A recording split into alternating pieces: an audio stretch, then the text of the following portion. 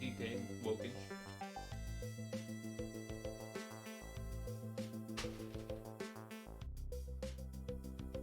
A grotto beast. We'll get to that after eating. Because that was not the initial plan. But now it is, so...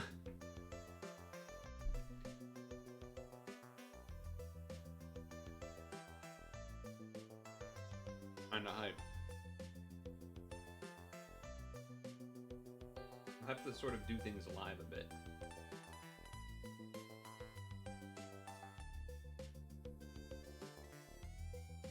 Depends on how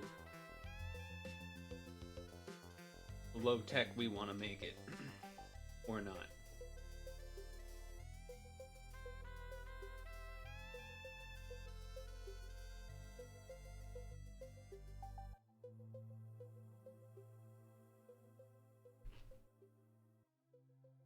That's really what it comes down to.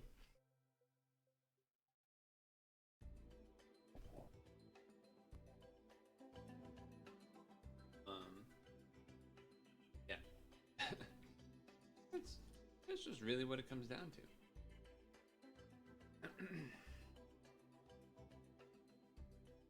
Oh. Are things. This version's a lot quieter.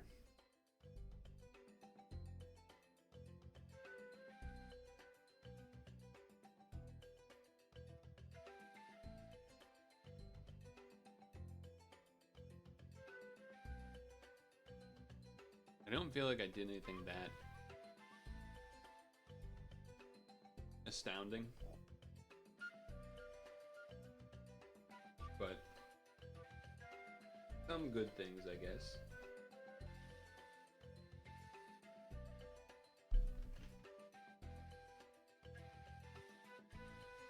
I got Open JDK 17 on the computer, and the path that I have not run a Hello World yet.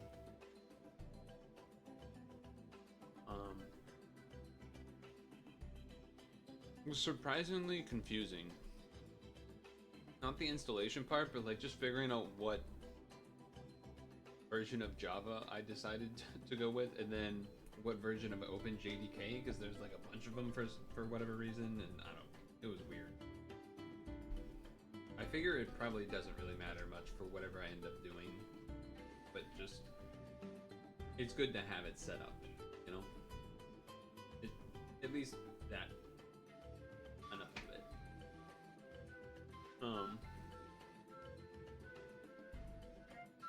Clean some stuff in the room. My desk. Not fully, but definitely cleaned it in terms of all of the crumbs and stuff that were on it are now not on it. Picked up everything from like the right side off. Some of the front centered. Not the left, not the back middle or back left. Whatever.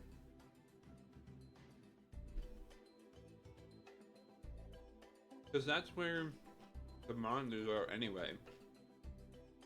So it would be like a bigger thing. You're getting low on face lotion. What do you use? I use this.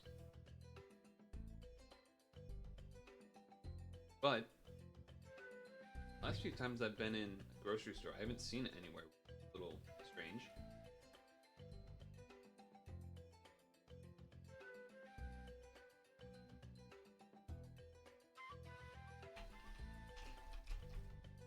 Who knows? Maybe I have to end up doing that. Does it have suntan lotion in it though? Or whatever, sun protection, like 15?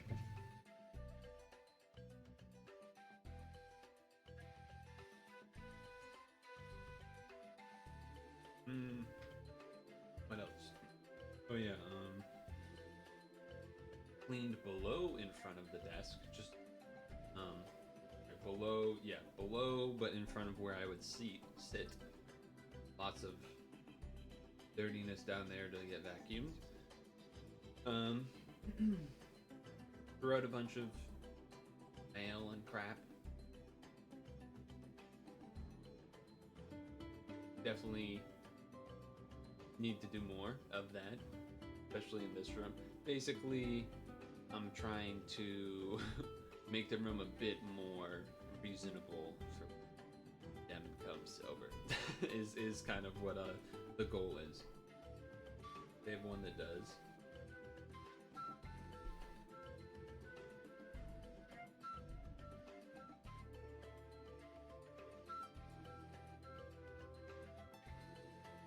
Like, he wouldn't care, right? It's one of those things where if it's someone you know really well, they wouldn't really care. He definitely wouldn't, but like, you know, you have that thing in you that's like, come on, I can't have it be that bad. It'll still be bad, don't worry.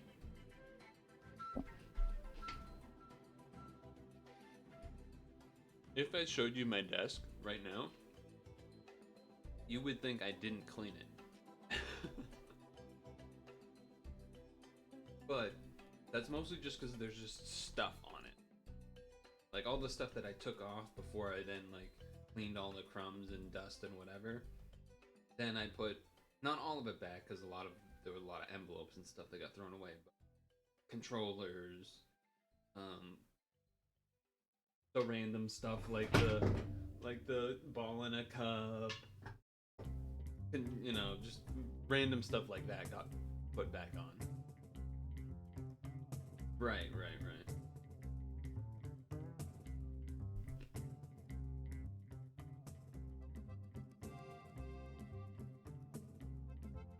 Vitamins over here on the left. Face lotion stuff right in front of me. After I take a shower, I come in here anyway, so then I do my face lotion stuff here.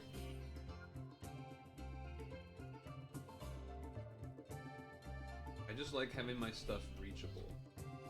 I don't like having to go to a drawer and take it out of a drawer. which is not great because then it just means I want my stuff everywhere at all times, and it doesn't look appealing.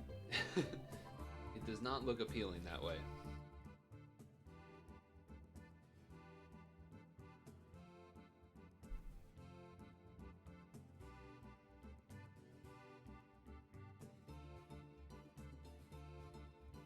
Yeah, and that's just talking the desk. Then there's a mountain of cardboard boxes to my right.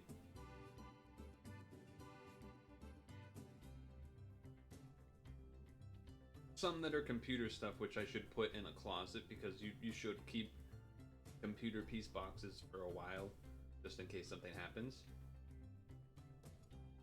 But there's other boxes there that I should not keep, but I do because I'm like, oh, this is a nice box. Which sounds crazy.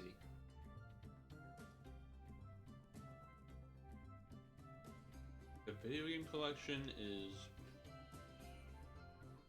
partially here, partially there. The modern gaming is definitely here.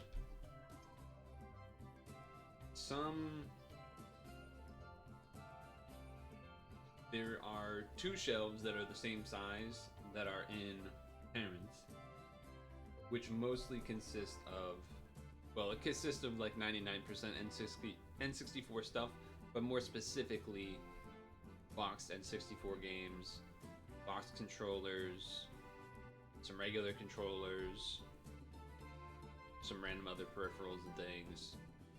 Not all of my boxed game N64 games, but just a lot, most of them.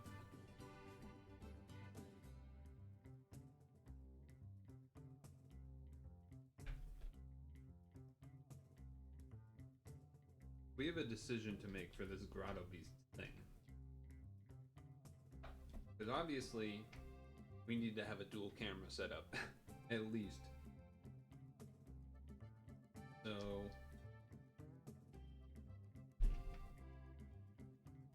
we have a couple options. One, somehow using the other webcam, trying to like have it on, put it on top of some box or something, and then have it, there's the yogurt by the way, and have it point down, or what, you know, whatever way we want it. Or attempt to use the phone stuff, which would be better quality, I'm sure, but also more difficult because then I would have to do tripod and whatnot. And because tripod is currently taped to this from when we did the puzzle stream. So, you know, it's a little, it would be a bit of a thing. It is still taped at the perfect angle for the puzzle stream. So, either don't believe I would be able to get away with trying to put it on the... There's a world where I could attempt that. There's also a world where I just rip it all off. And then there's the world where we use the webcam.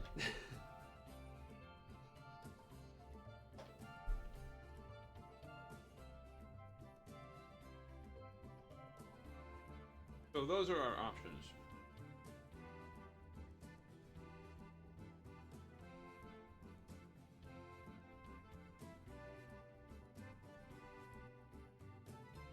I don't know what I want to do yet, personally. Because even though...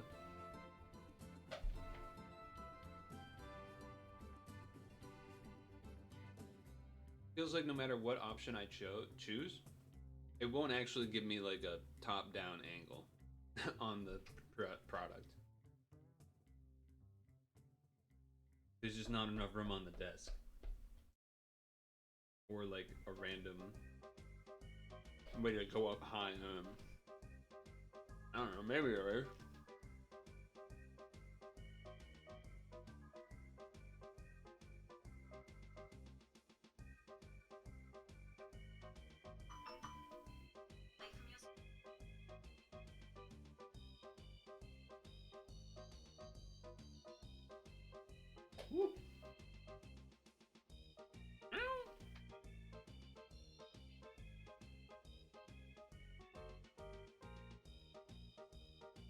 I mean, I wouldn't necessarily,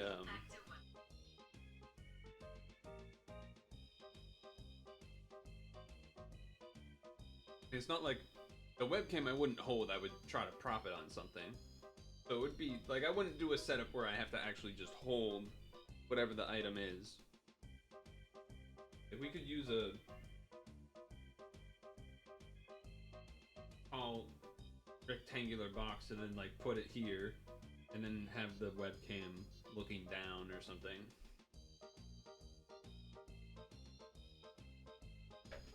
But I could also maybe do that with the phone itself.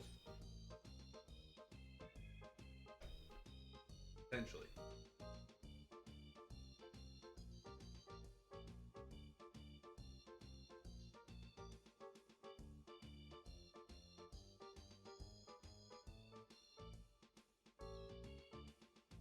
So the blisters are in the back of your heel. That means?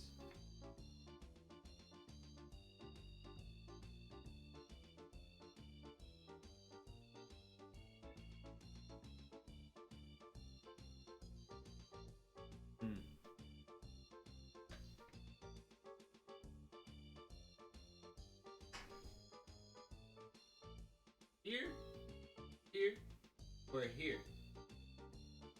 1, 2, 3. 2. That would have been my guess. A normal person would use words, by the way. But why not just do that when you can do it? Back of the foot reveal. Oh! It was effective. That's what I mean. I'm getting down to business to defeat the Huns. Did they send me daughters when I asked for sons? Okay.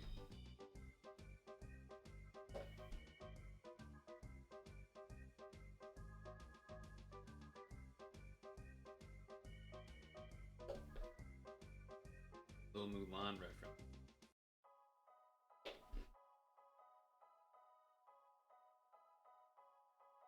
Trying to think. I've definitely had. I don't know if they were actually blisters, or if it would have been a blister and then like it already had ripped by the time a run had finished when I had gotten it. But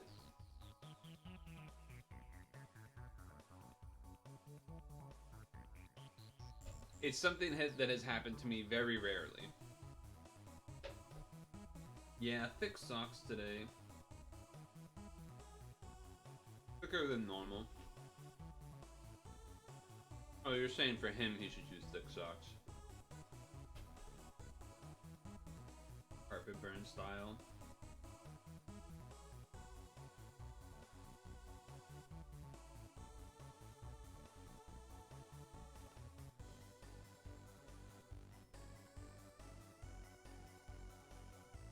I actually think this is one of those things where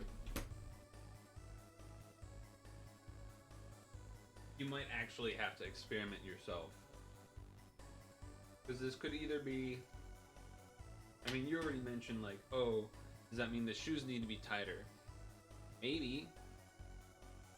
Maybe it means that the socks were too thin. Maybe it means the socks were too thick. It could be all of those things, really. A lot of things it could be. It's not a problem I've had many times. I would say less than a handful. Which is, considering the amount that I do, not much. Not many times I've had that issue.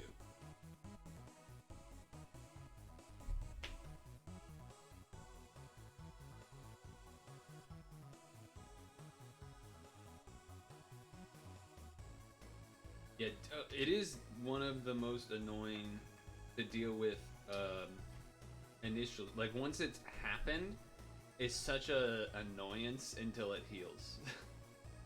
And you get it because it's the back of your heel too. Okay.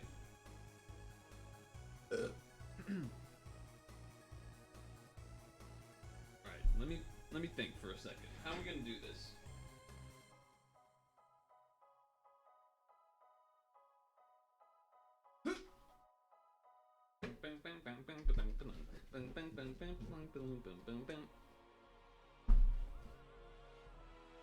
This might be higher than necessary. Let me pre-cam this for a second to see how high we would want it to be to get. Like this I'm using the towel here as sort of a template background of how high we want it up. It doesn't need to be that high, which is kind of nice. If this is if we're using the webcam. So if that's the case,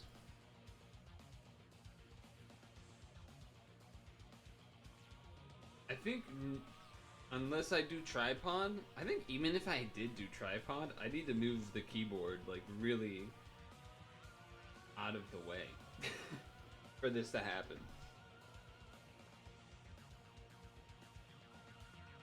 Which is a little awkward for me. But I think it basically means I'll have like half of a mouse pad. Like the bottom half of a mouse pad. So not, anyway. This could work though, I think, maybe. We'll definitely have to do a tweet. Normally we don't tweet about streams, but I mean, come on. This is a special occasion. It just arrived right before the stream, which is part of why I'm not prepared.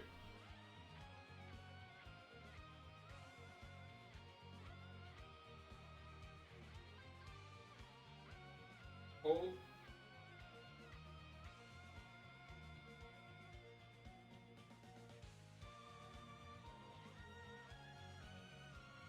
Calculating.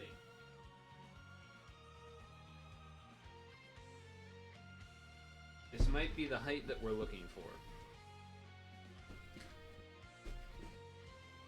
This might be the box height we're looking for. My concern would be the lighting.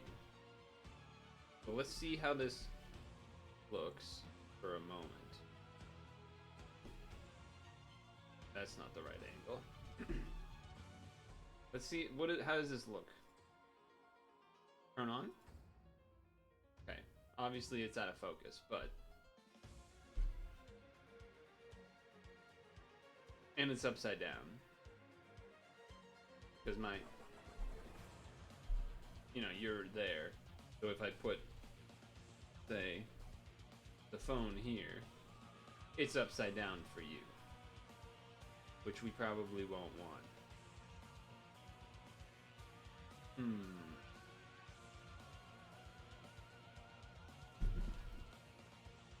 I'm also, like, trying to make it so that it's not...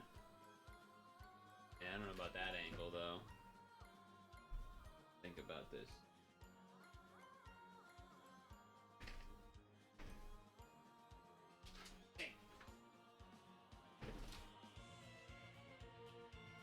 This might be the best option, if it works. Okay, let me just let's use this as the reference. It's here. It's Grotto Beasts.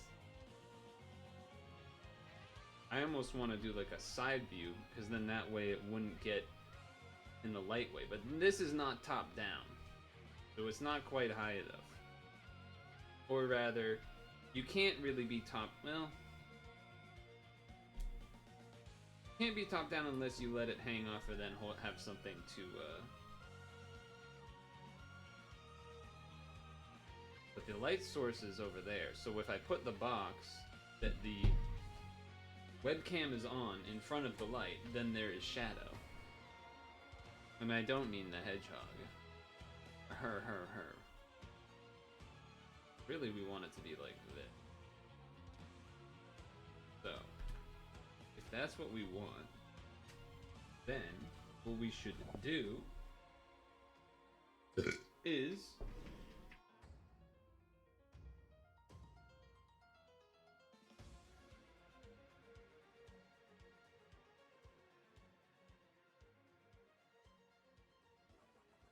go here, boom, say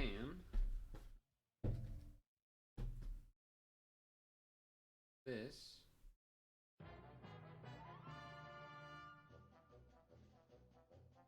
Okay. We're getting closer. Kind of. We're getting closer. Ever so closer to the angle that we want. Which I'll reset the camera situation because we'll probably want this camera to be bigger anyway, but...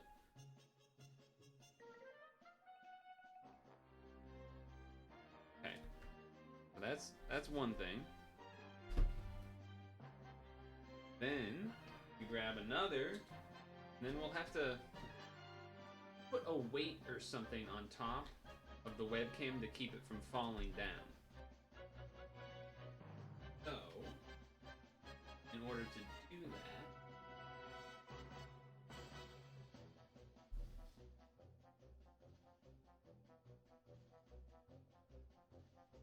my weight.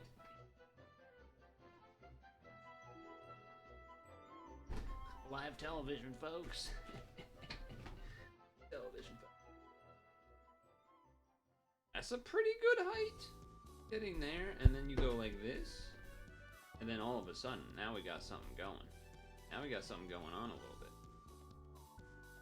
Maybe we go. What do you think? This height or this height? I think this height's better. You can get more close up of the card. So try that for now. If we want to make it higher, we can. In the meantime, we need to get this thing's angle good, and or you know what we should do? We flip this bad boy. Transform. Flip vertically. Then you also have to flip horizontally, so that it's not backward. Grotto. Something like this. Except now we need to like weigh you down. Like that. Okay. Alright, hold on. Look at that. Okay. Now, with my half a mouse pad, we should probably change the way that these are structured, huh? Probably make this bigger, and then have me on top and smaller.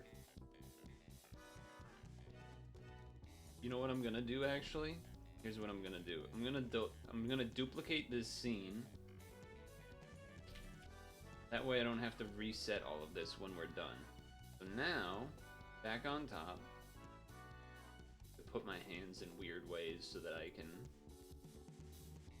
set this all back. Okay. Like this? Something like this maybe? Put me over here? Because that's where the shade is? The shadow rather?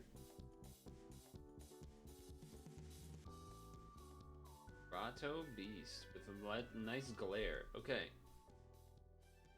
Then we go back here. Excuse me. Back to over here. Boom. So, now, we can do our picture for the Twitters. Anyone want to help out and take a screenshot? What are we losing?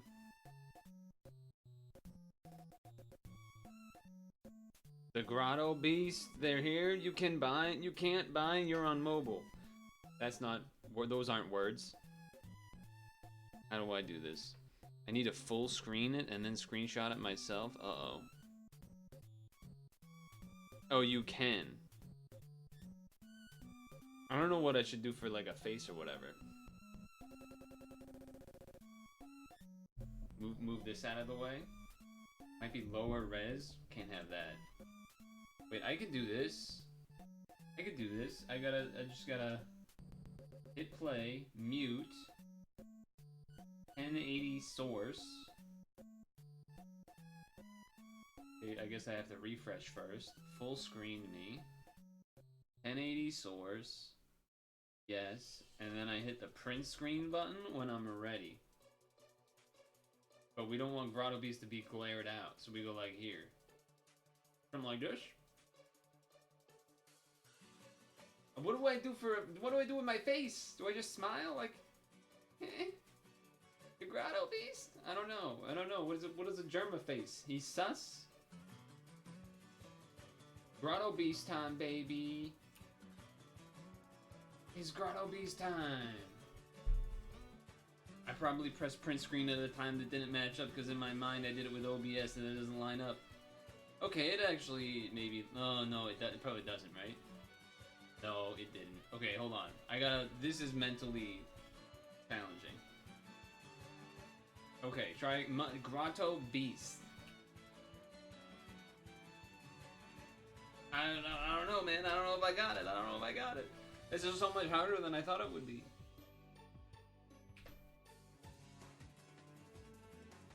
It also doesn't help that like my keyboard and everything is all weird layouts. That's okay.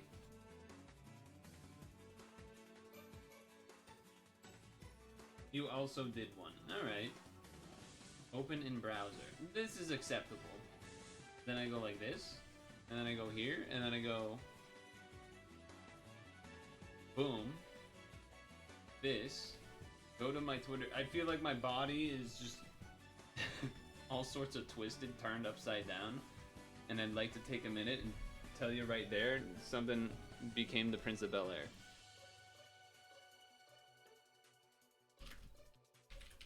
Look what arrived. Time to open Grotto Beast. Time to open Jerma985's Grotto Beast. Hashtag go Grotto Beast? Yes. Hashtag Jerma985. Post the picture and then add a link to the stream?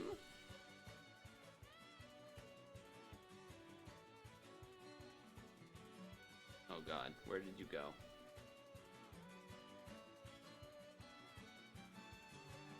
Tweet. Tweet has been twatted. I don't think that's the right terminology. And before Jerma shows up, imagine?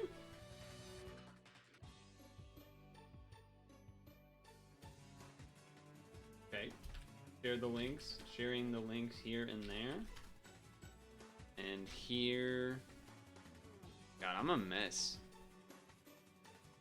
And then announcements here, but then this, and then this, delete, boom, bam. Okay. Now we go back to here. Alright. Turn the music down a smidge. Just a smidge. Dude, I mean, the glare is the glare. What are you gonna do? But it's also because it has plastic wrapping on it. It's nice. It's fresh. Pack fresh, baby. Ooh. Take a look at the back. The ringside bell has tolled. Harness your new summoning powers and become the Rumble champion. Find everything you'll need and more inside this starter kit. 2 preset 42 deck cards, 2 booster themed packs, 2 themed dice, 2 playmats. 2 playmats? Probably paper. And 1 rulebook. Jump right into the ring with your Grotto Beast. And then some credits for the designer and box art. Holly and I'm not sure who Sterner is, but I'm sure they're great. Albertson and Sons, is that the name of his LLC? That's funny. 6+ years old. Legalities. And some little cute critters drawn on there. Now I like Jerma and all, but I'm not going to act like I've been a day one around since TF2 Jerma days. So there's probably going to be references in here that I don't know. That said, I think he's a great guy. So I'm excited to see what his team cooked up here.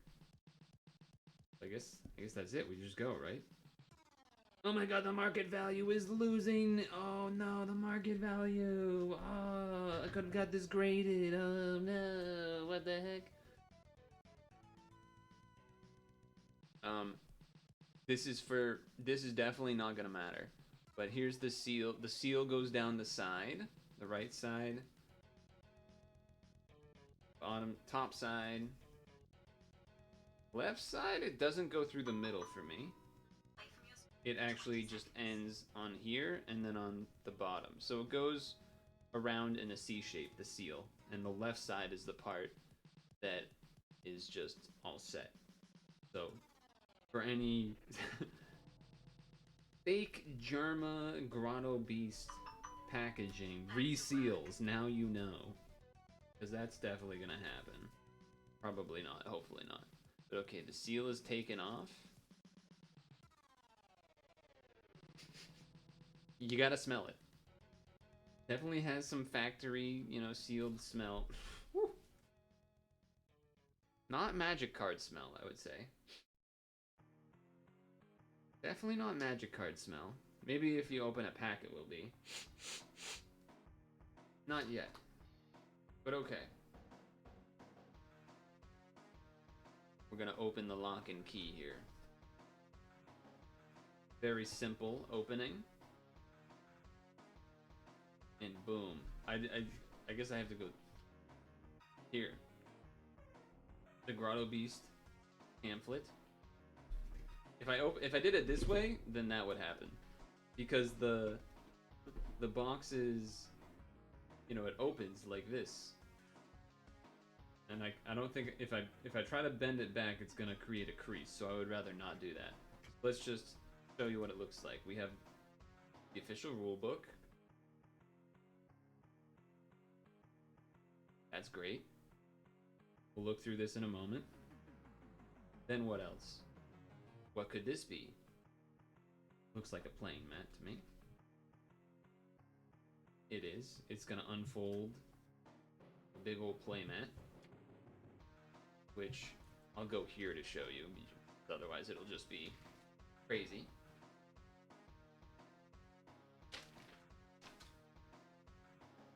Here you are. The playmat. Looks like it has kind of the rules on it too a little bit.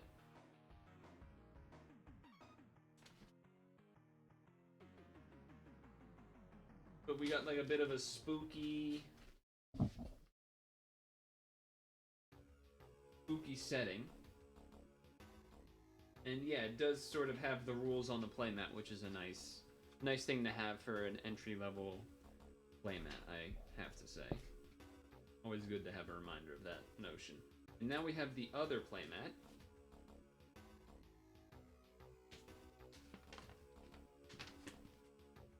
Red versus blue, classic. This is more of a cave setting. You can see a little dragon guy.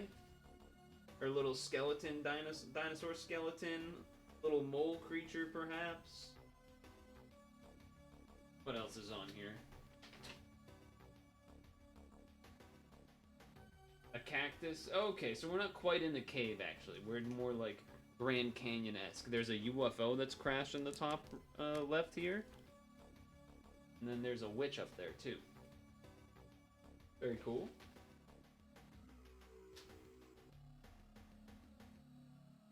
Very good. Now, though,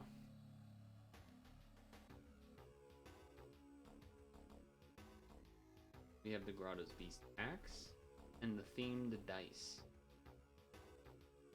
It's a real game. The themed dice, ooh, it's a little baggy. Nice. It is an actual... At first, it was going to start out just as a gimmick, I suppose, you would say more. I think the way he phrased it is that it would just be like merch with cards that are a bunch of cool references to streams and stuff over the years. But then, I forget the exact story, whether he was contacted or something, but got in touch with someone that then was like, you know, a game designer, or I would be interested in designing this into a game. And he was like, you know what? Maybe we try that. So here's the dice. They're actually really nice. They feel good. They have the Jerma symbols for the ones, so that's fun. And the coloring's cool. It's not just a straight color. And you can see even from dice to dice, they're not identical, which is cool. Means it's, I don't know if tie-dye is necessarily the right word here, but it's swirling and all sorts of good stuff. But I actually like these dice a lot. Nice. Now, this is the starter kit, I believe is the name of it, specifically. The 2-player starter kit. So, that means there are 2 individual packs. These are just actual factual packs that are randomized and we can open. So that'll be exciting, obviously. That'll be the most potential pog, I suppose. But then after that are 2 pre-made decks. You can just actually have decks that function and play out of the box. Which, makes sense for a 2-player starter kit. So, Super Luck deck and lots of Grotto's deck. The back of them, I like how they have individual art each, both in terms of the front side, but also just the back color differences as well. Pretty nice touch. Just cardboard, nothing crazy. Little loose on these that you can kind of see. You can kind of see here. This is kind of sticking out the bottom. Top's not as bad. A little bit of the top here, and then same for this.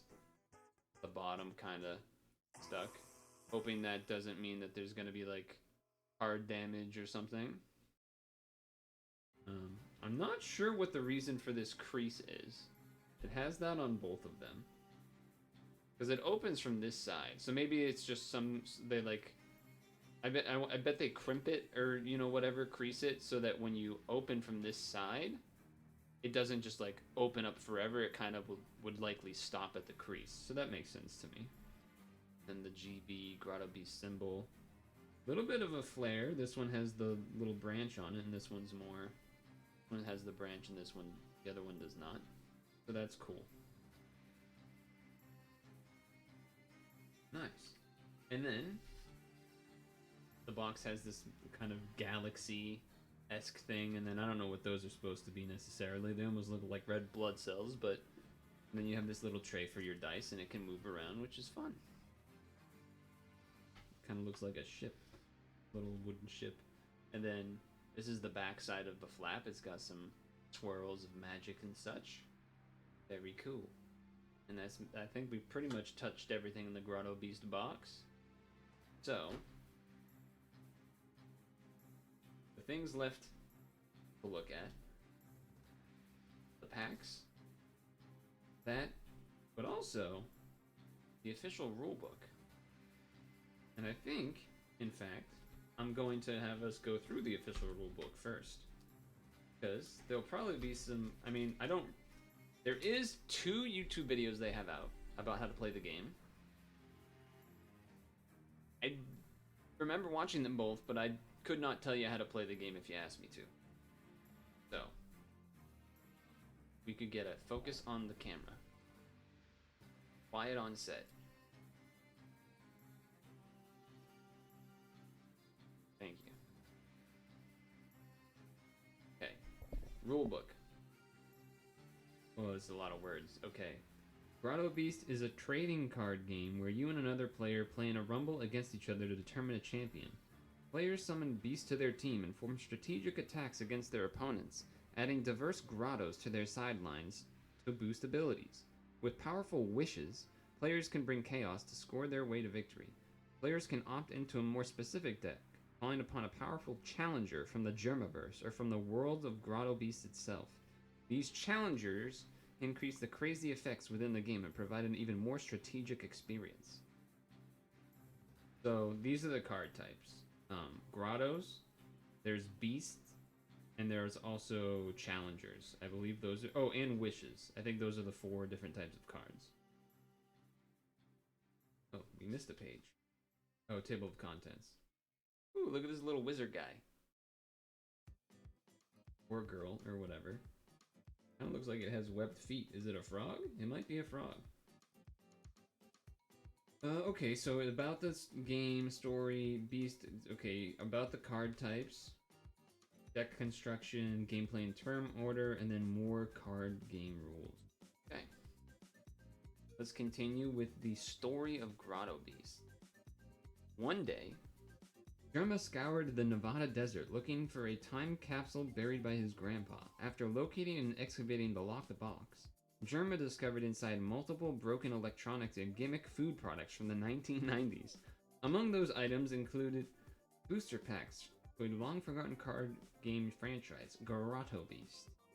Started in 1997, Grotto Beast was an attempt to develop a competitor to other monster-based cartoons that were popular at the time. Upon finding the rare booster packs, Jerma decided to add his untold billions of dollars in debt and purchase the intellectual property on the spot. So, the real story, Jerma did a stream where he dug in the desert for a treasure chest and then also opened geodes, which is why this picture has geodes. In the treasure chest contained packs of Grotto Beasts, which were just a thing that he made up, because at that time was when YouTubers and streamers were doing Pokemon card pack openings and stuff, and so he was sort of making a play on that, like, oh, I gotta, whatever, then make up a silly card name. Anywho, intending to make money back, Jerma hired a random guy to sift through the mountains of files to make sense of the cryptic cards. Through copious research, the guy discovered a secret. The original game was printed with massive cuts to card types and core elements in order to satisfy the market research of the day. With this information, the guy fully reconstructed the true Grotto Beast game, improved its mechanics, and included additional Jerma content for the fans. Jerma is proud to present the Grotto Beast trading card game, as it was originally intended with additional content in an expanded world. Followers of Jerma985, as well as collectible card game enthusiasts alike, can all share in the experience of opening booster packs and finding those rare holographic cards once again.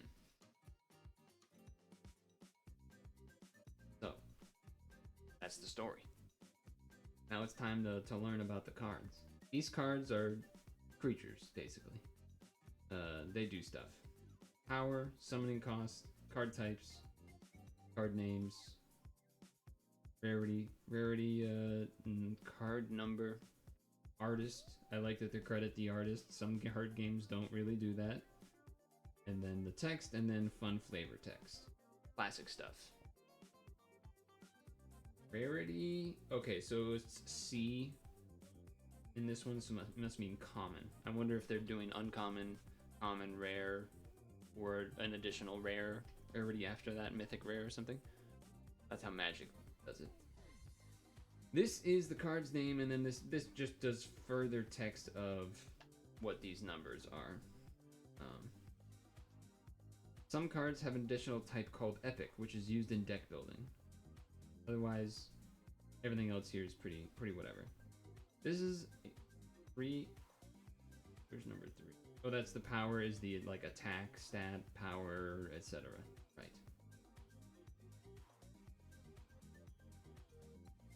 Okay. I was checking to see if it was gonna mention the if it was going to tell us the different rarities. There's some fun little art at the bottom, and it looks like that's gonna change throughout, which is a nice touch. I like that. Grotto cards. If a player wants to help boost their presence on the in-play area,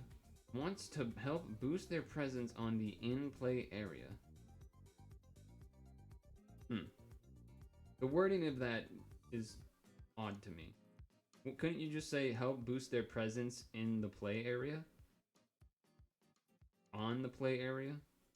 Whatever. Anyway. Summoning cost. It's not a creature. No power stat. Card type, effect, rarity, etc. That stuff stays the same. Nothing here changes too much. There's only one type, unless there's epic again. And that's pretty much it after that. I don't know necessarily. It seems kind of, if to make magic analogies, this sort of seems like an enchantment in a way. Because it has like a when the beast above, like it seems like it does some sort of effect that could occur multiple times, but I could be wrong. Wish cards. To further support their gameplay, this is run out of focus, so I guess I'm gonna have to manually do that again. Even then, that's not very good, huh? Something like there? Maybe. Further support their gameplay, players can summon wish cards to combat their opponent's strategies. So again, cost, the type, main text, flavor text. This is the card's name. Ooh, a little geode. A wish only has a type, but could be epic, which is used for deck building. And again, the rest of it is the same, pretty much. Now we have challenger cards. These are special cards. Because challenger cards look different. They're not used in the Rumble variant of the game. Or sorry, they are only used in the Rumble variant of the game. Which is something I knew. There's actually no... like, many games when they come out, it's just like kind of one standard way. This game already has two different formats, if you will. Player selects one challenger to remain on their team to apply pressure in battle and provide key effects. Grottos are placed in the sideline. Beasts can be above it while on the team. Alright. I mean, imagine we'll get there. I did open the playmats, but I didn't fully take a look at them yet, so... figure we go through this. But hello. Flowers? Is this one of those situations where you were like, you're the secret designer or something and you're just popping in? Or have you already figured it out all out yourself? I watched the YouTube videos the other week, but I kind of forgot most of it, if I'm going to be honest. Hello. Card name, challenger type, challengers are never epic. Difference between regular beasts / creatures and challengers is they have power, but they also have health. Been reading the rule book through the YouTube video. There. And then more little art. It's like a little Jerma thing. Is there? I forget if there's like a name for this guy. It's like just his logo. Alright, deck construction. The classic game, the Rumble, the Jerma Rumble. I thought there was only two. There's 3 ways to play. My mistake. For those who want to play a well-balanced and fun game that is true to the original vision, you use Grottos, Beasts, and Wish. That's it. Shorter and more competitive. Rumble. For craziness, you add challengers, and then the games are longer, have more effects, etc.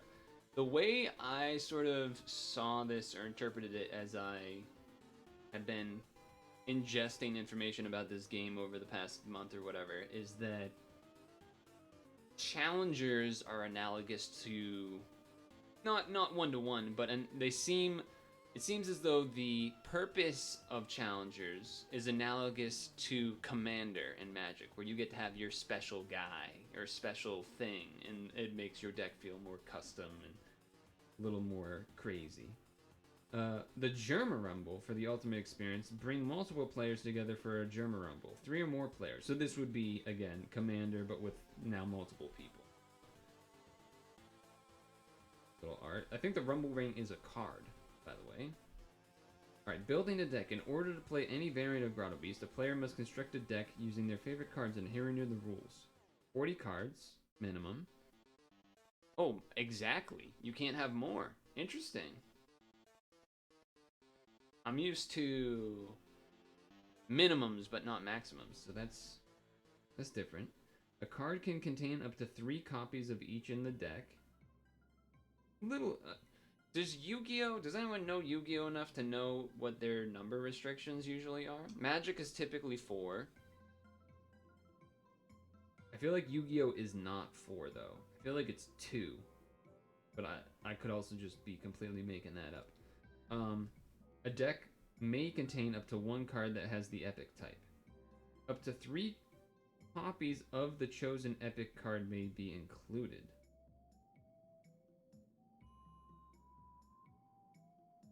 Huh. That's interesting.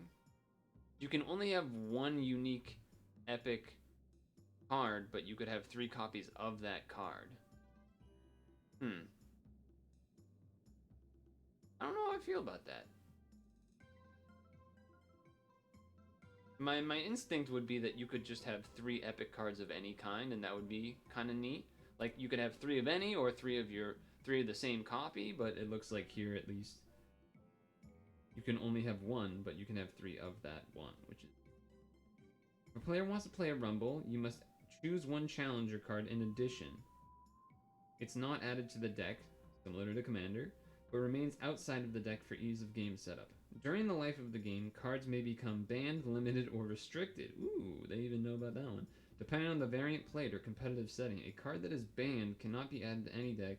Limited, change maximum number, restricted, etc., etc. Ooh, more art. Multiple Jermas, Rat, and I don't know if this has a name to it. The Jex Challenger lets you have as many epic types that you wish. That's crazy. That seems sick. Okay. Do you have any cards yourself, Flowers? Or have you just been looking through? I assume there may be a gallery of what all of the cards are at this point. I haven't actually seen anyone. No, you haven't. I haven't seen anyone mention like getting their copies of stuff. So that's why I was so surprised when today this arrived and it was like, oh right, that's happening. Like I forgot that was a thing. I would imagine part of it is because I got a starter kit. And I remember him saying that if you ordered just boosters, you're more likely to get delayed unless you were in really early or something. But on a binge, nice.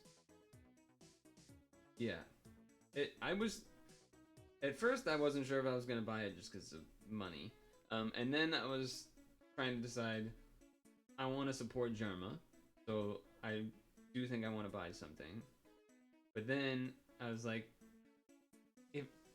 unless you buy enough packs to make a deck, it doesn't really make sense to buy packs, unless I just never intend to play. But if it felt like it made more sense to buy the starter kit, and then also, this was when he had that stream where he mentioned like everyone bought out the regular packs already, so there's gonna be another print run, but they'll get to people later. But the starter kits are still available, so I was like, starter kit then. Now I have actually first print run edition booster packs here. I wonder if there's. I bet there's. I wouldn't say there's an obvious way to know that yet. It's impossible to know that yet, right? But technically they could do, like if he wanted to, he could make it so that the second print run has like a different, like a special insignia or something, so that people know if they have a first printing edition pack or whatever, or cards, kind of like Pokemon first edition. Anyway, tournament side deck. When playing in a tournament or competition, players may be required to build a side deck. The side deck allows players to switch with the cards within their deck between matches. Okay, yeah, sideboard. 7 total cards. Okay, combined deck and side can only have up to 3 copies of a card. Yeah, that's makes sense. GROTTO Beasts can be a chaotic game, require various randomized tools. Players should review the card, dice. Oh, we have coin flip cards. Interesting. And then a little guy down here. First edition rulebook, that's right. First edition dice. First edition box. First edition factory smell. That's the stuff right there. That's that first edition smell right there. Oh, baby. I don't know if it smells better than pack fresh magic cards, to be honest, but hey, yeah, first edition plastic.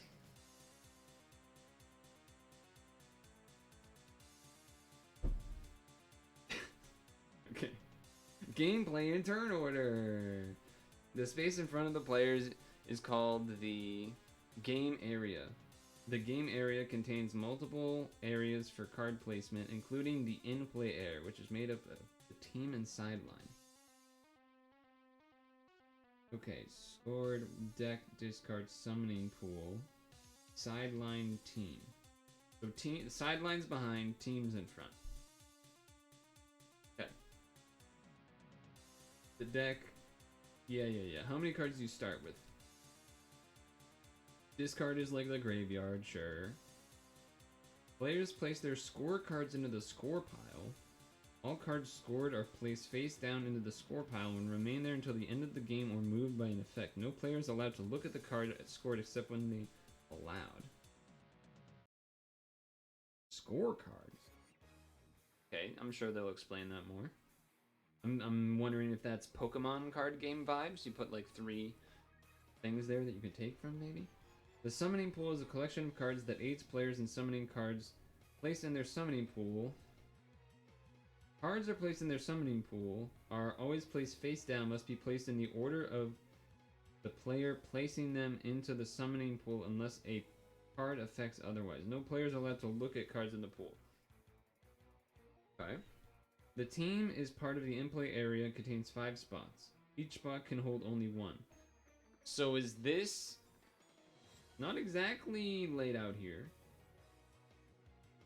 but the way I interpret this is to mean that you can only have 5 beasts out at a time, and not just that, like, oh, the playmat is just kind of doing that for an example. Like, no, you can only have 5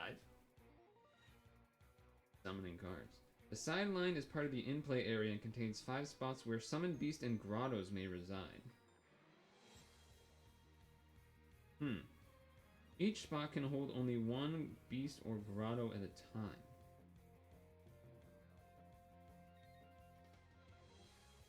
Okay. 10 cards in play, 5 in team. Yeah, 5 in each. That's how I interpreted it too. Good. I'm on the same page. In-play area and restrictions.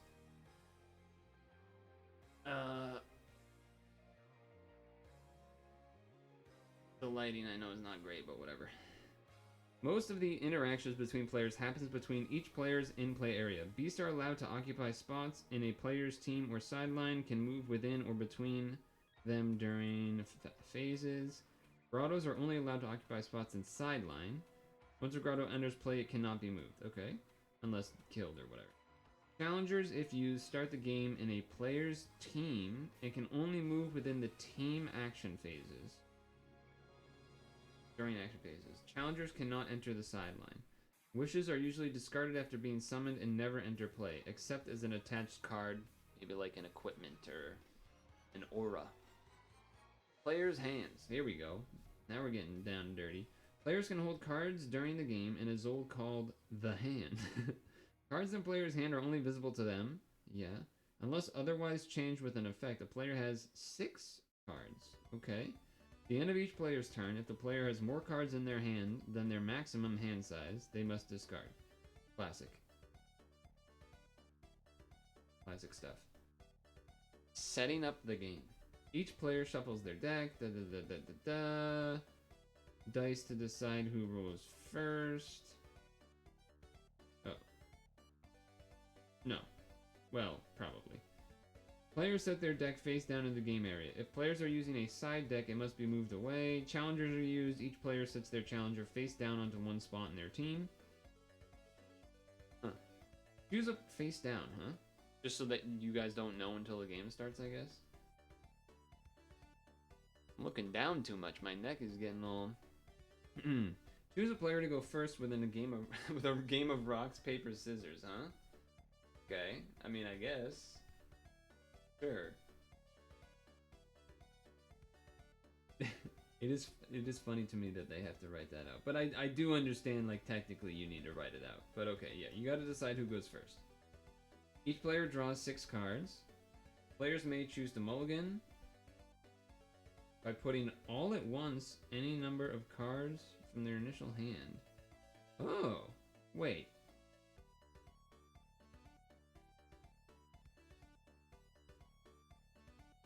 The mulligan is interesting. You don't have to mulligan the entire hand. You can choose the cards you want to mulligan. That is... I don't know. I'm not, revealed.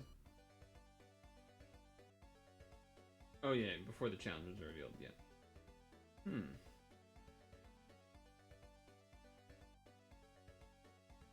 Is that, trying to think, yeah, and to the bottom as well, yeah. Trying to think if, I don't know Yu-Gi-Oh! Mulligan rules enough. But that, to me, sounds very unique compared to others. That would be really, I mean, that's a really strong mulligan ability. I don't know if that's the right way to word that, but I suppose in my mind I'm thinking that would be really good for a combo deck in Magic or something, and I'm sure in Yu-Gi-Oh! If you could do the same thing. Like, that's a really strong mulligan. You draw your 6 cards, you have like 2 important combo cards, you're missing a third one. Toss the rest, get the rest 4. Hearthstone, okay. Game flow. Each game is played over a series of turns. Each turn contains a series of phases that guides players through the game. Some phases are additionally split into steps that a player must follow. Cool art, dude. Alright. Start of turn phase. First action phase. Battle phase. Schwirtle. Section action phase. Second action phase. End of turn phase. More dudes. Start of turn step, wake up step, draw step, first action phase. So this is like upkeep, draw, main phase, combat phase, second main phase, end phase. Whoa, second action phase has another draw step? You get to draw 2 cards a turn? What the hell? That's crazy. Wait, which part's a typo?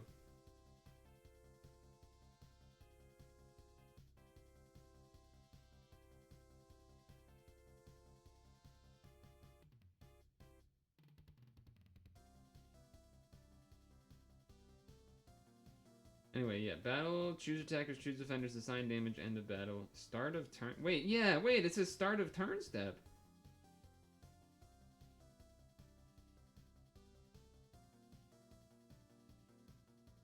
Yeah, I was gonna. Now that I was like, huh, it doesn't say, and then I'm like, wait, it literally says start of turn phase step, which is there.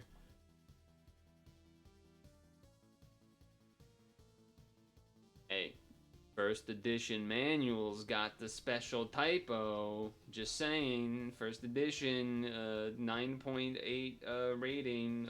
Corner edges are pristine. This is gonna go huge. This is gonna be a huge, you're attacking these with wake up after going to rest. True.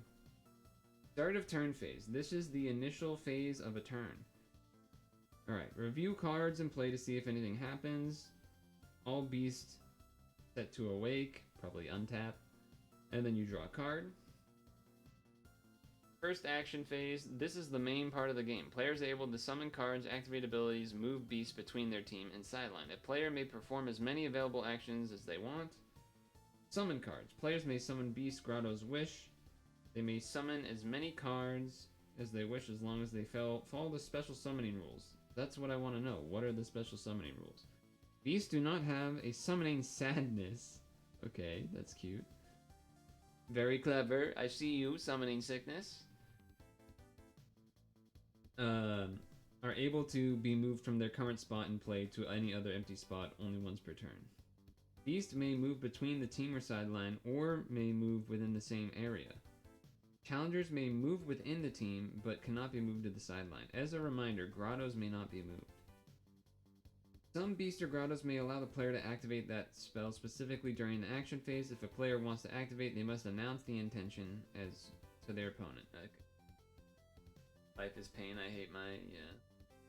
Battle phase allows players to settle the growing conflicts in play, potentially give a solid advantage to a well-played, prepared player. Additionally, a battle is the main method given to players where they can score cards towards winning the game.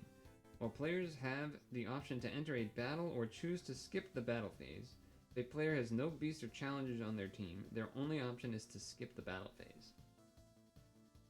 Has anyone read the manual out loud like this? Am I a weirdo for doing so?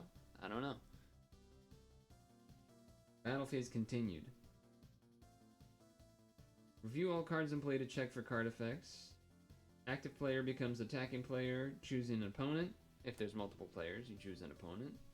A specific opponent, or whatever. Attacking player chooses any number of awake beasts on their team that do not have summoning sadness. Those beasts are now attacking. Hold on. Okay. Double checking. Okay. They must also choose their awake challenger to attack, as long as it's not that player's turn. Once attackers are chosen, effects happen. Defender chooses any number of awake beasts to defend with. Challenger can be chosen this way. Defending player is not required to choose any beast or challenger to defend. Once all defenders are chosen, effects happen. Power damage, here we go. First one, you had to pause and play a 2-minute flip through to get... Well, I guess I can fill in some of the dots here. I am partially, you know, skipping words here on some of the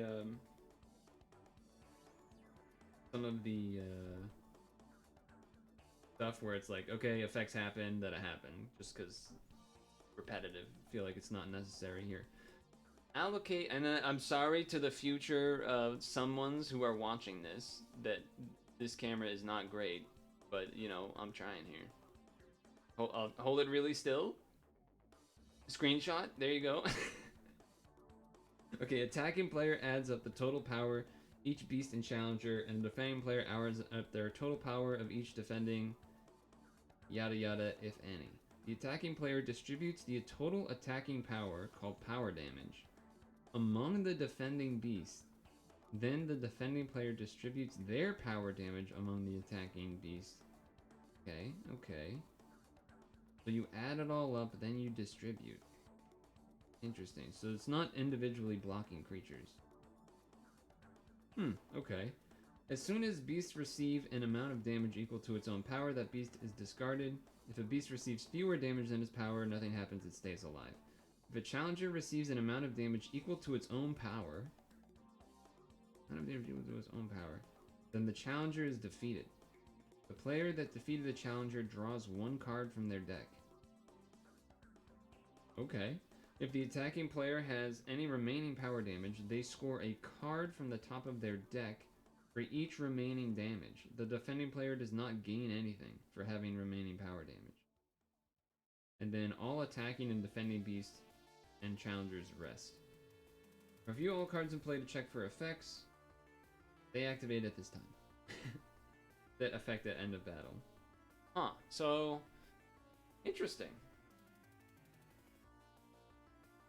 Yeah, no, it's kind of like if you were in Magic and you attacked with creatures, but you could, it's almost like banding, but let's not go there. It's almost like you just you attack with your creatures, but it really becomes one giant creature in terms of its power. And then you just distribute it, and then defense does the same thing.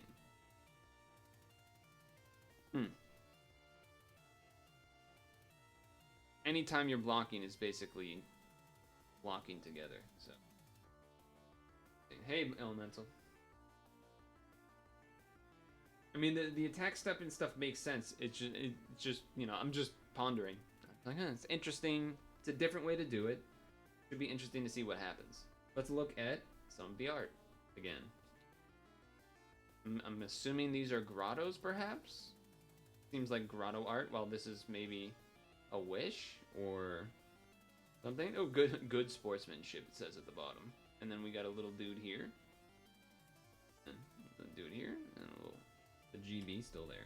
Second action phase. Okay, this is important because this is not stated anywhere else. Right here where it said the second action phase is actually really the start action phase. We don't want that. So what's the real second action phase? It works the same as the first, allowing players to perform actions after their combat. Players may summon beasts, wishes, grottos, move beast or challenger if they had not yet already been moved in the first action phase. Wait a second.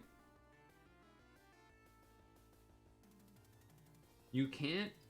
So this implies that you can't move beast or challengers if they had already been moved in the first action phase. Just calling that out because it seems important. Seems like something that people could maybe miss. Almost would want to have that be like an extra line or like an extra noted, bolded, like you can't move things that have already been moved. That seems kind of important. Maybe it's not, but what you would say for this kind of thing, if you were a game designer, and something I know Magic has talked about when they've designed cards, is I'm not sure if this is the exact right phrase, but memory issues is what kind of you think of when you think of this type of thing. This could cause memory issue. You have a big attack, you do your first action phases, you have a crazy big combat attack phase. Then you get to your second phase and you accidentally decide to move a beast or challenger that you had already moved and you didn't remember because it had been a long, like everyone was trying to do their math and split up which beast and challengers are gonna die and stuff. So, want to call out that. I'm not saying it's a bad thing. Sometimes it's good to push like the memory stuff. Magic does it all the time. But certainly something to keep in mind. If they had not yet already been moved in the first action phase. Okay. Anyway, rant over. End of turn phase. Once a player has completed all of their chosen actions in their turn, they move to the end of turn phase to clean up any lingering effects and prepare the game for the next player in turn order. At this time, review all cards in play to see if any effects happen. End of turn. They happen. Sadness, sickness, but you can usually remember something that was summoned that turn. I would say that's true. Typically, you can remember something you summoned that turn. Only time you might mess that up is if you summon multiple, or you have like multiple of the same card, or beast in this case, on your sideline slash team. Is that what it was called? I forget. Team slash sideline. If you had multiple of the same card, maybe you could get them mixed up. If the player has more cards, you move to discard phase stuff, etc., etc. Hand size can be increased though, so you never know. Any beast with summoning sadness lose summoning sadness. Once the player has finished their reset step, which I don't think I actually read that part, the next player in order takes their turn. Need a referee. And that's what Magic judges are for. Okay. This seems pretty, I would say it all sort of makes sense to me. Well, kind of.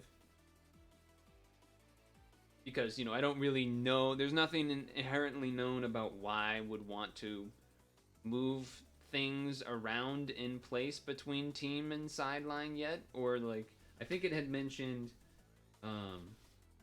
like, oh, even if it's on the team, which I think is, like, the attacking group, you could move it to, like, a different position, which must do something, I'm thinking. Like, over a grotto? Oh, okay. Okay. So physical position matters. Okay, that makes sense then. And then, yeah, the only other big call-out, again, is just this. Can't move if they've already been moved during the first action phase, for sure. Okay. In order to summoning cards, here we go. In order to summon a beast, wish, or grotto, their summoning cost must be paid. Paying for summoning costs is done through the following rules. The player reveals from their hand the card they want to summon. Okay. The active player must spend a number of cards from their hand on the top of their summoning pool equal to the revealed card's summoning cost. Okay. So if we go back here, summoning cost is 2. Summoning section. Some good old Tetris music, by the way. Hopefully it's not too loud. It looks like I have it pretty soft, so. Summoning pool. Where does... I feel like they didn't say how you create the summoning pool so far, but maybe I could be wrong. Cards entering the summoning pool are always placed... Okay, sorry. Active player spends a number of cards from their hand on top of the summoning pool, equal to the revealed card's summoning cost. Cards entering the summoning pool. Okay, so they go from your hand to the pool. Okay, I get it. Are placed face down. Once inside the summoning pool, cannot be looked at by anyone. Unless otherwise stated, player choose the order of spent cards entering the pool. Interesting. No, I remember where locationally it was placed. If I had just read the next sentence before asking the question, I would have known the answer, but I didn't do that.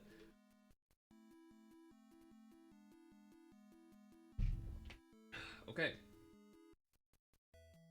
If there are more than 2 players in the game... Wait, I skipped a step. Sorry.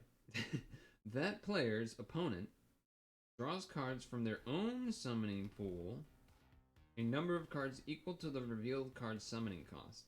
If their summoning pool runs out of cards, that player draws any remaining cards from the top of their deck. That's unique. That's really interesting.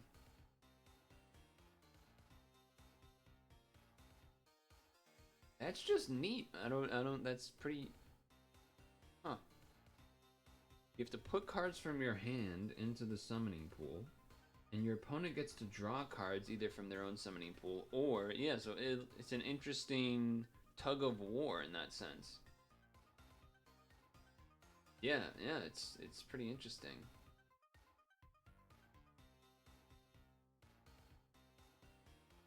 I wonder if that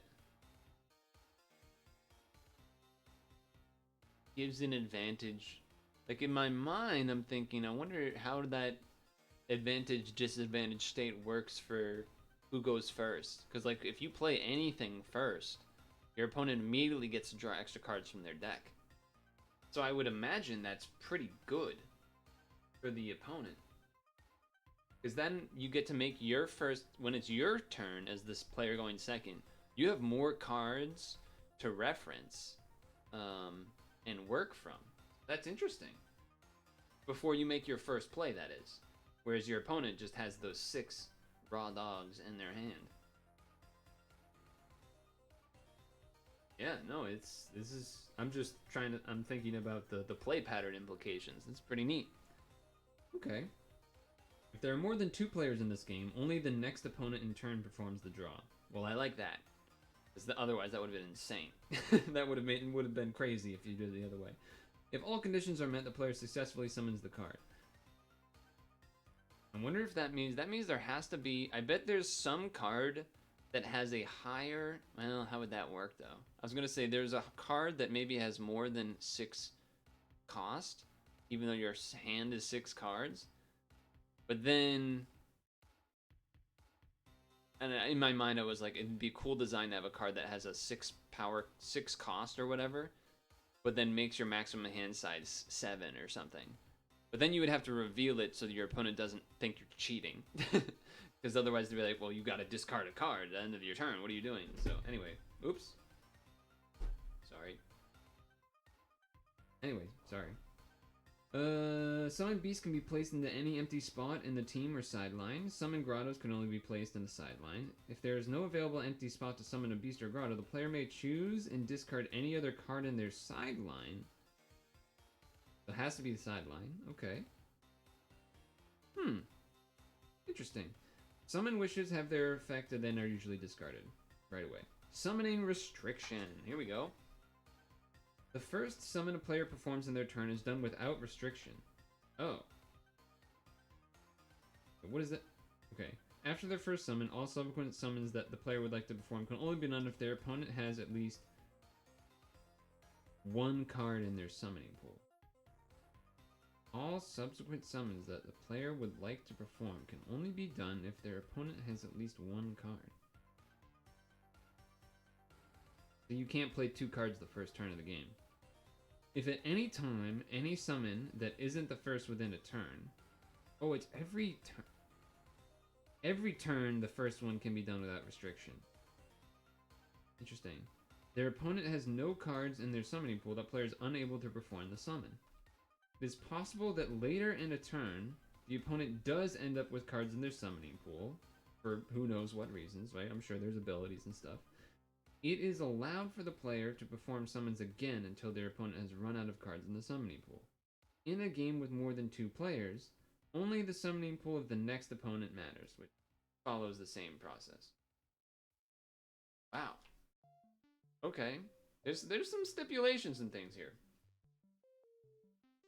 Even though the limit is 6, seems like you can end up having huge hands.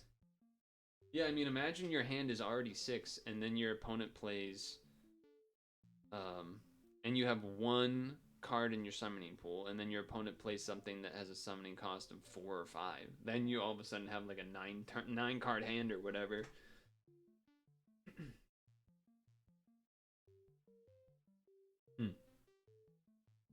So, an interesting strategic decision you're going to have to make then, due to this restriction, is that the order that you summon stuff will matter, because imagine a scenario where your opponent's summoning pool has 3 cards in it. You have 2 cards in your hand, one that has a 3 cost to summon, whatever it is, summoning cost, and then another one that's 2 summoning cost. Well, you would actually want to play the 2 summoning cost first, and then the 3 summoning cost, because there would still be 1 card left in their pool and you could still play it, and then they would draw 2 extra. Of course, that's assuming you have enough cards to discard to play it or whatever. Not discard, but put back into your own summoning pool, etc. Okay, example, here we go. A player has 5 cards in their hand and wants to summon a Nightmite, a beast with a summoning cost of 2. The crazy frog. Ding, ding. It's not actually, it's Beverly Hill Cops, but it's like the same thing. This is the crazy frog. Alright, sorry. Player B doesn't have many cards in their pool, but this is the player A's first summon this turn. Player A reveals Nightmare, puts 2 cards from their hand into their summoning pool. Player B is empty, so they draw cards from their deck. Since player B has no cards, they draw 2 from the summon. Player B no longer has any cards in their summoning pool. Player A already summoned for the first time, so they are restricted from summoning again. Yeah, there's like a tug of war for sure. Interesting. It's player B's turn. Player B's turn. They have 8 cards in their hand. Yeah, this is going to be interesting. Player B starts. Does a 1 summoning cost Rad Root. Sorry, I'll move over here. You can see it better. Rad Root. Summoning cost of 1. Puts 1 into the summoning pool. Player A draws the top card of their own summoning pool. They should still have 1 left in their pool. Player B can now do additional summon because there's more than 1 card there still. There's 1 more card there still, is what I was saying. Player B now summons Fruit Jungle. Card of the cost 3. Player B continues to move 3 cards from their hand into the summoning pool. Player A draws 1 from the remaining pool in theirs, and then 2 from their deck because 2. You know, math. 3 minus 1 equals 2. 2 more have to be drawn. Player B cannot summon anymore because there's no more stuff in there. Summoning makes sense. I think it'll take a while to know. I'm like actually interested to play the game, which is unfortunate because, I mean, that's not happening today. As far as playing on stream, I don't think it would require an extraneous setup to play this game on stream. or to play any card game on stream that involves physical cards. But anyway, yeah, definitely first time I've seen a resource mechanic like this for summoning specifically too. Like there's kind of stuff where, you know, if you do something good, you get to draw an extra card like Pokemon, but that's like completely different. Not even close to the same. Being summoned can cause a dizziness that can take time to recover. When a beast is summoned, it immediately gains an effect called Summoning Sadness. A beast with Summoning Sadness cannot be chosen to attack and cannot move to another spot in play. However, its card effects can still activate, and it can be chosen for other activated card effects. All beasts with Summoning Sadness lose it during the next reset. This is all boilerplate that if you played card games, this makes sense. Meaning all instances of Summoning Sadness only lasts the turn when it's yada yada. And then Awakening and Resting is tapped, untapped. You know, they don't want to use the same terminology. Fair enough. Okay, Awake or Resting. An awake beast may move or choose to attack, or defend, or perform various card effects. Awake beasts should be faced up and pointed upright. Beasts that are already awake can be chosen for an effect that makes the beast awake. Okay, sure. Untap target creature. You can still untap the untapped creature, for example. Sadness, not sickness. A resting beast has typically already attacked or defended, or was set as a resting by a card effect. When a beast resets, they are placed on their side, turning 90 degrees. A beast that is already resting cannot be chosen for a card effect that would require the beast to rest in order for the effect to activate. Much like tapping stuff, kind of, depending. Tap target creature. Tap target untapped creature. Well, you can't do it. It's tapped. Rest target rested. Rest target awakened creature. You can't. It's already rest. You know, etc. Okay. Card effect order. Oh shit, we got priority up on this. During the game, it is possible for multiple card effects to activate at the same time. Card effects are resolved through a priority order based on when the card effect was activated. Whenever a card effect is activated, it must be resolved until a player may continue any following actions within their turn. Okay. I'm gonna little neck crack, little neck stretch. The initial card or effect action performed by any player is priority 1. Any card effects or actions that would activate as a result of what happens under priority 1 is labeled as priority 2. The card effect or action being performed within 1 must be fully completed. So this is not a stack. Right? This is a queue. Is how it sounds to me. This is not first in. This is first in, first out? Wait, no. I'm gonna stick with what I said. It's not a stack, it's a queue. All effects are actions that are activated as a result of priority 1 or a priority 2 and now can be activated. The current active player chooses the order in which they. Hold on. If multiple cards or effects or actions are priority 2. So if something that's priority 1 triggers 2 things to happen, you can choose the order of them. That makes sense. Any card effects or actions that are activated as a result of priority 2 become priority 3 and are only activated once all priority 2. There really is an interrupt since you can instant cast wishes.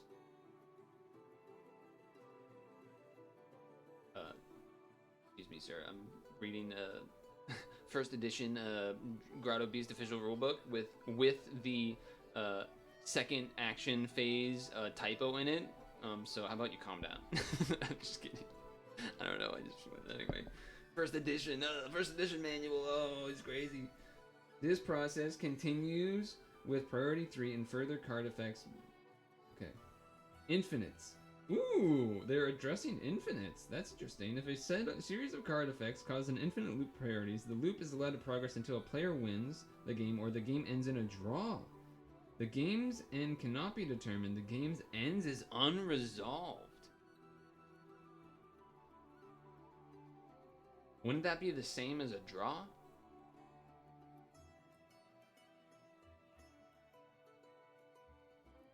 Or is that... I guess maybe it's a technicality. kind of thing. Engine setup meta. Okay. I'm processing what I read here.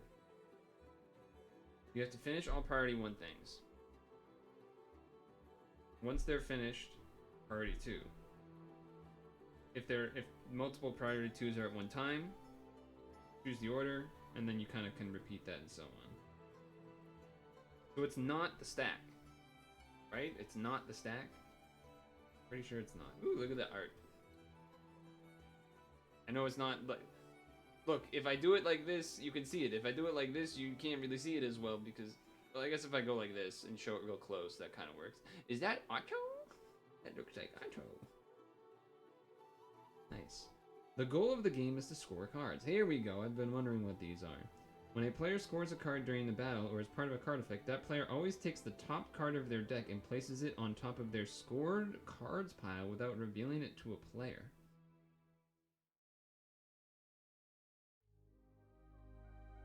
You take it from the oh, good song. So you take it from the top of your deck and kind of place it face down in a score area, score cards pile. Some card effects will instruct players to score specific cards, such as card in play or from their hand. Those cards are scored, they're placed face down, even if... Alright, well, let's finish ending the game here. Maybe I'm sure it'll say more. As soon as a player reaches or surpasses 10, that's a lot more than I thought. The game, well, is it more than I thought? 40 card decks. 10 attack, basically, 10 attacks.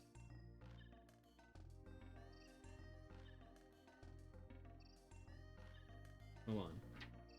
Back up.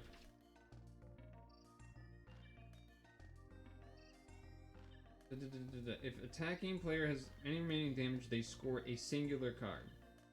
No, multiple for each remaining damage. Okay, that's what I wanted to double check.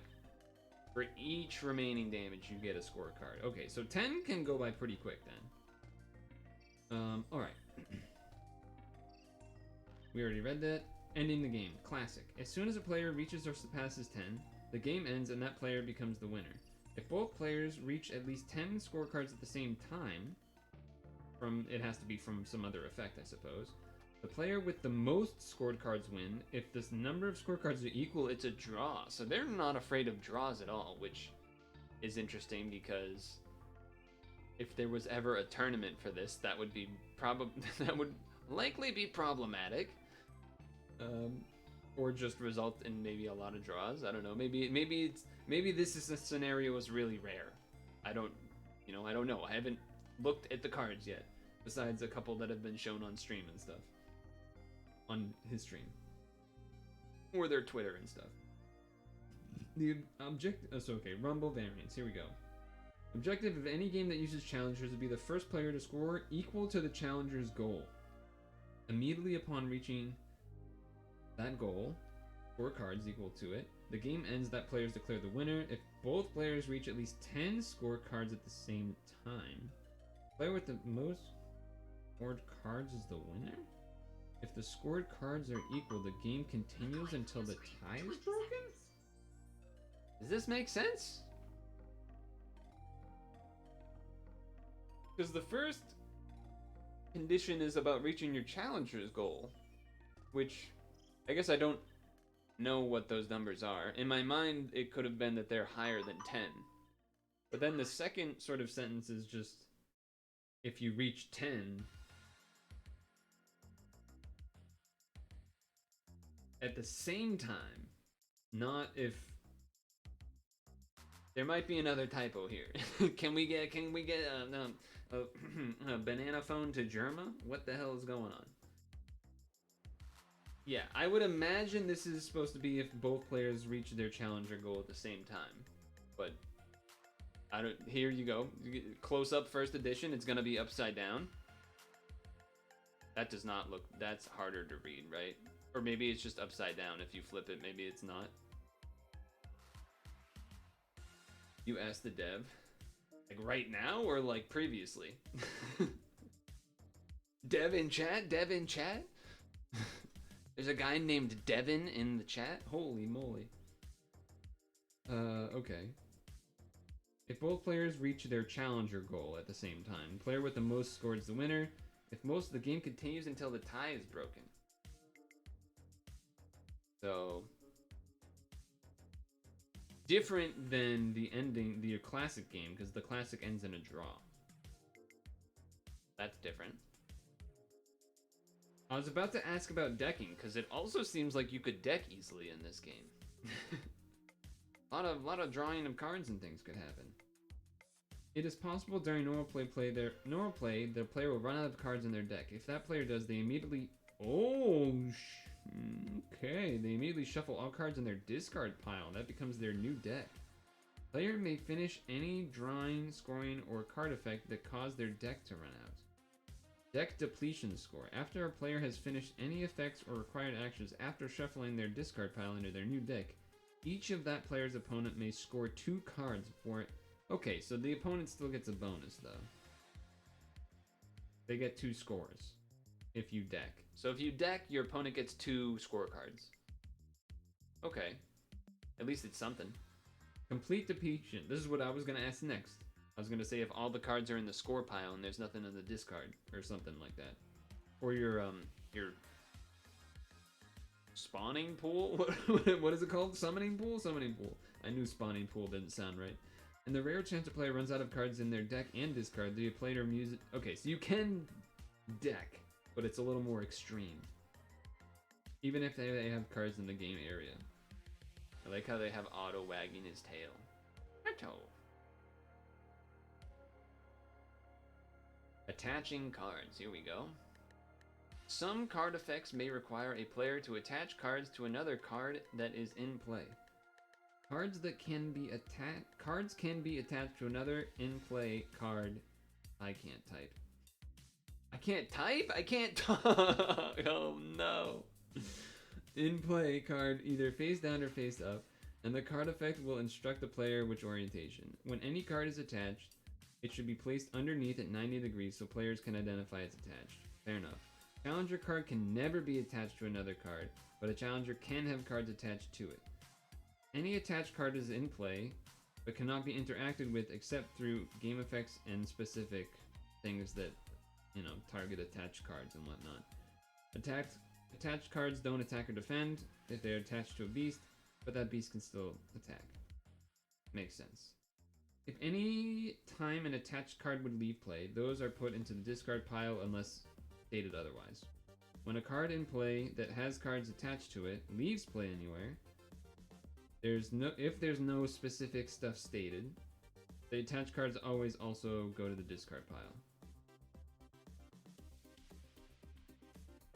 Oh, I guess leaves play anywhere, so it doesn't necessarily have to go to discard pile. The creature or whatever else doesn't have to go to discard for the attachments to leave. If you had some sort of flicker effect in Magic, for example. You can't type either. Little fire guy. I don't know if that's a specific reference to anything, or if it's just a card. Cards that are attached face down must not be revealed from the zone they are brought from. Must remain hidden. Fair enough. Until they're put into discard or revealed through other means. Face down card is in play, does not have a name type, summoning cost, power, etc., etc. It has no properties, pretty much. Just that it's attached. Face up attached cards, however, visible to everybody, remain visible until they're hidden through other effects. Face up typically provide an additional benefit to the card they're attached to based on the information on the card that's attached. Okay, so it makes sense you want to have it readable. Flipping coins, dice, and rock, paper, scissors. There are no strict rules for flipping coins, however, it is expected players to do their very best to make sure the coin is well randomized and lands clearly within view of players. Not recommended to flip a card in place of a coin. A dice can be used with evens as heads and odds as tails. Interesting that they specifically call out heads as even, odd as tails. Rolling dice, there's no strict rules on how to roll dice. However, it's expected to do their best. Randomized lands clean. There are no strict rules on how to play rock, paper, scissors. However, rock, paper, scissors. However, players should make sure they're both playing the game at the same time, throw their selected object at the same time. If players have any issues in rock, paper, scissors, they can opt to roll a 6-sided die. Rolling 1 or 2 equals rock, 3 or 4 equals paper, and 5 or 6 equals dice. That's interesting. I'm surprised they wouldn't just be like high roll or whatever. The Fire Guy was a character one guy made during TKO Jackbox game. Okay. Additional rule. We're on like the last couple pages here. The last like 2 pages. Card text versus game manual. In an event, any card text appears to counter to what is allowed in the game manual. The card's text always takes precedence. Probably a good idea to state it that way. Although, well, if they make more cards in the future, it can become dangerous. Just thinking of Magic stuff. But generally, it makes sense. Especially, you know, with my first edition rulebook here, you know, it may have a couple of typos in it. Skipping player phases or steps. It is allowed to skip their entire first or second phase, as well as battle. If a player does perform any of those phases, they're required to perform all required steps. Unresolved games. If the game ends unresolved, typically due in an infinite loop, no player wins or loses. An unresolved game is not a draw. Unresolved games may have additional rules in a competitive tournament setting. Interesting. Credits. Game design by J. Evan Wright. I don't know. Jerma and Hollow. I just say Holly, but I don't. Honolulu. Wonders of Archaeology Stream Production. JK Productions. Grotto Beast Team. Bellymouth, Jacob, J. Evan, Holly, Sterner, Mel Scribbles. Production Team. Jacob, Anna, Komar. They're both Komars. Holly, Sterner, Christina Campos. Playtesters. VR Josh, Trotter, Dr. Clay 999, Holly, Grudge Max, Keepsake 66, members of remote playtesting, and Bulbul's Bumble. Bulbul's Bumble. This is the last page. Art and graphic design, Holly, Bellymouth, Christina Campos, Mel Scribbles and Sterner. Guest illustrations, Ashel Lane, Blordo Dow, Jason Rainville, Gwen M, Snooze and Copter, Slab Mangrave, Kevin's Computer, Sins, Absterarts, YC Monster, Milkbox, Tree, Corax, Jerma985. Jerma drew one of these? Which one did he draw?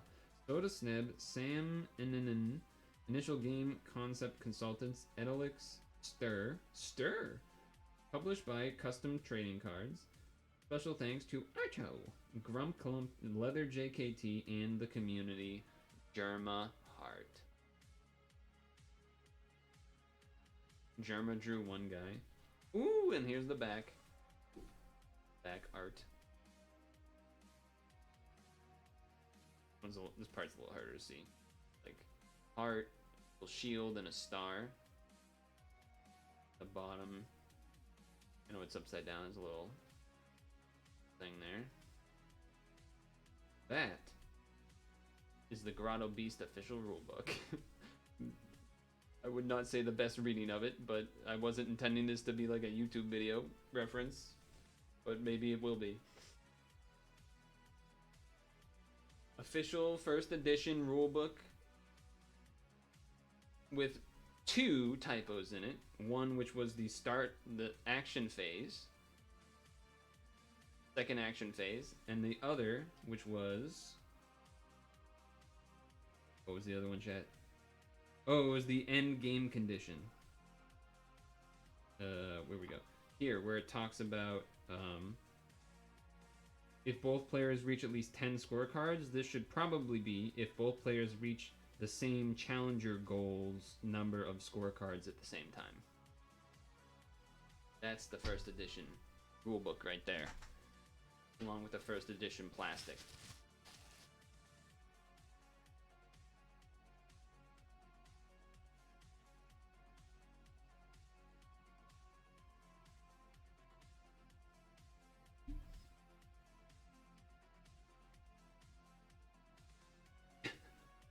Grotto seasoned. Okay. Well, that's exciting.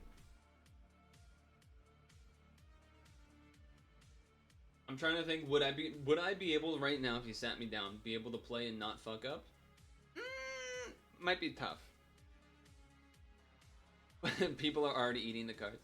But I would think I have a pretty good grasp. I think I'd be able to do a pretty good job, maybe make a mistake here or there, but generally I think it'd be somewhat smooth.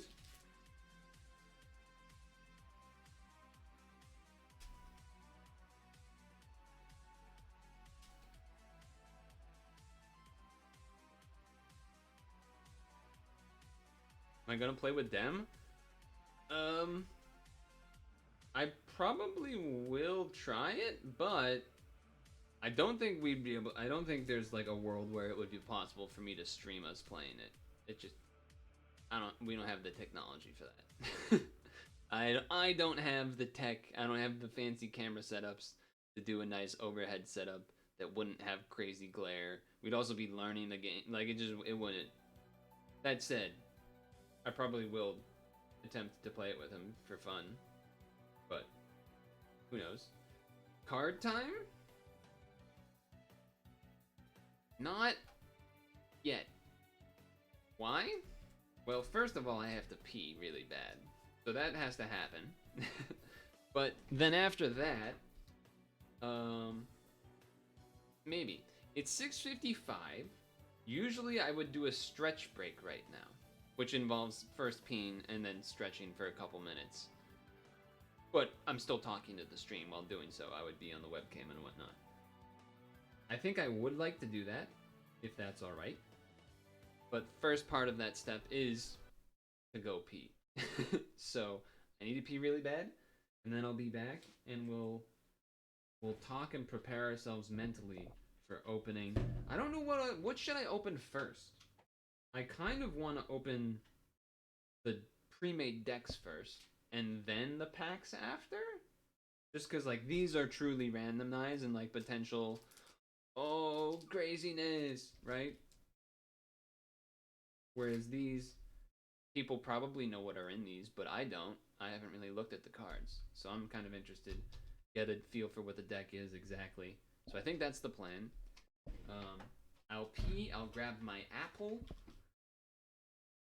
and then I'll see you in a moment while I'm on, I'm gonna be stretching, but, I'll be chatting, because we'll put on the other headset, where I can talk while I'm on the floor, as per usual. With this big hunk of junk. And yeah. Alright, I will be back in a moment. We know your time is valuable. Thank you for holding. Someone will be with you as soon as possible.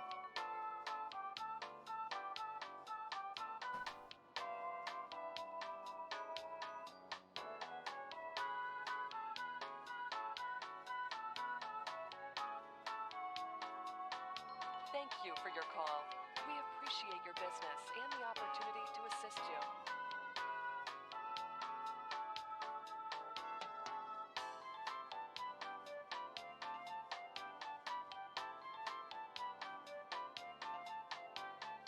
We know your time is valuable. Thank you for holding. Someone will be with you as soon as possible.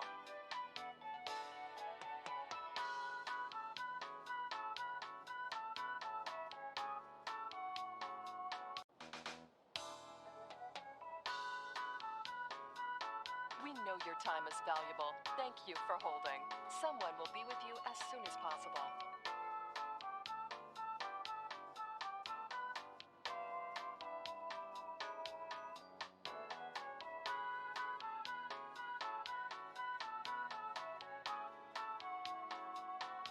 Thank you for your call. We appreciate your business and the opportunity to assist you.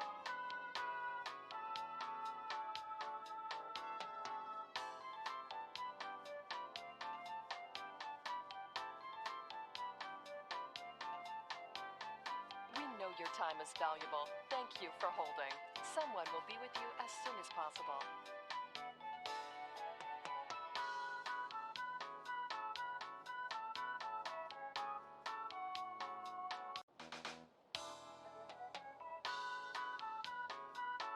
We know your time is valuable. Thank you for holding. Someone will be with you as soon as possible.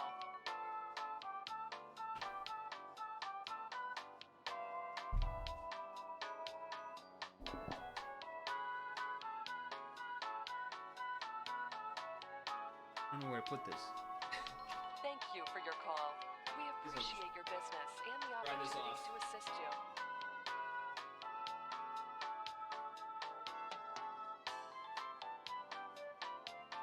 Hello.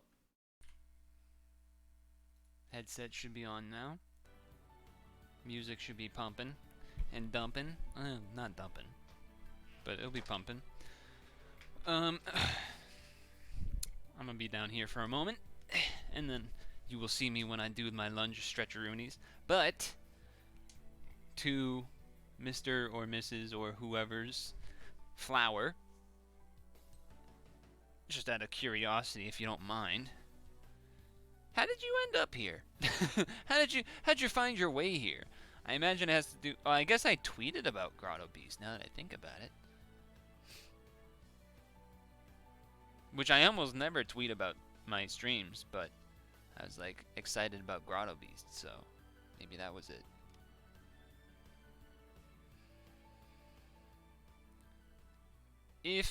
I guess if, would it be of use to people if I cut that part of the VOD that I read through the manual and upload that to YouTube? Is that something people would want? I wouldn't be opposed to doing that. That's not too difficult.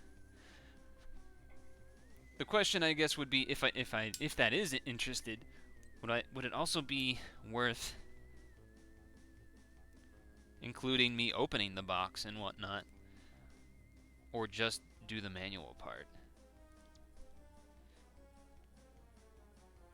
Either way, I'll think about it. I do find it funny. Kind of, for you, it must be a little frustrating that you had to, sounds like you went through some video where someone flipped through it and you like paused every other frame to try and see the pages or whatever. That's probably annoying, I would imagine. But I'm assuming there will also be more people that come out with videos over the week.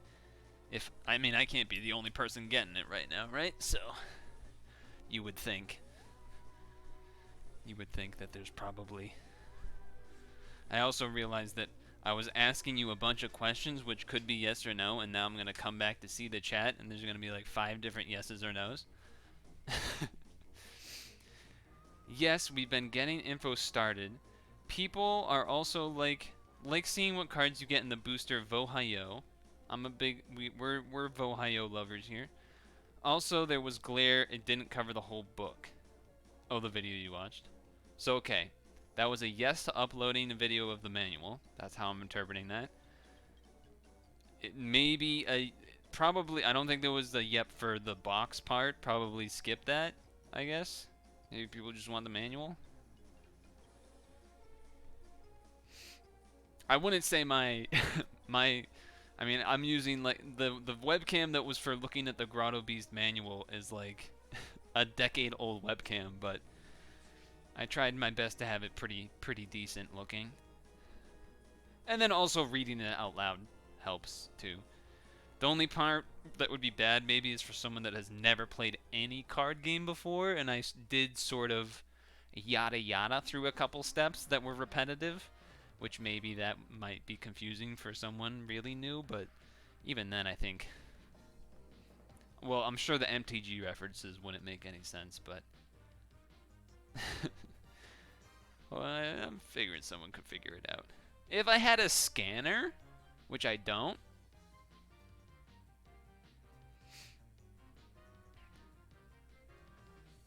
I would scan it, but I don't. I mean, I guess technically I could take a picture of each page with my phone, but I don't know if I got that in me. Maybe the video will be enough. Although lately I've only been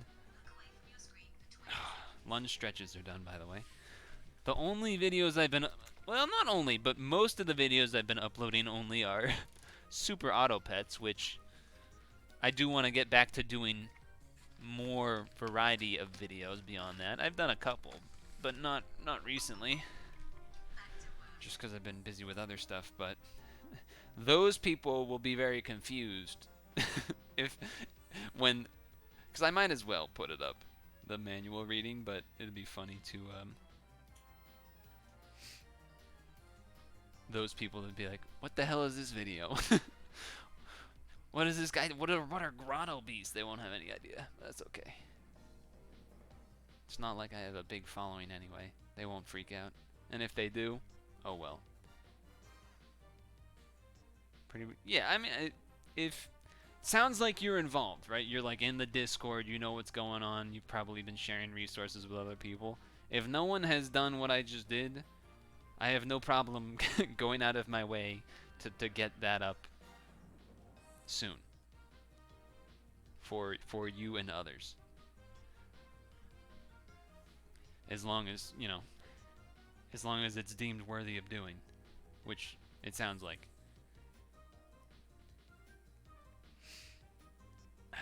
Standing stretches, if you're wondering what's happening right now. I'm standing on one leg. This is my knee. Knee to the chest. Action. Huh!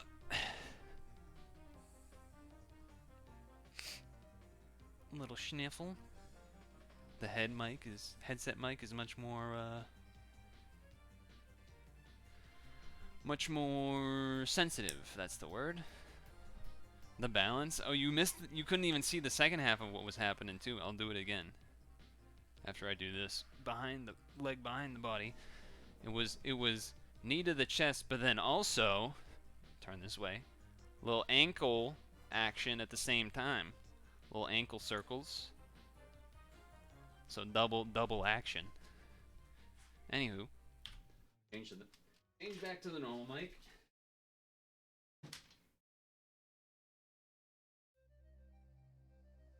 Headset. Boom. Sir. Sip.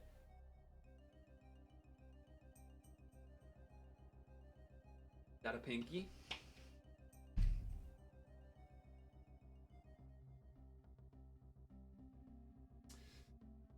I don't want to get any apple squirtage on my Grotto Beast. I think that's a fair thing to not want to happen. So, I'm going to put these back in the box for now. Just for a moment.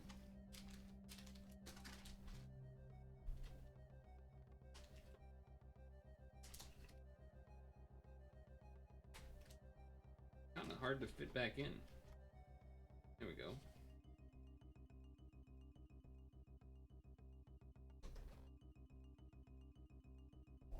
Just to show you what it looks like when all back up and closed. To play a starter kit, kid. To play a starter kit. From fucking Boston. Alright, put that to the side for a moment. While I eat my apple, okay? Has there been any... This is probably too early to be talking. Has there been any talk about competitive stuff? I mean, it mentions it in the rules, but I imagine that it was kind of just a, like... Who knows? If there's a competitive thing, a unresolved match is not the same as a draw.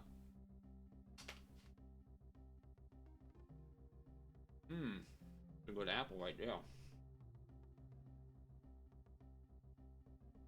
yeah. Let's look at this again.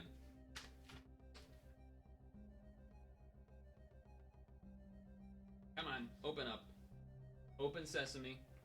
Oh right, it has the steps right on here. Hold on. Let me read if the playmats also make the same mistake in the rules or not.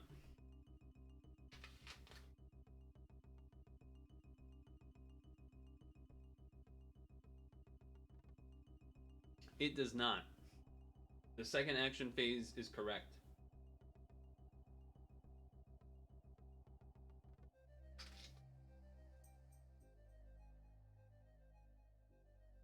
Looks clean. What about the blue one? I imagine these probably are the same.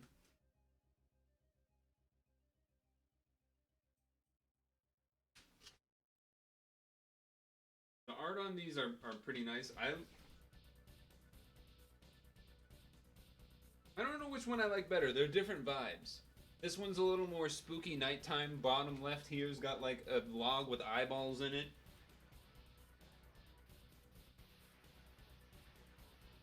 Blue one also seems the same. I don't know if this is a reference to anything. This little hut in the middle. It's got a stained glass thing. Which I don't know if that's a reference to something or not.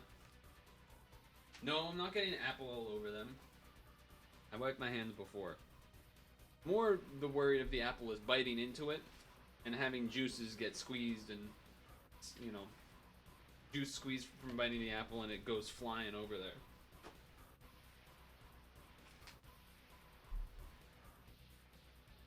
Biting in the opposite direction. What's up, Doc? Even though that's carrots, but whatever. Hold on, what do I got?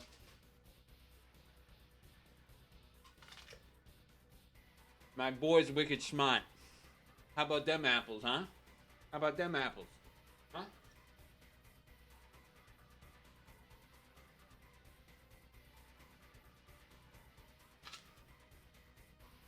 My boy's wicked smart.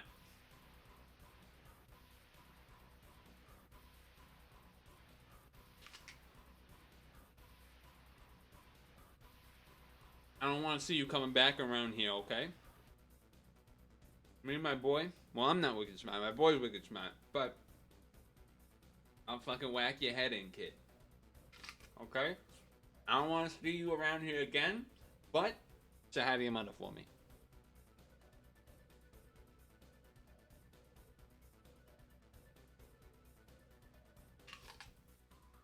Trying to like aggressively crunch the apple too. It's not your fault. Fuck you, man. It's not your fault. I don't give a shit, man. It's not your fault. It's not my fault. How about them apples?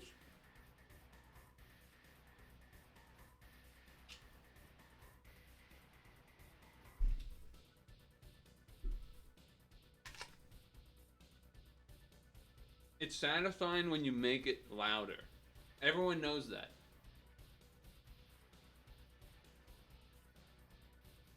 Biting into an apple and making it sound that crunch, it makes it taste better.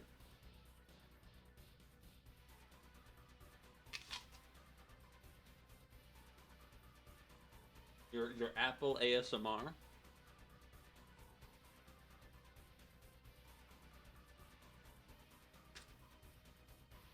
That was not a good crunch. There's not enough apple left to get a good crunch.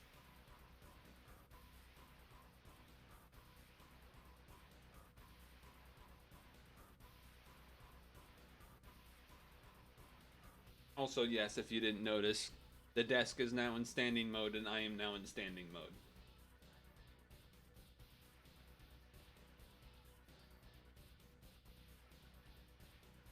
Okay, apple complete. Steve Jobs, where you at? Okay.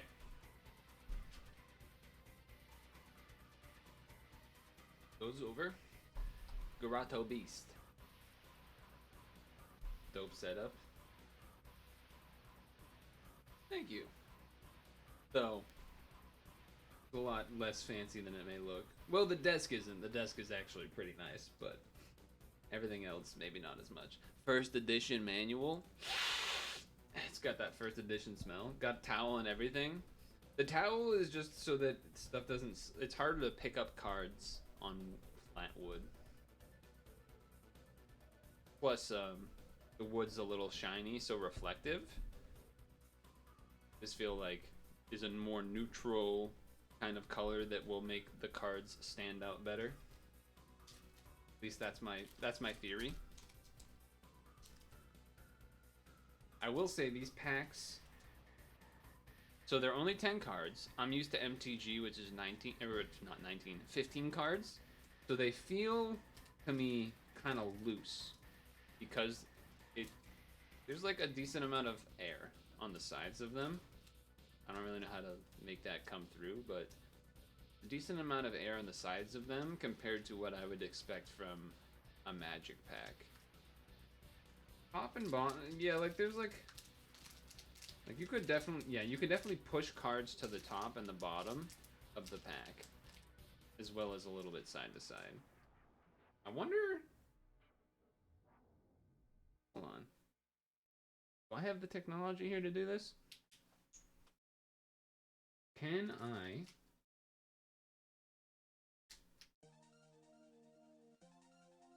do some like old school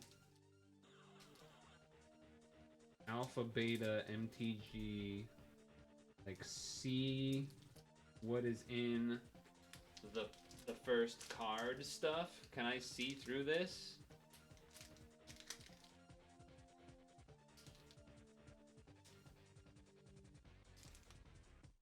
Seems like no, the light does not shine through.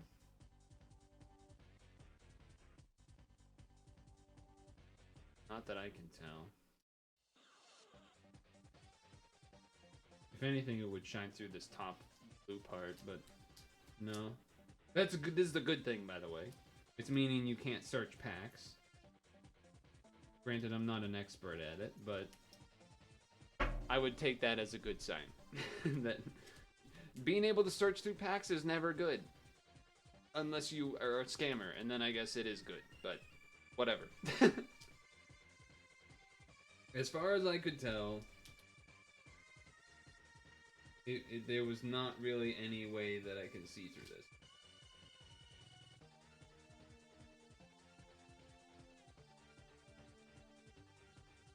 In any fashion. I'm holding up the flashlight to it, but I'm just doing it to my face because, like, I'm holding it closer to my face so I can look at it closer, which I can't do that if I have it under the camera.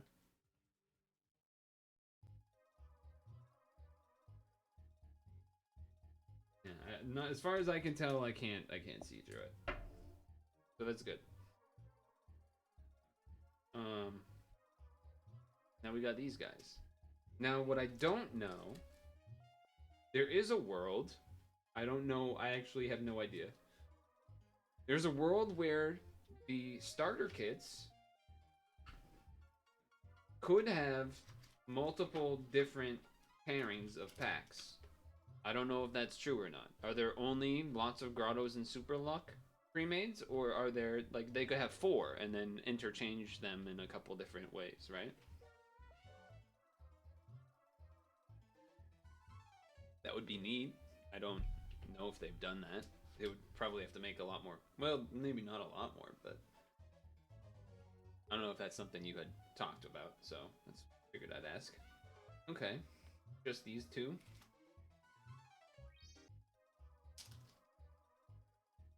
Look at the dice again because I like them.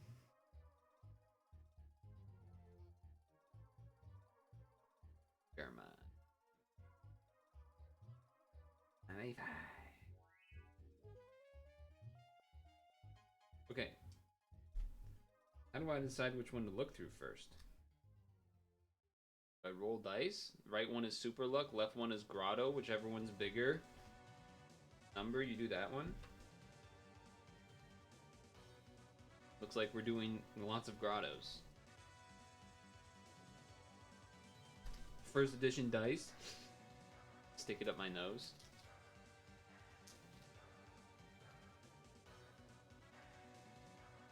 Okay.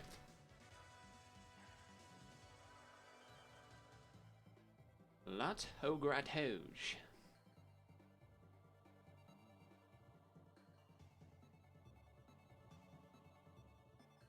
Oh, it's getting a little stuck on that side. What the heck? Stop. Okay. Oh, it's sealed in here. Ooh, look at it. It's got the gold ribbon for those that are looking to did I just spoil like the rarest card in the pack? The Challenger, Jerma985's. Gold taping along the side. This is for future Jerma first edition starter deck scammer makers. There's a gold line. They come together on the left side. here. You can see this is where they overlap.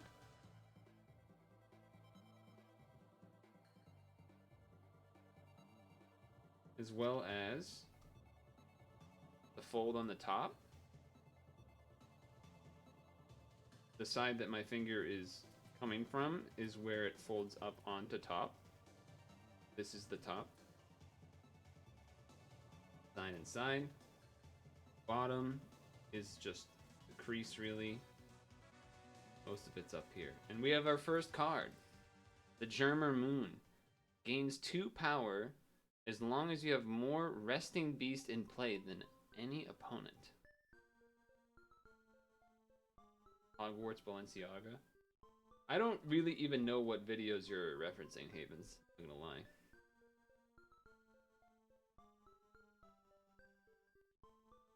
So this is a challenger card. So it doesn't... Hey, it's Cookie. This is a challenger card, so... It doesn't... You know, it's different. I don't know how else to word it. It's a different thing. It's a little bit special. It doesn't have a summon cost like the others. Challenger.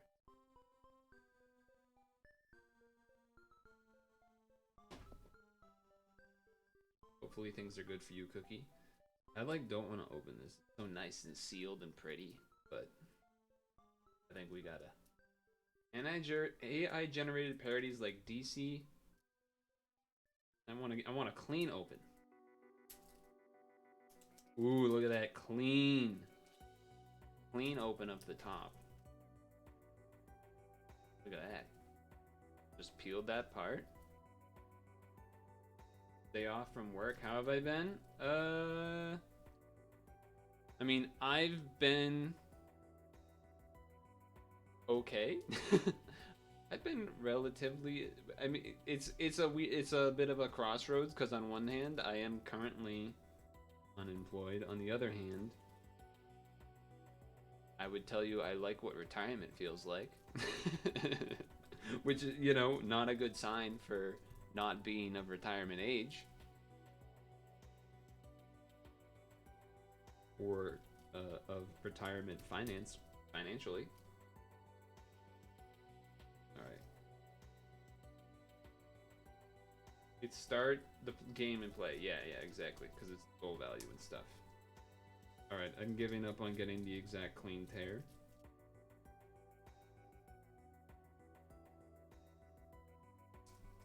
I would love to retire too, I feel you. Yeah, basically.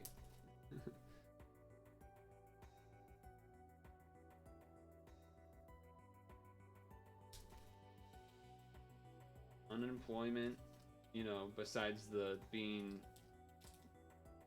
you know, besides the shame and guilt feelings, the rest of it's I like. Okay. Oh no, card in the back. Oh wait, we gotta get the smell.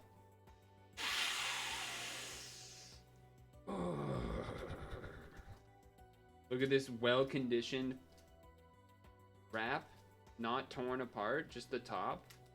That's that's high quality opening right there. The high quality opening right there. Professional. First edition, by the way.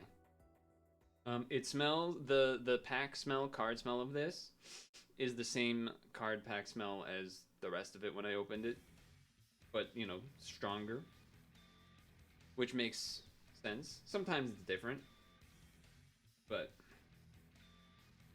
I'm kind of wondering, should I start on this side or should I start on this side? What do you guys think? Start on the Jerma985's side and just from there? I'm also wondering, I brought out some sleeves, some perfect sleeves here, some perfect fits for MTG. Curious to see if they fit.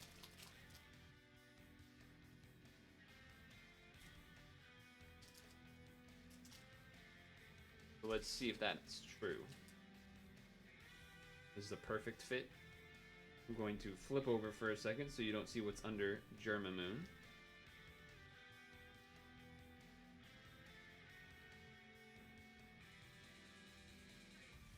Ah, there you go.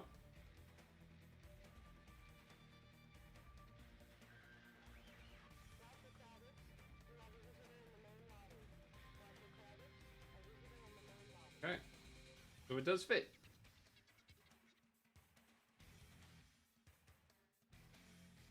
Does fit.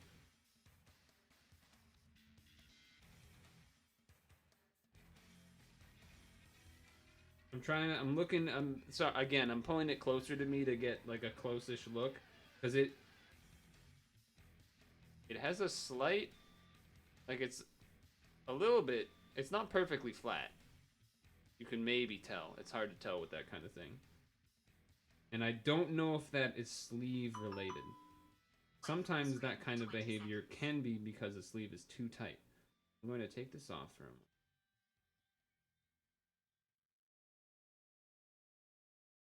So I don't know how to describe this to you without it you can kind of see it at this angle.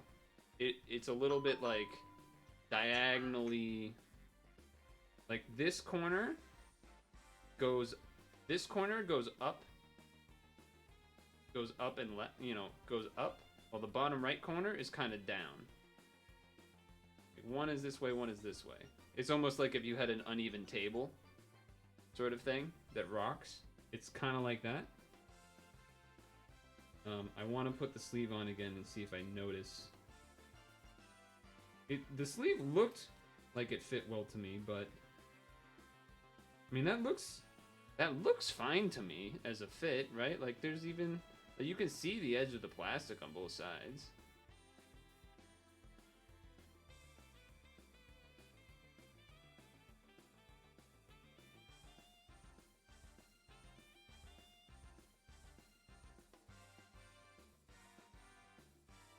It doesn't feel like to me that this is causing curve, but at the same time, you can see from the bottom angle, see how the plastic, the sleeve is, there's like a bit of a gap. Which to me would indicate that there is, you can see the gap, yeah. That would to me indicate that usually the sleeve is maybe a little too small. But it could just be that the card is curved, or that the card is uneven. So I think we might have to test with another card here. I'm gonna take this out again, just in case the sleeve is too tight. I'd rather not, do more damage than I've already done. So okay. Also kind of wish I didn't do it with the rare moon card, but whatever. It is a rare. Top right says so. Okay, the next card is a Pine Princess. Pine Princess gains 1 power for each grotto you have in play. When the grotto under Pine Princess is discarded from play, you may score it instead. So that's kind of powerful. And this art is by Holly. Now, I'm going to go to the back. I don't want to do this test with another rare. So let's take a Vegaroo. 1 power creature, 3 stuff, plant beast, common. When defending, each beast you have in play above a grotto gains 1 power until end of turn. The defensive ability. I will say this one is more. You can definitely see that angle. It is the same thing as the German moon, but even more twisted. Where like the top left corner here is upwards, and the bottom right is more flat. It's honestly just that the top left is that the top left is twisted upwards, and the rest is relatively flat.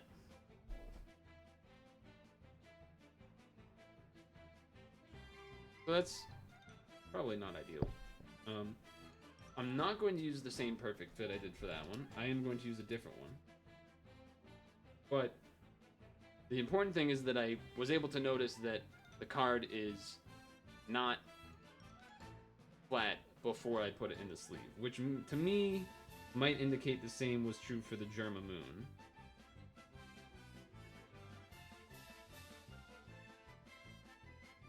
And yeah, it does still have a gap in it, But again, we already know that this card is bent, I guess you could say. Also interesting to note here, you can see different colorations in the middle cards. I don't know how hard that is to see. So I will go like this. A little too bright. You can see it there, right? The top. Obviously, there's the dark line, which is fine. But you see the middle, like, cards, give or take, a little more towards the right half than the left half. They have a different color on the top. You know what I mean? Like right here, these guys. That's so much less bright now. Turn this off. What can I use to point it?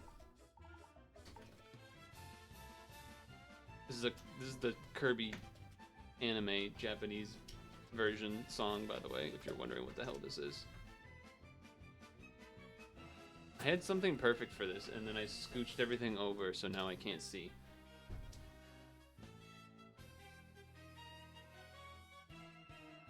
Where the hell did that go?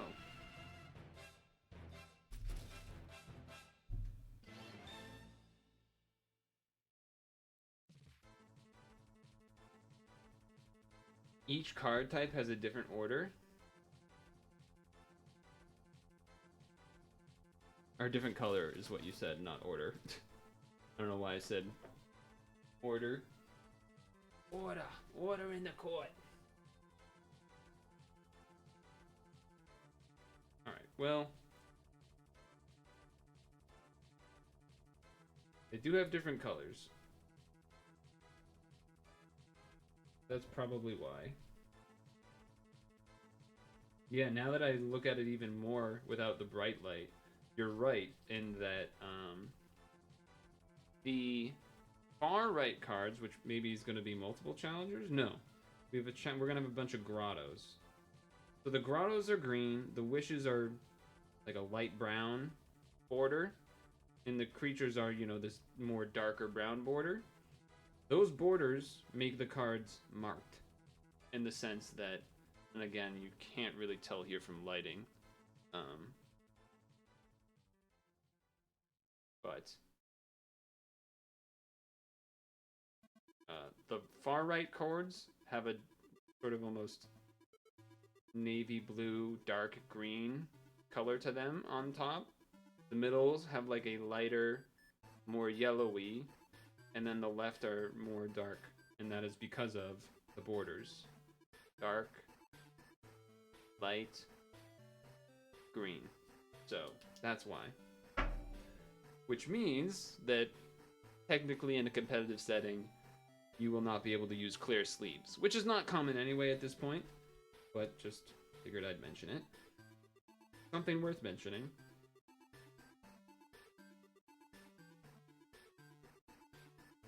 Okay, we have the German Moon and the Vegiroo. Let's continue from the opposite end, because that way we'll have challengers at the end. Well, I guess we already did look at Pine Princess. We'll take that one too.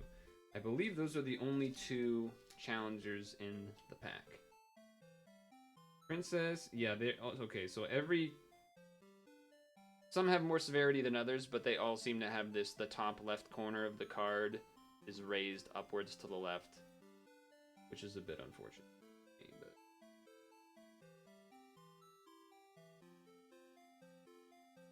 okay, now let's go to the next card. The Fruit Jungle. A grotto. When the beast above Fruit Jungle attacks, it gains 1 power until the end of turn. And some of it will be, I guess I could change. I don't have the camera on autofocus because it was freaking out too much. What I can do though is go here and then we focus from here and I try to stay steady-ish.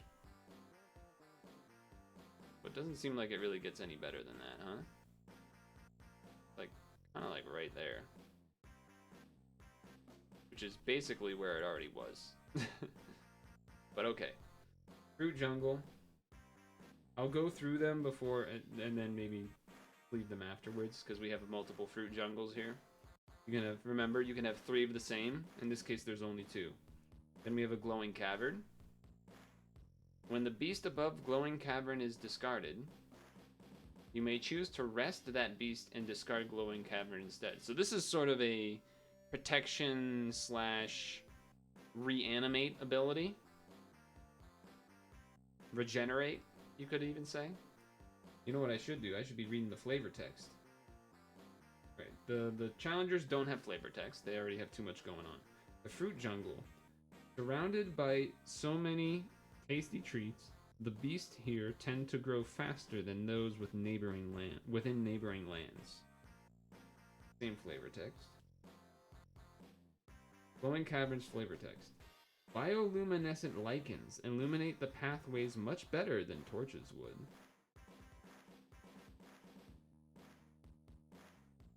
Another grotto. The Haunted Manor. So this is the same art from the blue playmat, except it doesn't expand. Playmat has more that goes this way and that way. At the end of your turn, if you have 2 or fewer cards in your hand, you may choose a card in your discard pile, reveal it to players, and put it in your hand. Don't go near if the lights go on.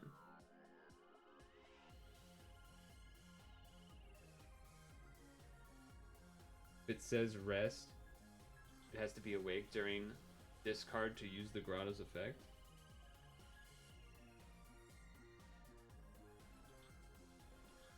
When the beast above glowing cavern is discarded, you may choose to rest that beast and discard glowing cavern instead. Oh, interesting. I see what you're saying. So how would that work? Because you rest even when you're defending, right? So this would just be if someone used some sort of kill spell, let's say, or removal spell, wish on it. Okay, interesting.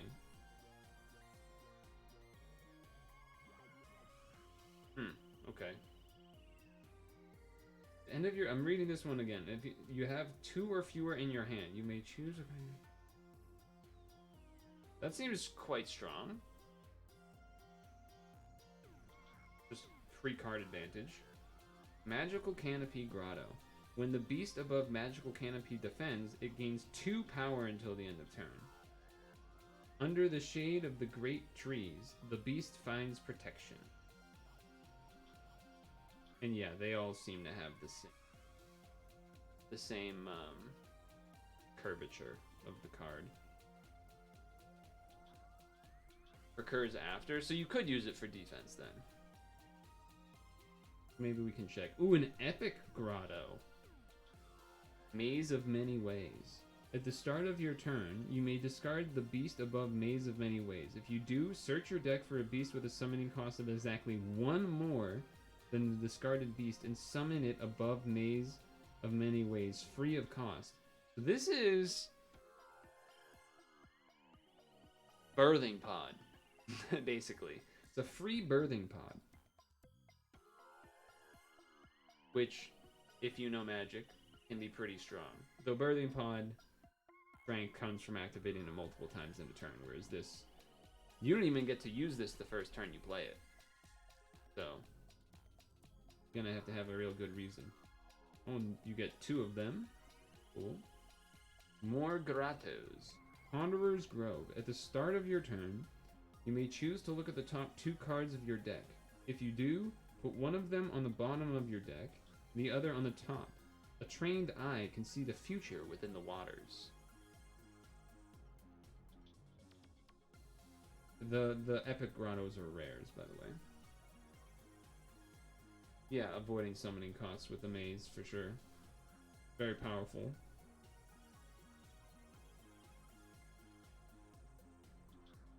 So yeah, okay. Card selection, free card advantage seems pretty strong. Almost a much weaker library. No, I was gonna say Library of Alexandria. That's not what I mean, though. Sylvan Library, like a very, very baby mini version, except free. Okay, time for some wishes. This is the common. The Book of Wonder. Search your deck for a Wish or Grotto, and you may reveal it to all players. If you do, put it into your hand. Shuffle your deck when you're done. The possibilities just leap off the pages. I'm just every once in a while looking at how curved the cards are and stuff. Oh yeah, it's definitely strong to upgrade every turn of a card. The other thing is, if I understand correctly, for the Maze of Many Ways, you can move the position of your beast. So,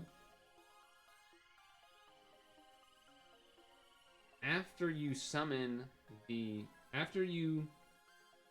play the new, like you play this card, next turn you do the sacrifice of the card that's a creature that's above it, go get a new beast. That beast can be, you know, big time, and then you can move its position so that you don't have to, you know, discard it. The new beast, because yes, the new beast would have summoning sadness, because it says specifically summon it above Maze of Many Ways, free of cost. So it's just like you're summoning it, but for free. That's how I would interpret it. Ooh, free wish. Emergency rescue. Name a card and shuffle each card with that name from your discard pile into your deck. Proudly serving over 200,000. Now what is this? Is this a reference to something? This feels like a card that's a reference to something that I'm not sure of.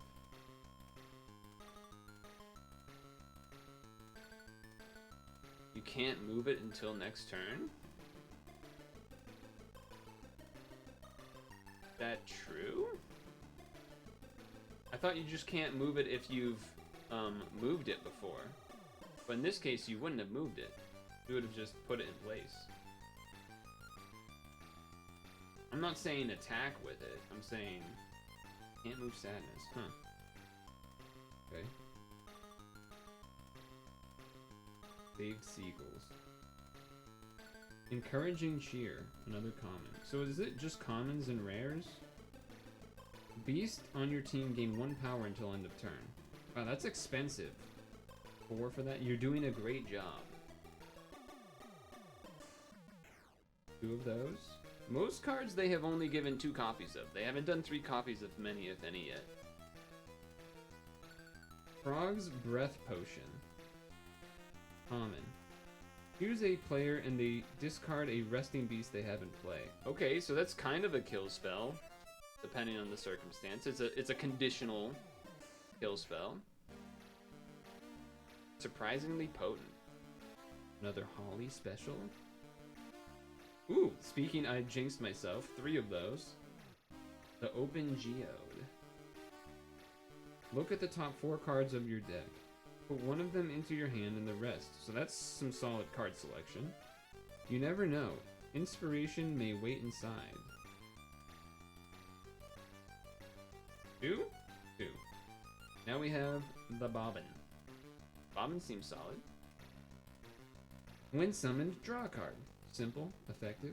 To kickstart their flight, they breathe in air and float in the sky. Another one. 2. The Dig Dog.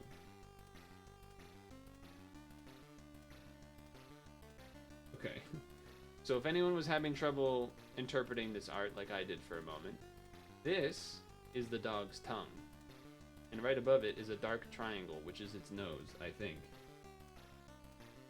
Unless it's a joke thing, and his mouth is here, and then that's his nose, and he has big eyebrows. It's one of those two. It's one of those two. I assume it's the second, because this thing would go around his neck. So that would be the mouth, and then that would be the nose, and then the brown parts are eyebrows. But for a second, you thought I was crazy. But I was just baiting. The Gruffling Beast. When summoned, you may choose a grotto in your discard pile and put it on top of your deck. Not that strong, but at least it does something. These excellent burrowers... Well, actually, no. No, putting it on top of your deck is not that strong. You think it's its tongue? It's either its tongue or its nose. It's really weird because, like, the necklace part is, you would assume, goes around the neck. So then that would make you presume that this jaggedy line here is like the line of the mouth. But at the same time, you would think that that looks very tongue-like, which it does. So I don't know what to think.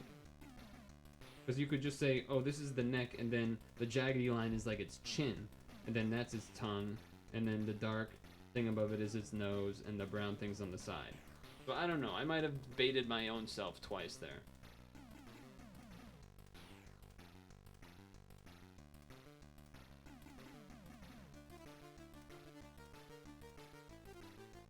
You gotta think it's you gotta think that's the tongue, right? Come on, that's gotta be the tongue. Okay. I would say this card is not that good, though. Well, 2 power is not nothing. But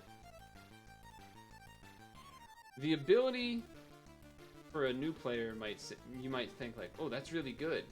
But it doesn't actually give you value as far as a card in the hand, right? Because from what I've interpreted, this game is going to be all about cards in hand. Because you need to spend cards to play cards. So just putting something on the top of your deck, well, nice, because it can get you something that you've already used. It's, you know, the bird that draws you a card is arguably more powerful. I would say it's more often than not more powerful. The Dragawesome? When summoned to your sideline. Ooh, okay, a sideline specific. Choose a beast on an opponent's team with power 2 or less and it is discarded. Wow. This just kills one of their creatures. That's really strong. It was adorable ball of fiery destruction. That's pretty strong. 2 of those. Back to work. The Dust Bunny. When summoned, you may choose a beast in play and it rests.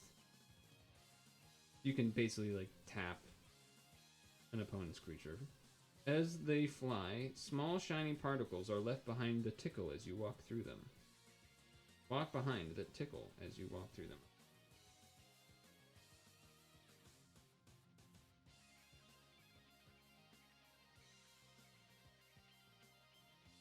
Yeah, the penalty is that the opponent gets 2 scorecards, I believe. Yeah, let me look away for 20 seconds here. Yeah, I guess it might be hard to know how often you're gonna, you know, deck and give your opponent scorecards until you play. That whole give and take will be hard to determine until you really get in the game, I think.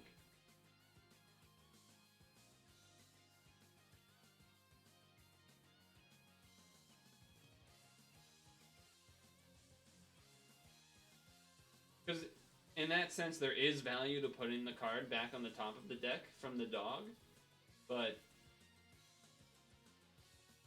just historical experience tells me it's not as strong as drawing a card.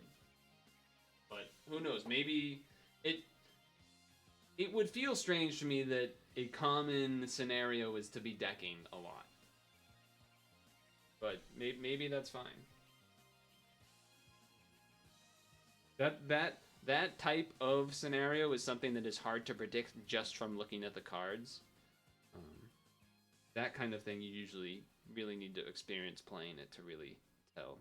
Myself included. When you summon a grotto under Leozard gains 2 power until the start of your next turn. So it will still have it when you're on defense, which is important.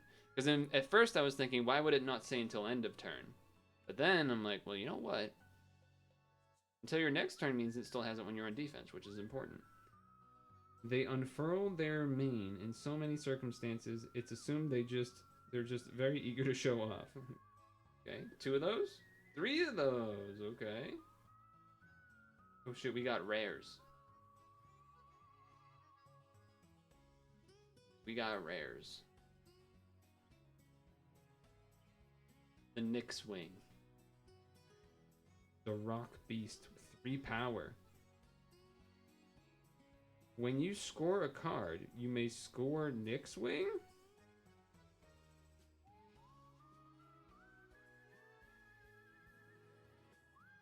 Trying to remember.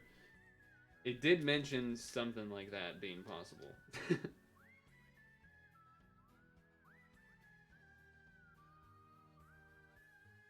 It did mention something about that regarding scoring.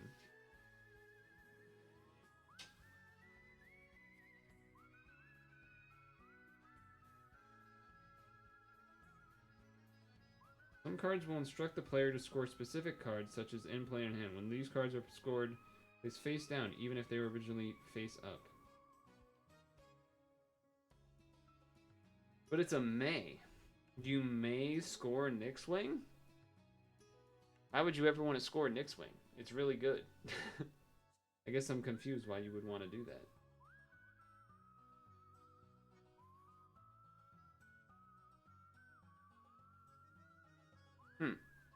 Well, I guess, oh, because you get an additional, okay, alright, no, I get it. You get like an extra point. It's not score instead, right? It's score in addition. So that makes sense. Yeah, okay. When I first interpreted it, it was instead of, not in addition to, and so that's why I was confused. In addition to makes it good. When summoned a Radroot. When summoned above a grotto, Radroot does not gain summoning sadness, though it has haste, kind of. When in doubt, radish it out. Okay, adorable. 2, 3. Ooh, 0 cost. Or sorry, 0 power. 6 cost. Mold Beast. Stumpalump cannot be moved except with card effects. At the start of your turn, if Stumpalump is above a grotto, score a card? This is a common. Does cost... Wait, 6. It costs 6 to play. Ooh. Jerma's Radish tweet? I don't know if I'm familiar with Jerma's Radish tweet. 2 Stumpalumps. Interesting. Oh, let me read the flavor text. Absolutely stumped on what the full beast looks like, and frankly, too afraid to find out. I googled Jerma's Radish tweet. Is that a thing I can do? Jerma's Radish tweet.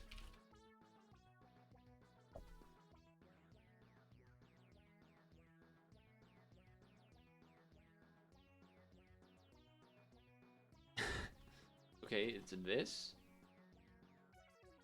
This is the tweet. Let's fucking go. Is this the tweet? Seems likely. 2021. Seems very weird. And par for the course. When in doubt, radish it out. Oh, okay. Alright, hold on. Back it up. Actually, hold on. Go here first. Pause the music. Go here. No, go here. When in doubt, radish it out. Remember, what do I do if my dad leaves and never comes back? When in doubt, radish it out. There you go. I was not familiar with that one. Okay.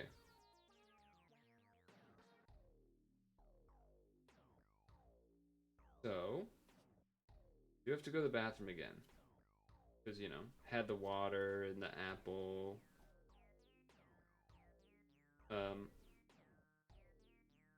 Should I sleeve the rest of these now? Or go to the second deck?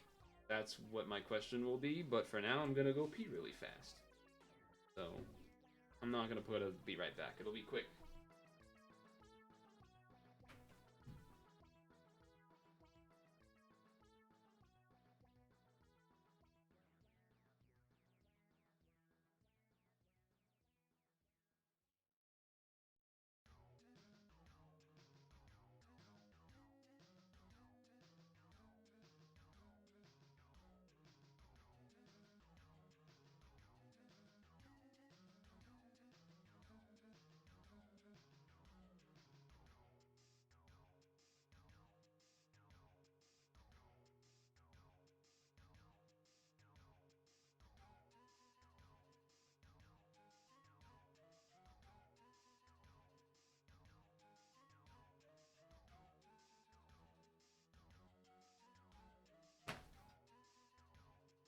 See, I told you it'd be quick.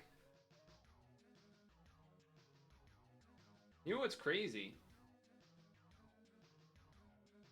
It's already dang 8 o'clock. Time has been flying by.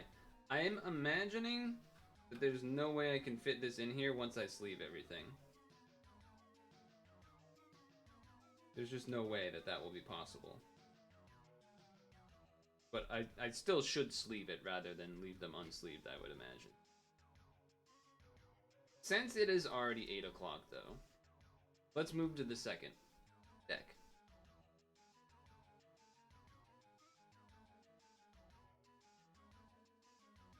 Also, for anyone wondering, if my memory serves, the Lots of Grottos deck was on the left side, and the Super Lucky deck was on the right side. I'm interested to know if the Super Lucky deck will involve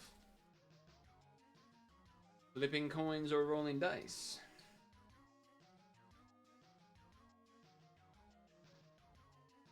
Same thing that happened on the other one. One side was like more stuck than the other. The Super Luck. See if I can get a super clean opening.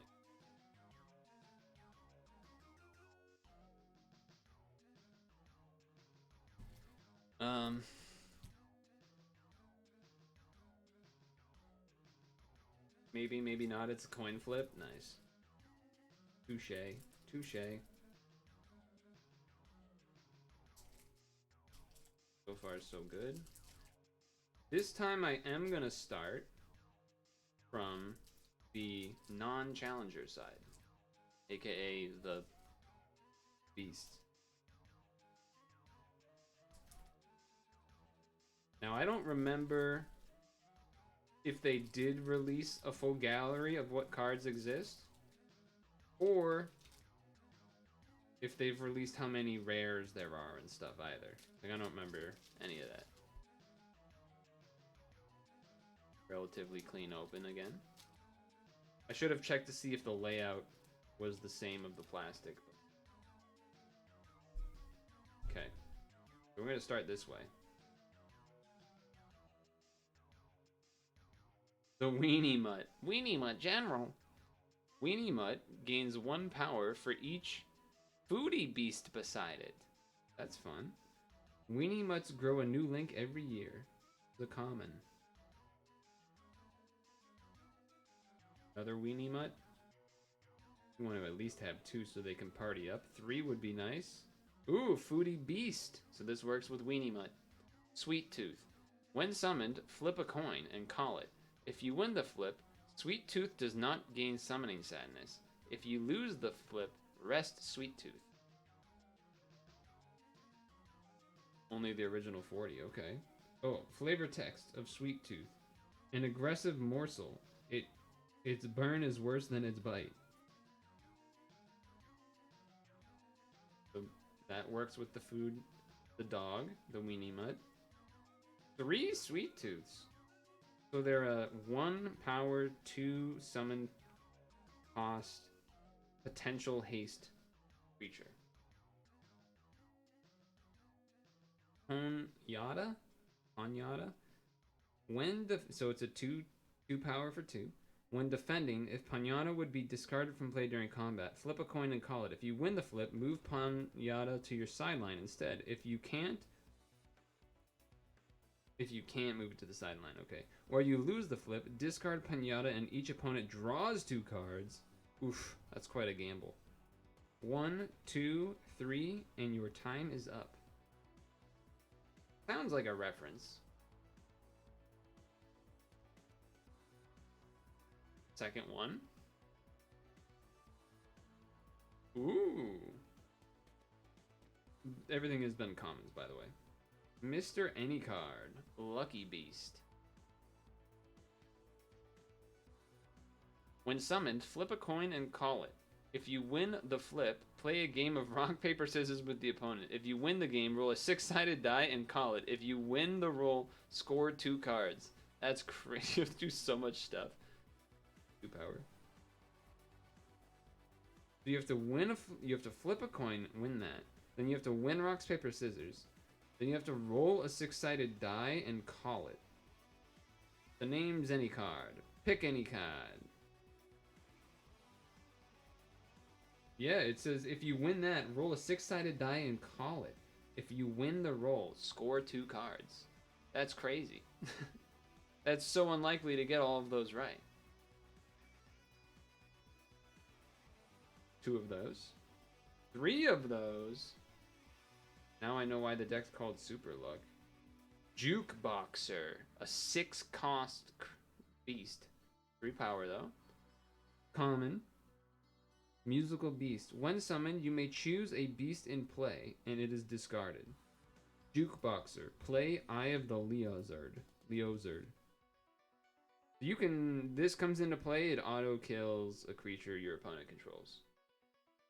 Can you call for a hider? It just says roll a 6-sided die and call it. I would assume...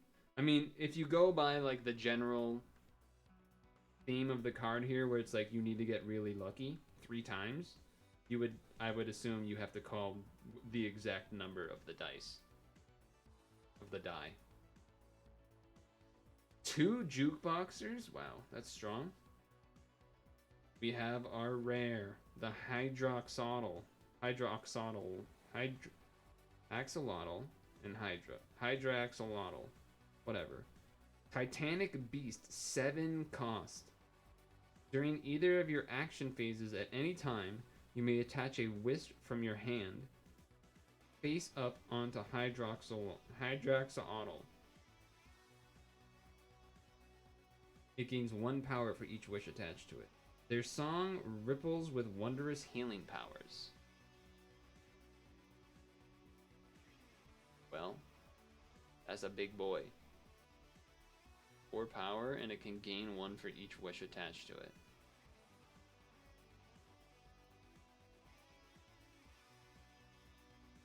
Costs a lot of cards to do all of that, but you can kind of do it whenever you want, so. Another, our second rare, an epic surprise beast, the Festive Mimic. When summoned, roll a 6-sided die. Draw a number of cards equal to the result of the die. Flavor text, surprise. So this isn't strong necessarily as a creature, but the idea is you can get a whole lot of card advantage out of it, which is important. Second one. Okay. Back to a common, the Crabcha. A foodie beast, so it works with the dog, the weenie hut. Once you have a 7 power card in the field that can't be targeted, what do you do about it? Hold on. Crabcha summoning cost is 1 less for each other Crabcha you have in play. That's cute. So you could make it cost 0 if you have enough. Well, only one of them, I guess, would be 0. Crabchas migrate in huge numbers to the bittersweet peaks, where the clouds become sweet slush. Is this one feels like it should be a reference to something, but I don't actually know. Once you have a 7 power card on the field, why would it not be able to be targeted?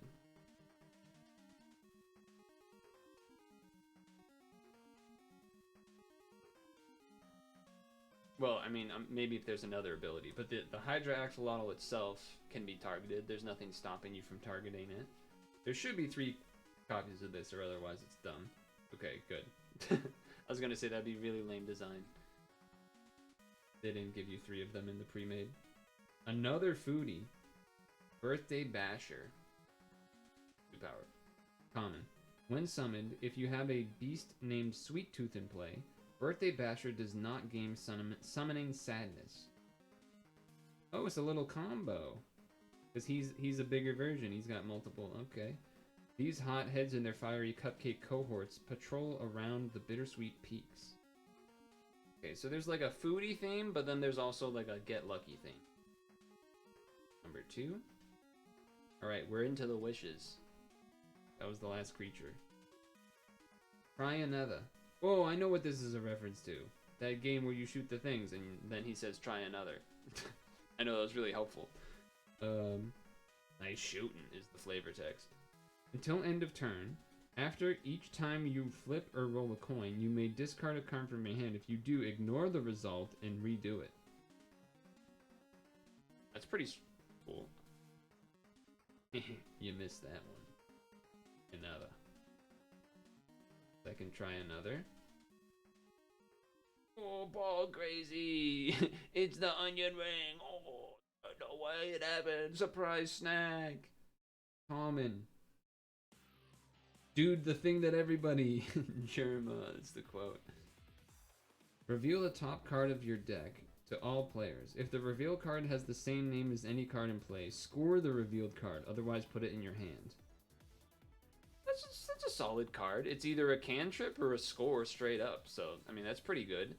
This does combo if you had the dog from the other deck that puts a grotto on top of your library. This could be a very easy combo with that, because you would know what's on top.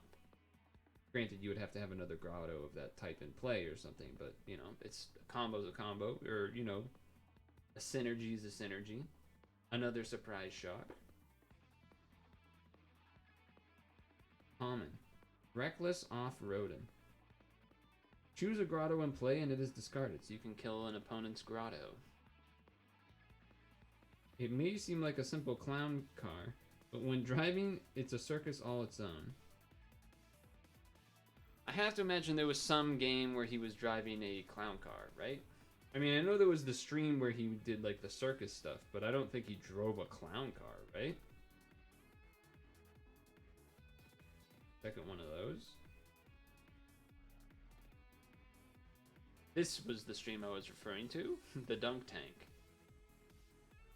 Common.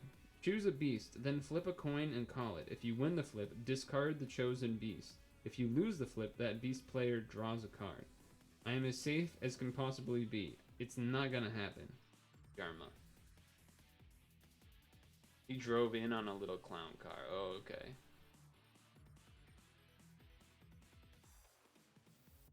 So this is a removal spell, but if you're unlucky, then they draw a card, so... That part of it is not very good, but, you know, if you kill it, pretty good. 2 of those. 3 of those. Common. Bonus luck. Flip a coin and call it. If you win the flip, draw 3 cards. If you lose the flip, draw a card. That is it's ancestral recall, but 50% of the time. That's still really good. Probably. On one side, fortune. On the other side, fortune, but better. Might be the best card in the game, as long as you can win a flip. There's 3 of them. Batter up. Common. Choose an awake beast that you have in play and it rests. Then flip a number of coins equal to that beast's power. If all coins flipped lands on head, score cards equal to that beast's power. Otherwise, draw a card. Oof. That is super gambly. Obviously, if you... I mean, the downside is still draw a card, right? But I'm trying to think to myself, what would be the most... Like, obviously, doing it on a 1-power creature, okay, you either get a score or you draw a card.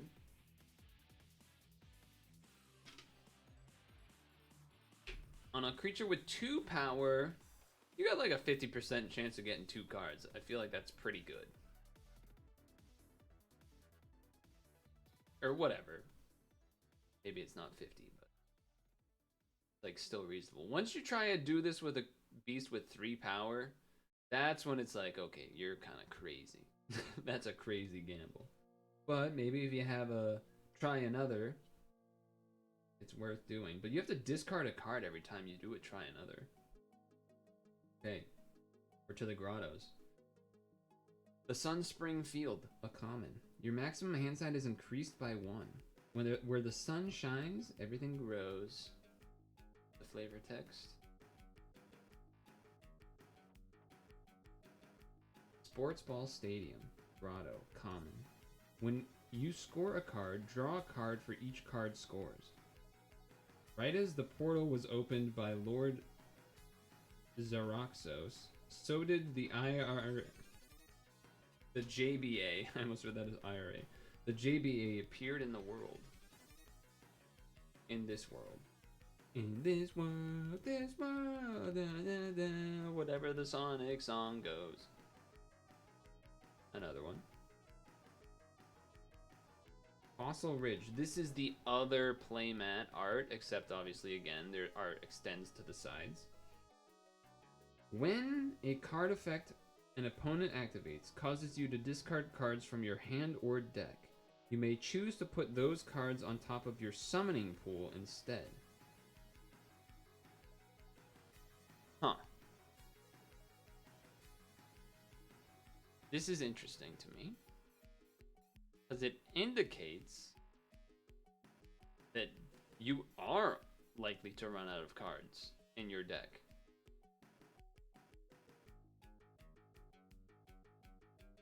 Right, we were talking about earlier how hard to gauge whether you're really going to be running out of your entire deck and your opponent getting extra scorecards. This sort of, I mean, this heavily implies that this protects, it doesn't fully protect you, but it certainly makes it less likely that you will deck because, you know, you'll be, when you get attacked and stuff, things will go to the summoning pool. Also, it's also just really good because it increases your summoning pool, right? That's good, isn't it? Actually, well, whatever. Bright Light Casino, C, common. When you win a coin flip, draw a card. This deck has you draw so many cards. It's good to be the house. This deck has you draw lots of cards. There's a second one. There's got to be a rare. Oh, the challengers. The Big Baker Kid. During game setup, search your deck for 6 cards and put them into your hand. This becomes your starting hand for the game. That is broken. That's broken as hell. I mean, in this scenario with the starter decks, maybe not as broken, but like in a constructed challenger game, that has to be broken as fuck, right? Although I guess, well, maybe it's not. I'm sure there's a world where, like, if the card pool got big enough, this would be completely broken. But as it stands, it's probably not that. Like, it's probably good, but it's not as though you can, because you have to discard cards from your hand into the summoning pool in order to play cards. So it's not like you can have a 6-card perfect hand where you can just, like, play all of your cards. I feel yeah, and then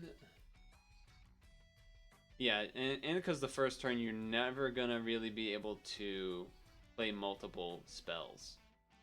It'll always be just one, because then your opponent won't have stuff in their summoning pool. Okay. Jerma! Oh, it's Jerma! He's a 112 and the chef is a 213.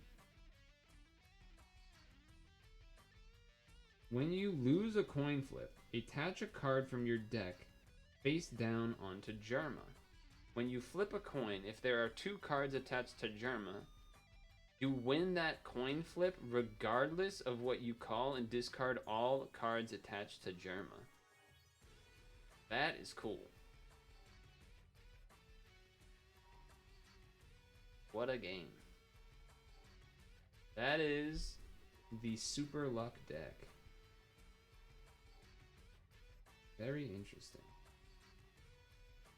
He's a pretty boy. Art by Kevin's Computer. Would not have been my guess of what they would do. A claymation looking kind of buff Jerma. Well, I don't know if buff is the right word. Actually, look at his wrist, dude. The wrist looks kind of goofy, but that's because of claymation more than anything else. That looks cool, though. Man, they made it the nose kind of huge though, right? Jerma's nose isn't that big. I mean, it's a nose, but like, who knows what nose is nose, you know? Whew. Okay.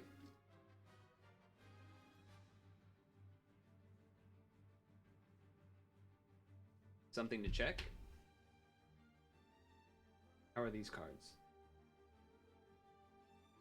These cards have the same tiltness. So, I mean, actually, it's easiest to see if you go like this. Because you can see the gap. I'm holding one side of the cards, and then you see a gap. That means they're not flat, because there's a gap. If they were flat, there wouldn't be a gap. It's again the same turn upwards on the top left. Take a card from the middle. Same thing. They all seem to have that. How about my Jerma? Oh, my Jerma has that. They do all have that. It's not that severe. But if you're someone that, you know, notices, you would notice, so. I don't know if you've watched other unboxings and they have similar reports or not, but I would also not be surprised if other people opened it and didn't even really notice.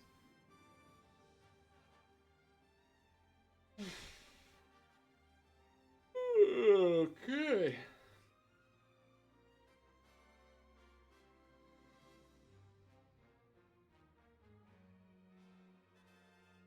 Put that to the side for now.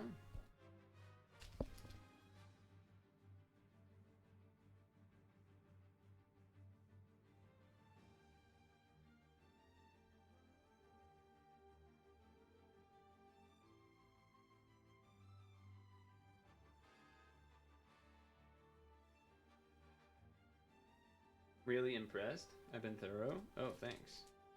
I don't know, I don't feel like I've been that thorough, but I feel like I've just been going over what's in front of me. But nice to know. I don't know, see that, I mean, my VOD will eventually, I will definitely put up the entire VOD, but, I don't think I would upload the entire, like, I have a channel that is just for the VODs. And then I have, like, my own YouTube channel. I don't think I would upload the entire VOD, or, like, this entire, I don't think I would cut the VOD to be the entire thorough going through all of this, because, well, I didn't think I'd take this long. But I don't know, I think it's worth giving it the attention that I'm sure everyone worked really hard on this product. And sounds like, and then once you started telling me, you know, some of the stuff about like you hadn't seen really the rule book in a good way, made me feel like, all right, let's give it the attention, let's get everything the attention it deserves, because people worked hard on all of this. I mean, typos are typos, they happen. But despite that, I mean, everything else is pretty strongly worked on. Deserves the attention that was given to it when they were making it.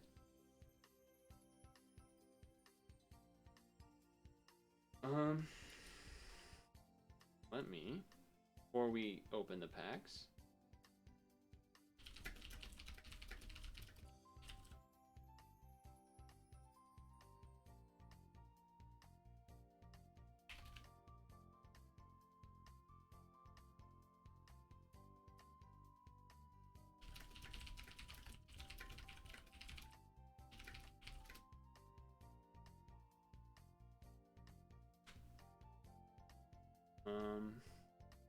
I don't think there's anything else to do, right? Just open the packs.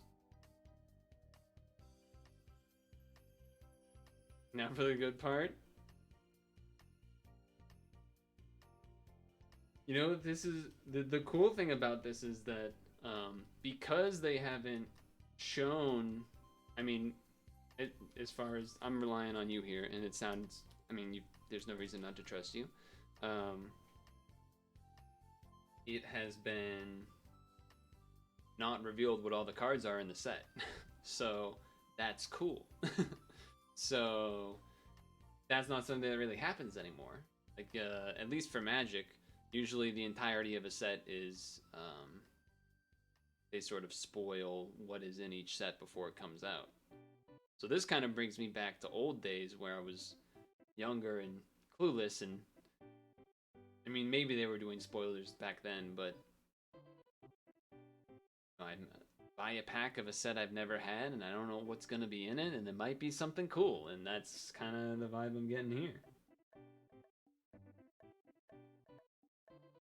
From what I recall, I'm trying to remember, how much is each pack worth if you bought it individually? Is it $10 or $9.99 or something? So it's like, it's not cheap. You know, regular Magic the Gathering pack is somewhere in the $4 to $5 range for a traditional standard set pack. You know, specialty premier sets are anywhere from $6.99 to $10/$9.99/$15, etc., and so on and so forth. Alright, you gave me the cool story. How about this? We gotta figure out which one we're gonna open first.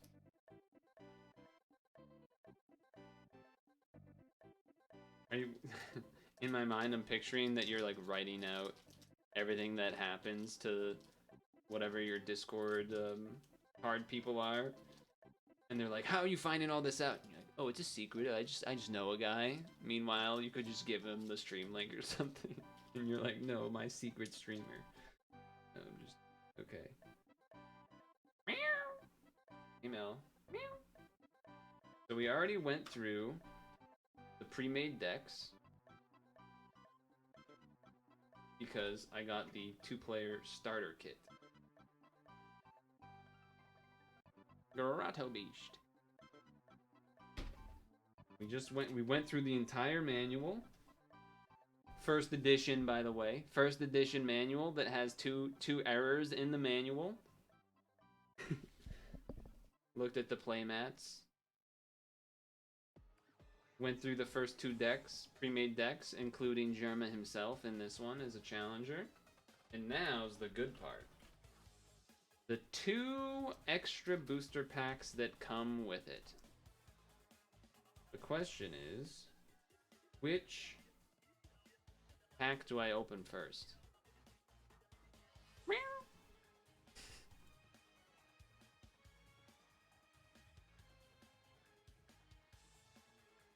Roll in whichever one's higher?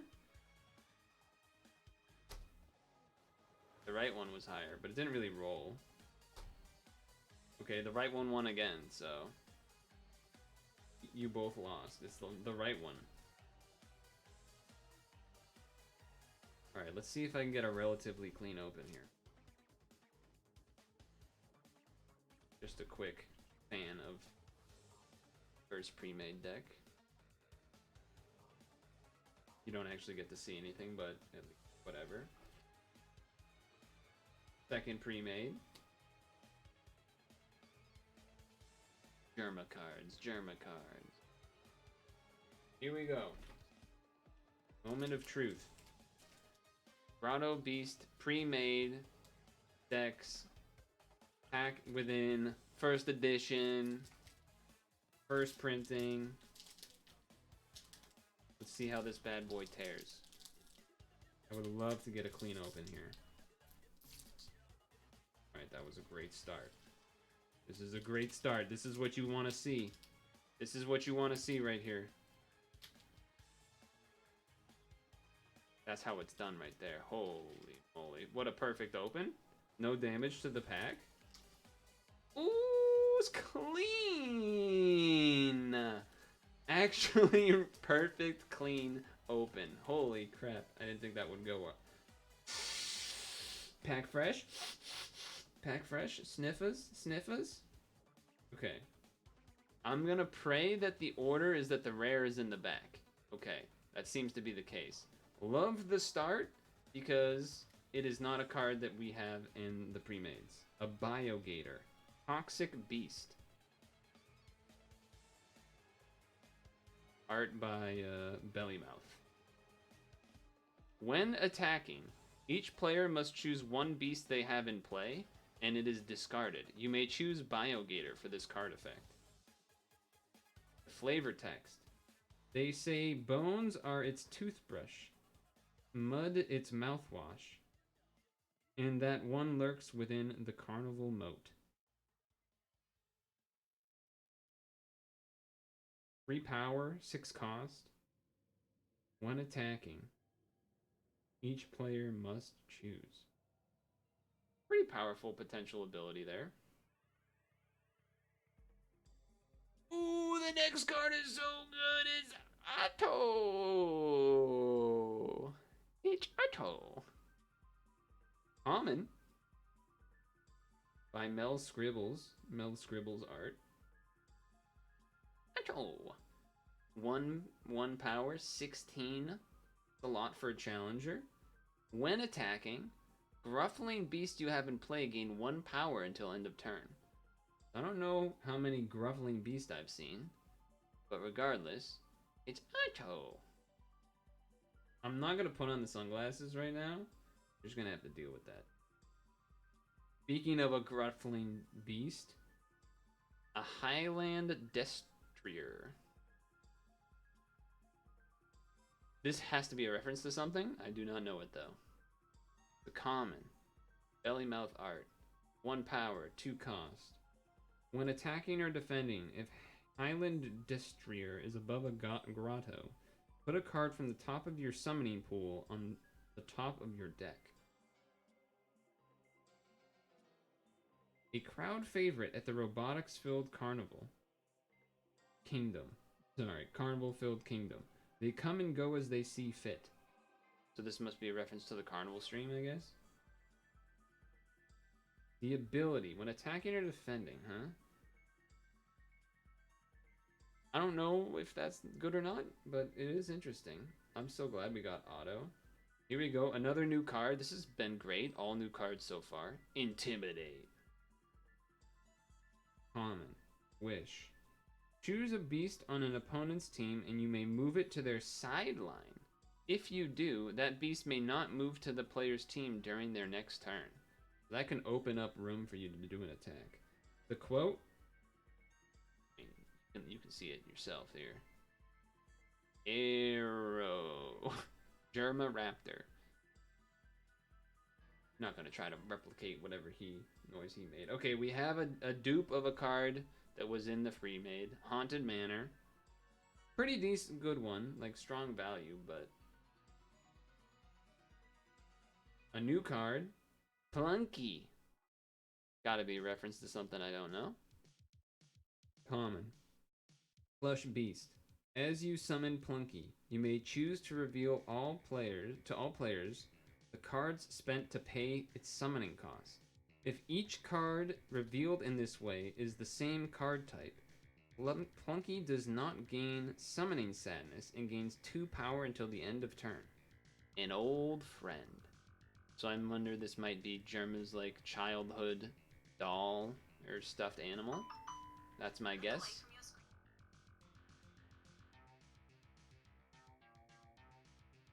Gotta be getting close to the rares. There's only like 3 cards left, I think, after this. So, I mean, this is a strong play. I mean, it's gonna be hard to pull that off, because you have to pay 4 to summon it.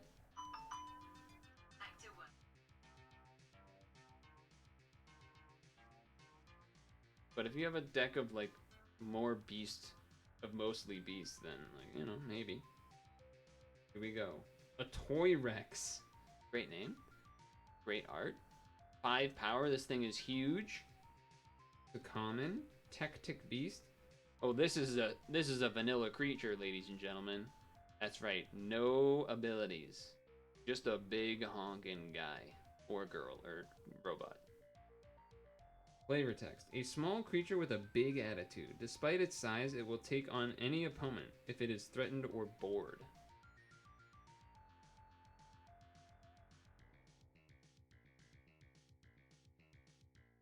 Okay, here we are.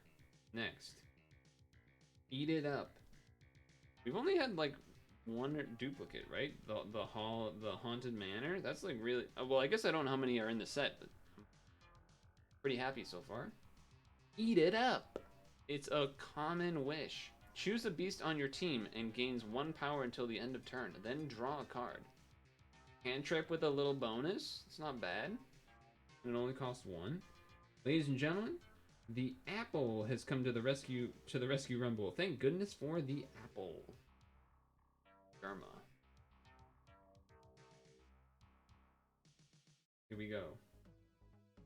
It's the rare. The Thingamachicken. It is a 0 power creature. Some crazy art. Thingamachicken rare. Chimera beast. Thingamachicken gains 1 power for each unique beast type among beasts you have in play. Does... I believe this would also count sideline, right? So this thing could be a 10 power creature. If I understand that right. A whole new meaning to the word to working together. There you go. Here we go. Next card. Our foil... Oh. Sorry, it's a little sad. It's a Mr. Any card foil. It looks nice. I mean, look at that foil. Got the dots. Little dots in the background. It's a nice foil. Just sad that it's a Mr. Any card and not something better. Or something, like this is a cool card, but we have like 3 copies of it because of the pre-made, so a little unfortunate in that sense. What I do want to actually do right now is I want to grab a magic card, compare the thickness.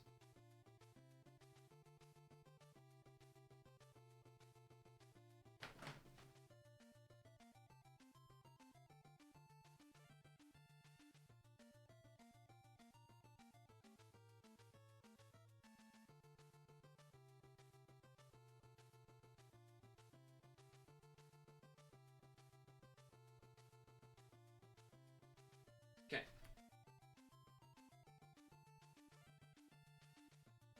Took a couple of random cards, a couple of lands, and then a random non-land card. I'm going to sleeve the Thingamachicken and the foil Mr. Any card.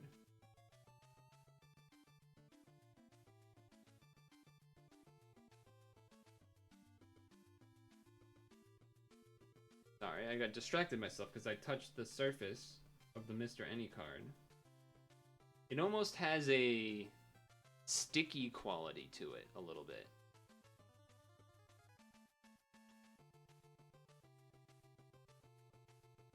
Which is interesting. Only in the foil... Okay, this, I don't know if this is hard to see or not. The foiling doesn't...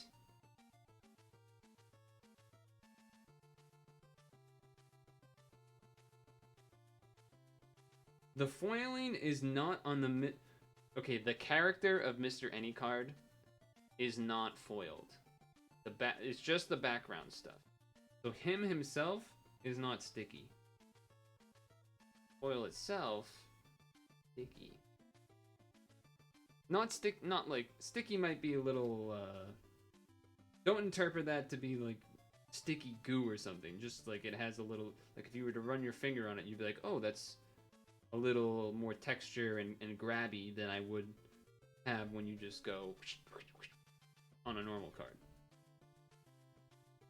So there you go.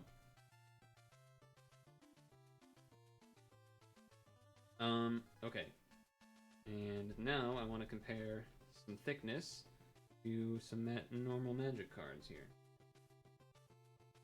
Now, I'm not going to be able to hold... I will hold it up to the camera after I hold it up to my own eyeballs. It's actually very similar.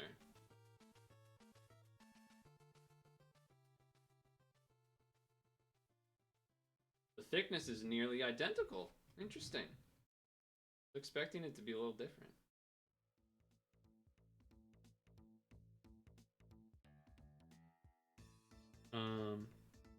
So yeah, the thickness... I mean, it's going to be like impossible for you to see on a camera, but it seems virtually identical. Some difference though, the Corner cut is a bit different. Now that you don't get tricked by the borders, because the magic borders are thinner. How do I show this? Maybe this is the way to show it. Like you can see the outline of the Jerma cards, the Grotto Beast. A little bit of a different cut. It's probably too hard to pick up this camera. It's very similar. It's just that it looks a little more rounded even. Slightly. It's slightly more rounded than Magic's.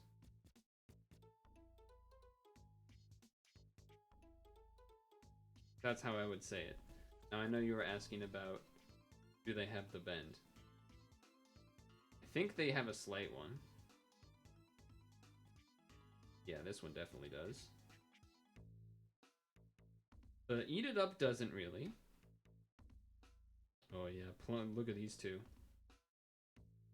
They're going to outer space.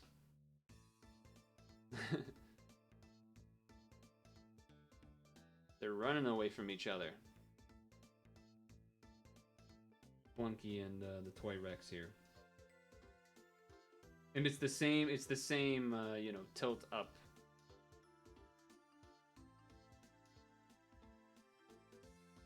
But compare it to the Eat It Up.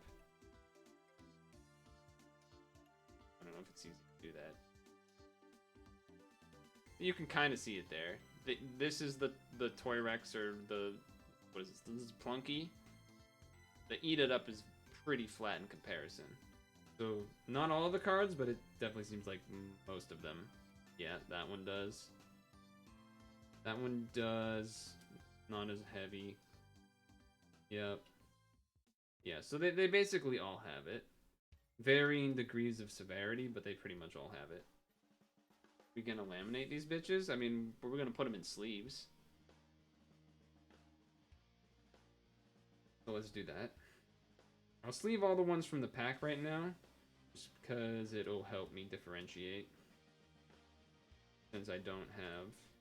There are a couple of duplicates from the pack to the pre-made. I guess there was just one and then the foil, which is... The foil was kind of a bummer. The foil being a Mr. Any card is a little disappointing.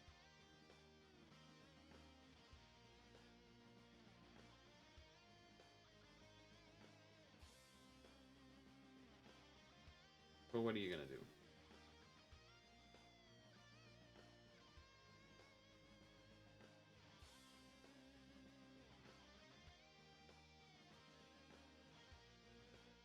I'm not sure what I'm gonna do with... Cause like if I sleeve the entirety of the pre-made decks, they're not gonna fit in the pre-made boxes. They would still fit in the pre-made, like, big box together. Yeah, I think the Haunted Mansion was the only one, but also Mr. Any card, which was the foil. Auto! I'm happy I got the auto, though.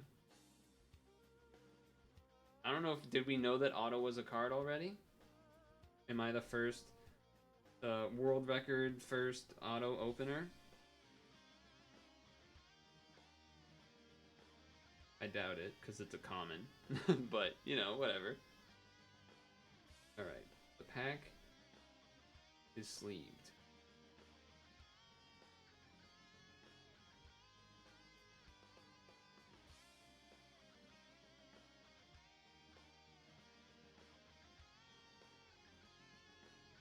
Alright. Grotto Beast. Dude, the perfect pack open too. That was... Look at this.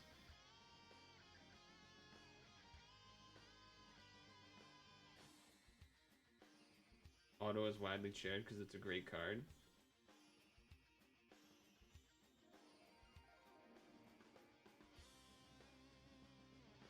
Yeah, I don't remember what cards in the pre-mades were Gruffle Beast.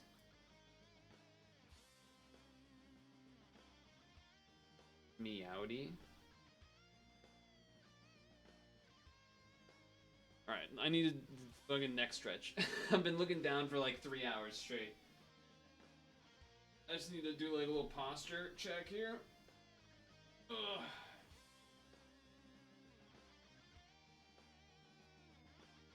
You know what? Because of everything you've told me and whatnot, I'll do my best to get... Well, definitely the VOD will be up on Twitch. But as far as a YouTube version, I'll try to get that up tomorrow? Probably tomorrow. Midday or evening by tomorrow. And then also try to do the video of the manual after that, individually.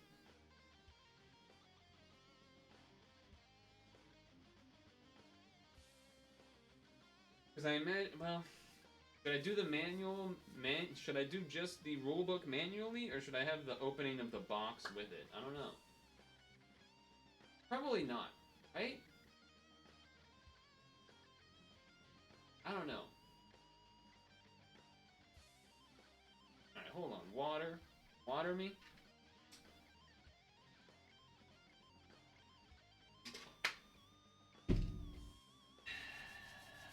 Okay. I don't think there was anything else really about the cards that I wanted to... Hold on, let me...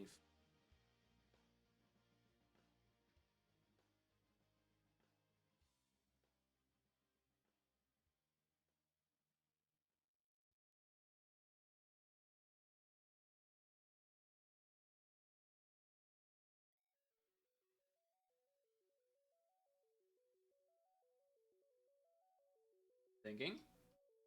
Feeling.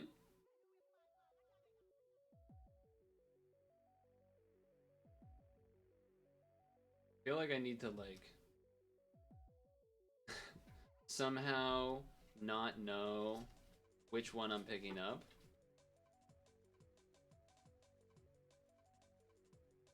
Yeah, I don't, like...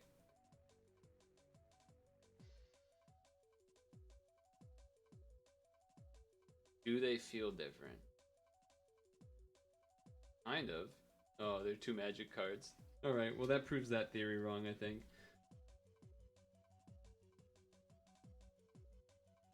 I was trying to, I don't know, something feels different, but I think it could also just be that literally I could see that they're different cards, and so that's the reason they feel different, and not that they actually feel different.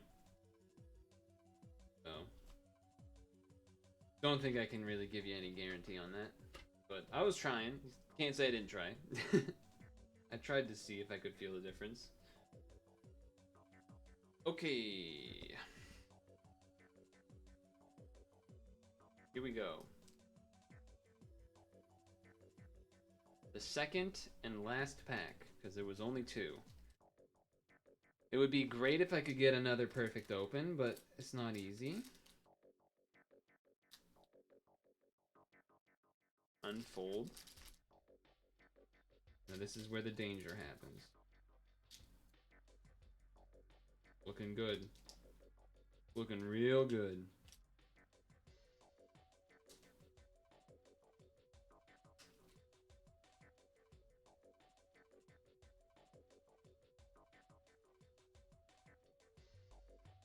Oh, baby. 2 for 2 perfect opens. Ooh, you love to see that. 2 for... This one might even be better than the first one. They're both pretty much the same, actually. That's real... Personally, I really like when you can perfect open a pack. It's very satisfying. And we have a great start with a new card. Ooh, a collab on the art! I don't know if I've seen one that collabs on the art like that. Mel Scribbles and Holly. Common. Moon Jelly, 1 power, 2 cost. Galactic Beast. When another beast on your team is discarded from play, you may attach it face up onto 2 Moon Jelly instead. At the start of your turn, if there are 4 or more face up cards attached to 2 Moon Jelly, a lot of words on this for a common. At the start of your turn, if there are 4 or more cards, face-up cards attached to 2 Moon Jelly, choose one of them and score it. Then discard all other cards attached. Huh. This does seem very complex for a common, but that might just be because they don't have uncommons. This seems really good. It's kind of just a dude, but then like just as you play a game where you are going to be attacking and having creatures die and stuff, you will get some value from this incrementally.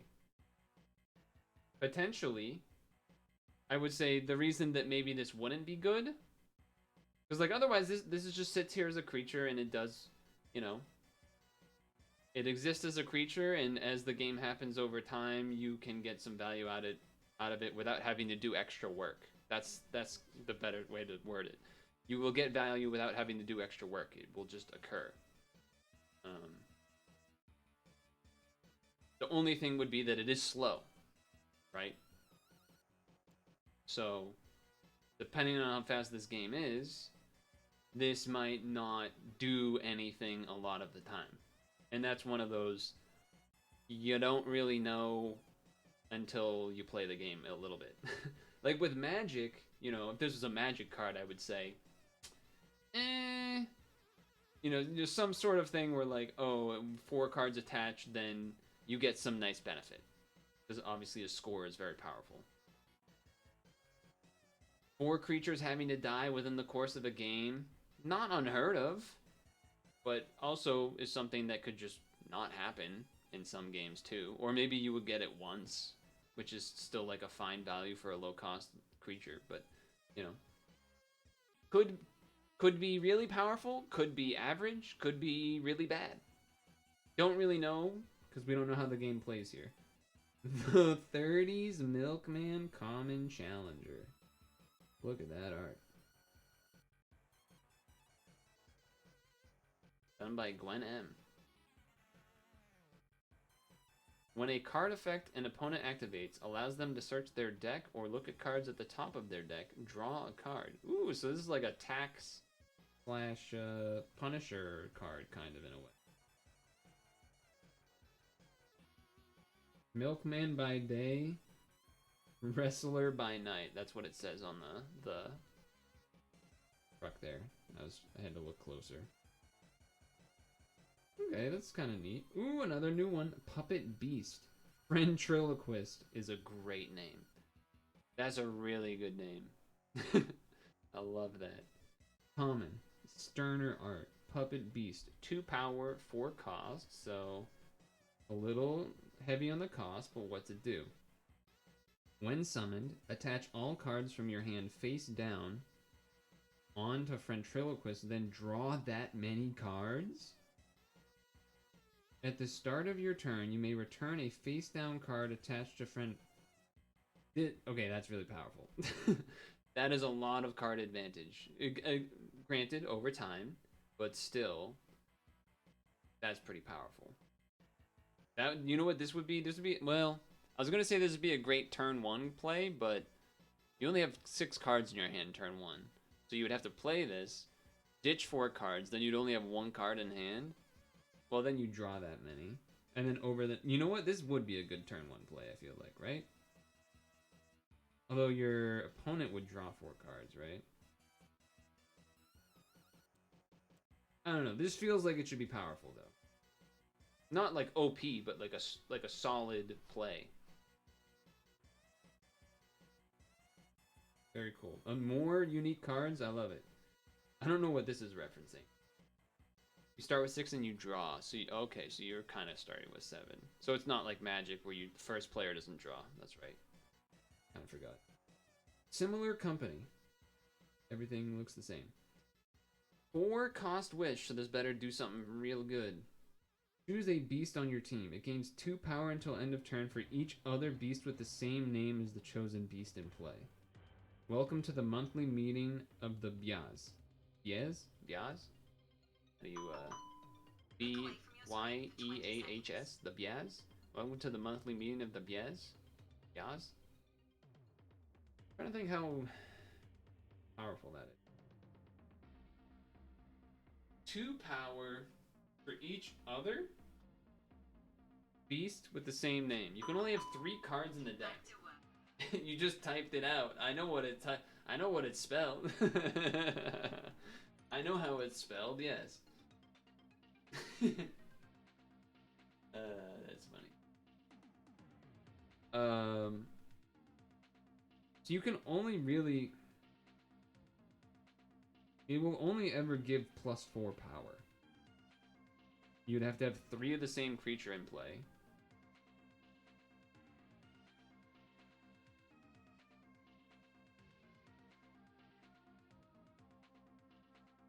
Yeah, is an epic beast that allows you as many copies of it as you want. Oh, okay. Well then, this is like a tie-in with that card specifically. Kind of. Okay. But in a normal scenario, I suppose, this is not that good, in my opinion. A lot of setup costs. You have to have 3 of the same creature in play, and then one of them will get +4 power, which is, in this game, it's probably a lot, because when you attack, you combine all your powers together anyway. So +4, like, it's probably a lot. We've seen a lot of abilities that give +1, and that seems like it's a big deal or something. But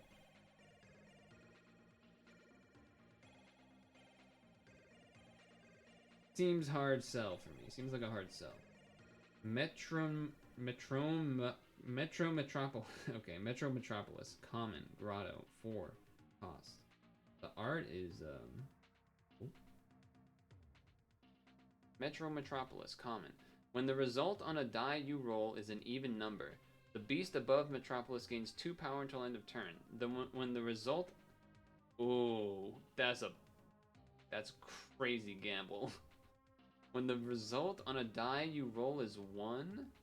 Oh, okay, never mind. Just 1, I guess. Wish purely for Beyond deck, yeah. The beast above Metro Metropolis rest, okay. Okay, that's not that bad at first. At first I thought this was, if it's an odd number, it rests. And I was like, well, that's way too risky. But if it's only a 1, that's still kind of risky, but, you know, there's risky mechanics, flipping coins and rolling dice in the game, so I think this is pretty reasonable. It's just a 2 power buff. I am having trouble, again, without having played. Hard to know whether something like this is worth the squeeze. Because this is also only when you're already rolling a dice.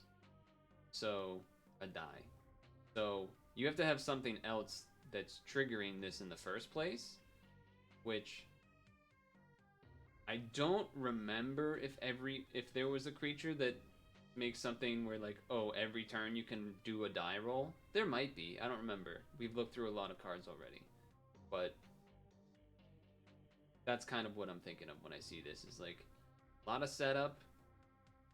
Or not necessarily a lot of setup, but if you're relying on rolling dice just from playing additional beast or wishes or whatever, this is probably not worth it. You need a repeatable way to roll a dice that doesn't cost you summoning stuff every turn, like summoning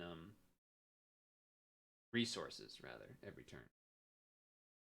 I think that makes sense. Okay. The Mosaic. Oh, I love this. This is adorable. Common. 1 mana, 1 power creature. Cute. Glass Beast. When summoned, look at all cards in your summoning pool and you may reveal a wish from among them to all players. If you do, put that card into your hand. Shuffle your summoning pool when you're done. That seems really good to me? Am I crazy?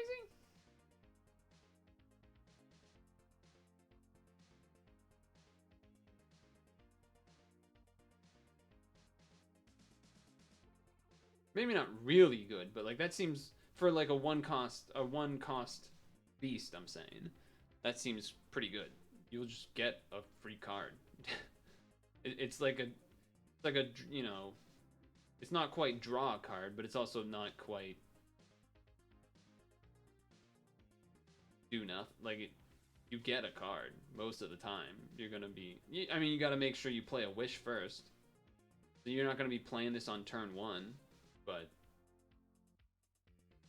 runs its summoning cost, and can also get you back a, you know, if you played something that was and put a wish in there, and then your opponent doesn't play anything, and you're like, if I could get that wish, that would be really nice for me right now, so that I could maybe kill like some big creature they have or whatever. Seems like a solid card.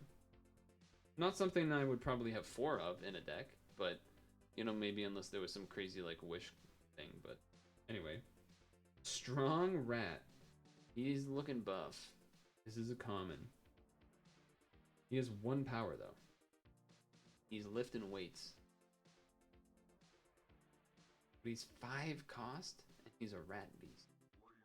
Strong Rat gains 1 power for each other rat beast you have on your sidelines.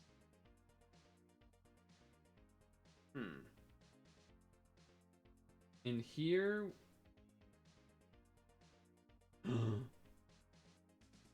Guys. First edition typo is here. In here... Oh, it's hard to see. In here, he have an absolutely devastating birthday bash. Strong Rat's signature move. Shouldn't this be, in here, we have an absolutely devastating birthday bash? Strong Rat's signature move? Did I just discover the first typo of this? That'd be kind of funny.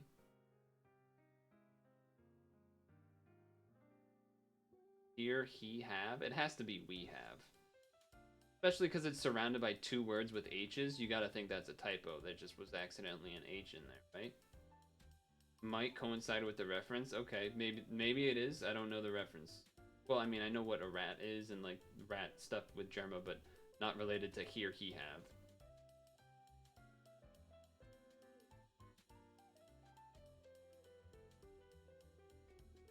I mean, it just doesn't...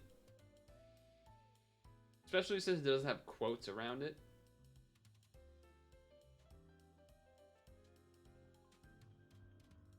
I'm gonna put that one to the side because that... I feel like... Clip that! 0 cost wish, common.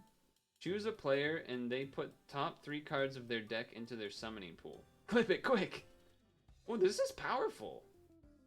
Wait, this is really powerful.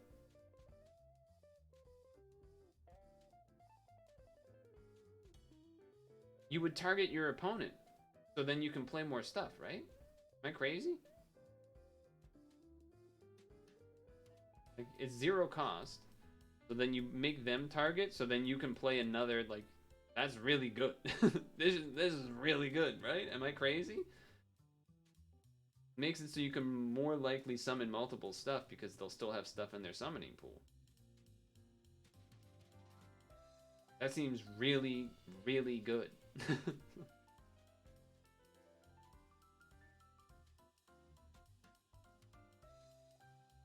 Well, goddamn, okay.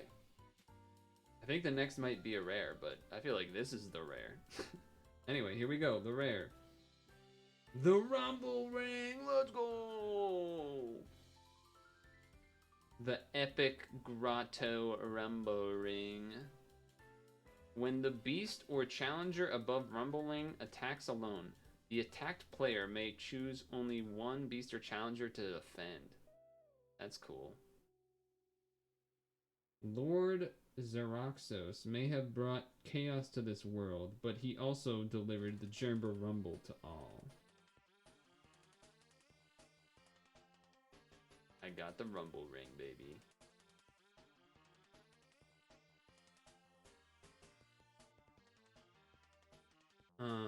Okay. It's time for the foil. I believe I saw that the border was maybe a wish or a beast. It's not a grotto, though. Are we ready? Last sip of water.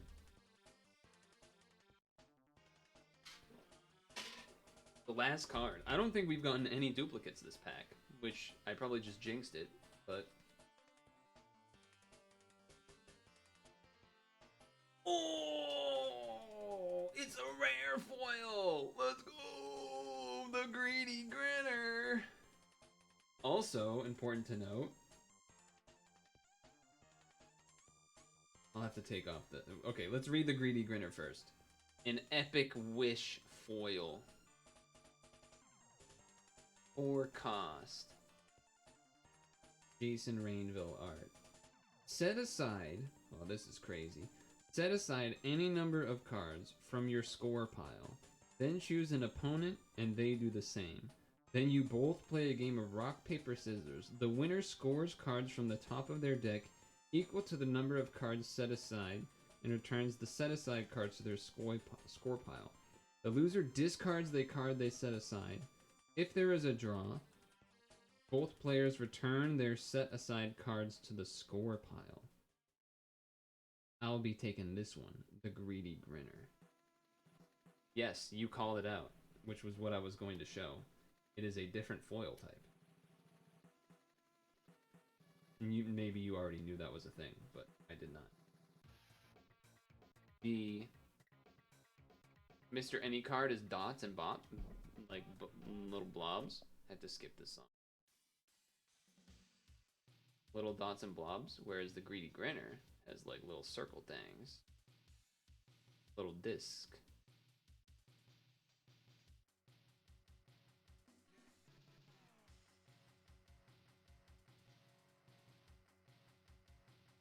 So, interesting thing about this card, Bubbles, yeah, you could call him Bubbles too.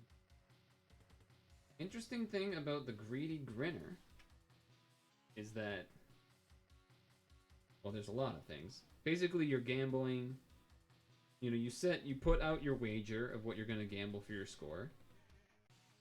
Then opponent does the same. You play rock, paper, scissors. Winner either doubles that amount they bet, or and then the loser discards. If there's a draw, both players return and do nothing. So, the interesting thing about this to me kind of means that you're not allowed to do 2 out of 3s. You have to just do a best of 1 rock, paper, scissors, which is probably reasonable. I'm just so used to doing 2 out of 3 rock, paper, scissors.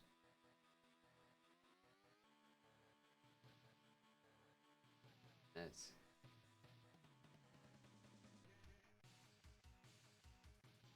Hello, May is cool. We just opened a foil rare Greedy Grinner. Pretty friggin' hype. Pretty freaking hype, man. Or lady, but you know, just meant like, yo. Hype.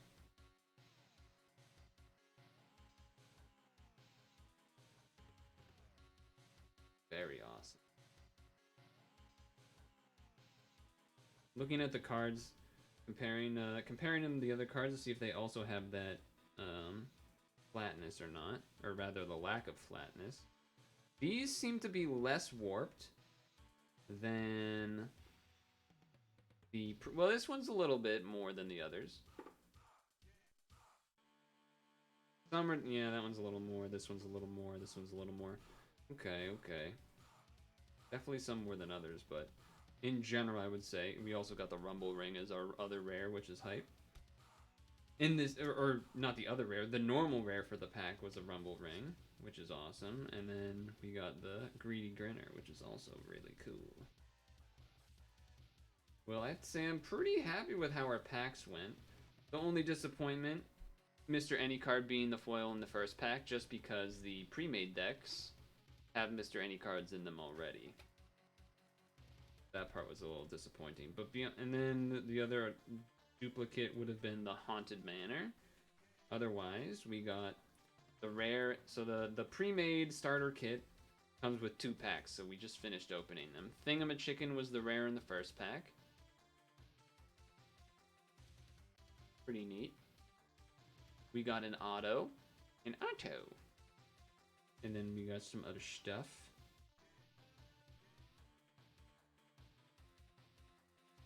Second pack. Obviously, we got the rare foil Greedy Grinner, the Rumble Ring. Moon Jelly is an interesting one. I think is just, for like a common, it was very interesting because it may play out good or bad depending on things go. We got a Milkman. Ventriloquist is an interesting card too. And then Clip That is insane.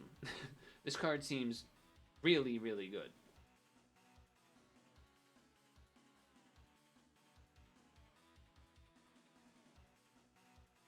Like, I feel like you would want 3 Clip That's in any deck. But maybe I'm crazy. Also, we may have found a typo in a card in the flavor text. And here he have an absolutely devastating birthday bash. I think it should be we.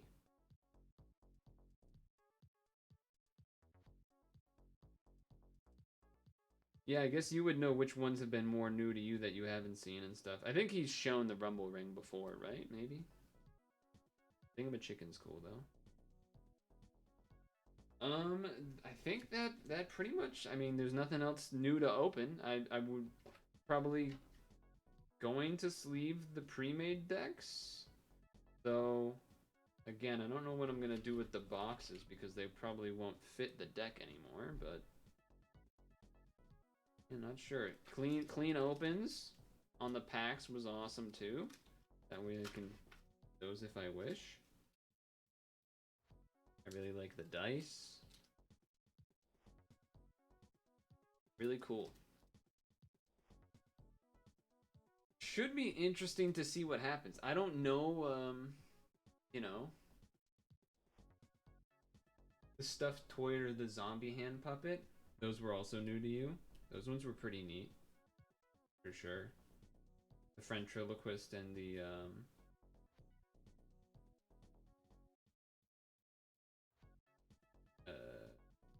what was the stuffed toy? Oh, the stuffed, you mean the Toy Rex?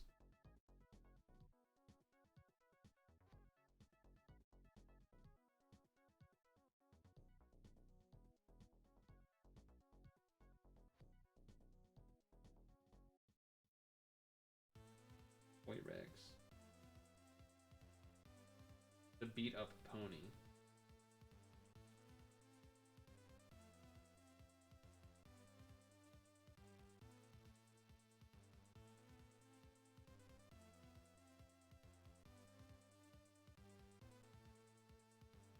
Oh, Plunky.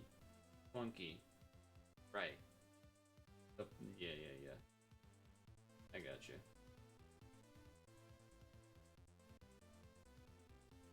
Cool.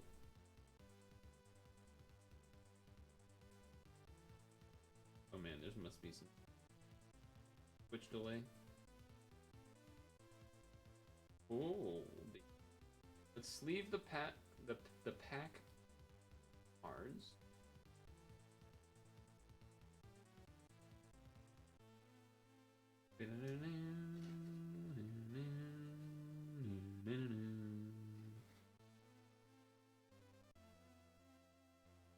I'm wondering, I mean, I'm sure they don't really know either, but like what is gonna happen with the game?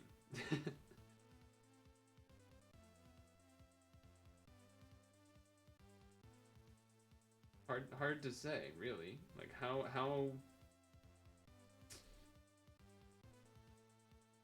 will, it's not like a normal game where there will immediately be a secondary market from major card sites and stuff that will open lots of packs and then, you know, sell singles.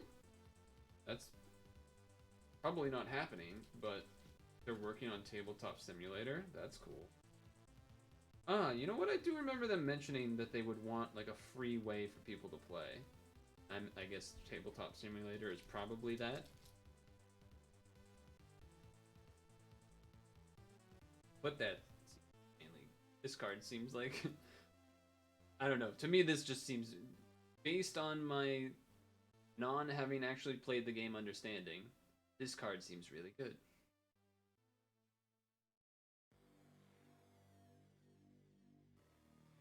A lot of interest in people wanting to set up virtual stuff. Being able to play through webcam. That is the thing that people do in MTG. And I'm sure Yu-Gi-Oh! And stuff. Or at least people did a lot of that during initial COVID and quarantine and things.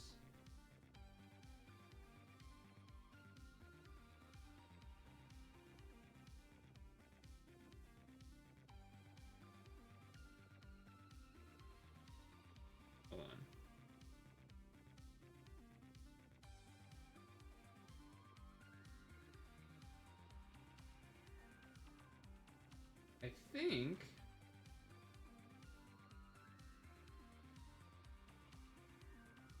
Hold on. I'm trying to see if one card is like longer width-wise. But, you know, I gotta get like real close and I need to like push it down against the desk.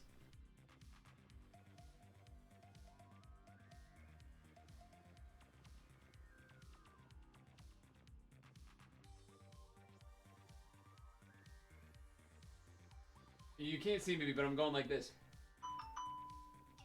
Like I'm focusing.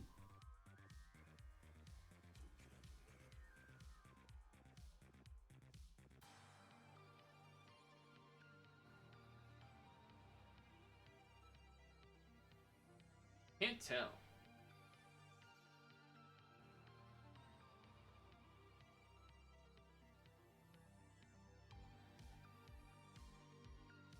I think the Jerma cards are very... Sorry, the GROTTO BEASTS cards are very, very slightly taller. Like, almost imperceptibly taller.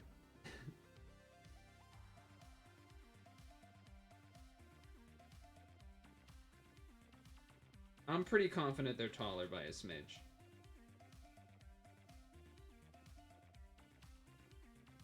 You can kind of see it there. I believe they're slightly taller. So, you know, hard to say, you know, maybe it's going into my thumb at an angle that makes it, you know. What I'm really trying to understand, though, is it wider? Because then that could be a reason for, like, if it doesn't actually fit in the perfect fits as well as I thought. But it's really hard to figure that out. I think they might be slightly wider, too. But, you know, it's really hard to figure that out.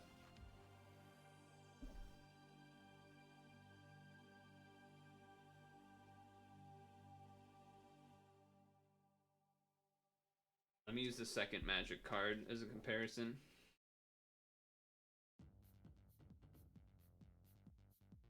It seems even smaller margin than taller. It's smaller than that of a margin wider, I think. From my non-scientific testing. Just a little bit wider, which could be bad for trying to put the perfect fits in, but it feels like they fit.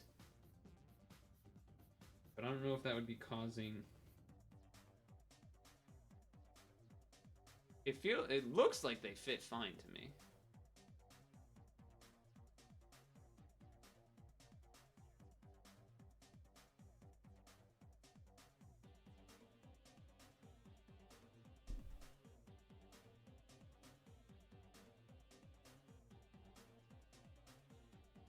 I mean, they definitely fit height-wise. They're still, like, it fits height-wise. I'm just worried if it's a little too wide, and then being too wide means that the plastic then makes it tight and then causes, like, in order to fit, it does a slight curl. That's what I'm trying to figure out. But it's tough because the cards were already warped, so I don't know. Hold on, let me, something. Second here. I have a penny sleeve here, which it looks the same, but it is not. It is bigger. You can see it's bigger.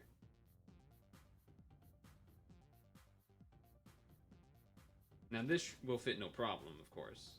The question is,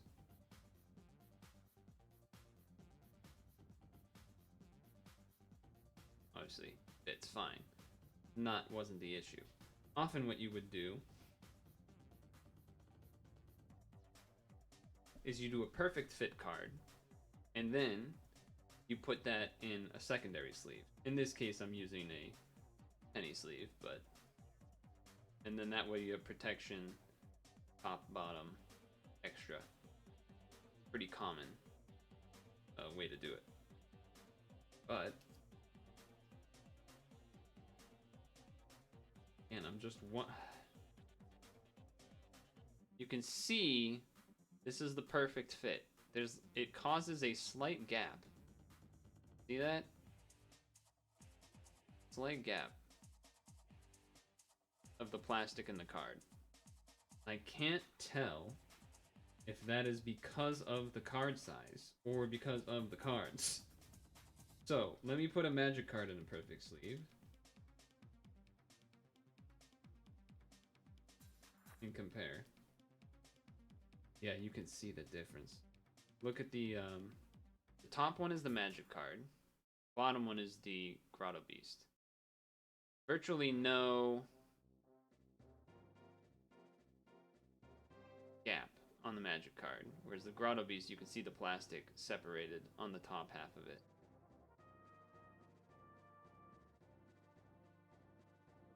See that? Oh god. I got a lot of people to disappoint. Hey Ramen and crew. What were you up to? I mean, pad stuff I'm sure, but like what?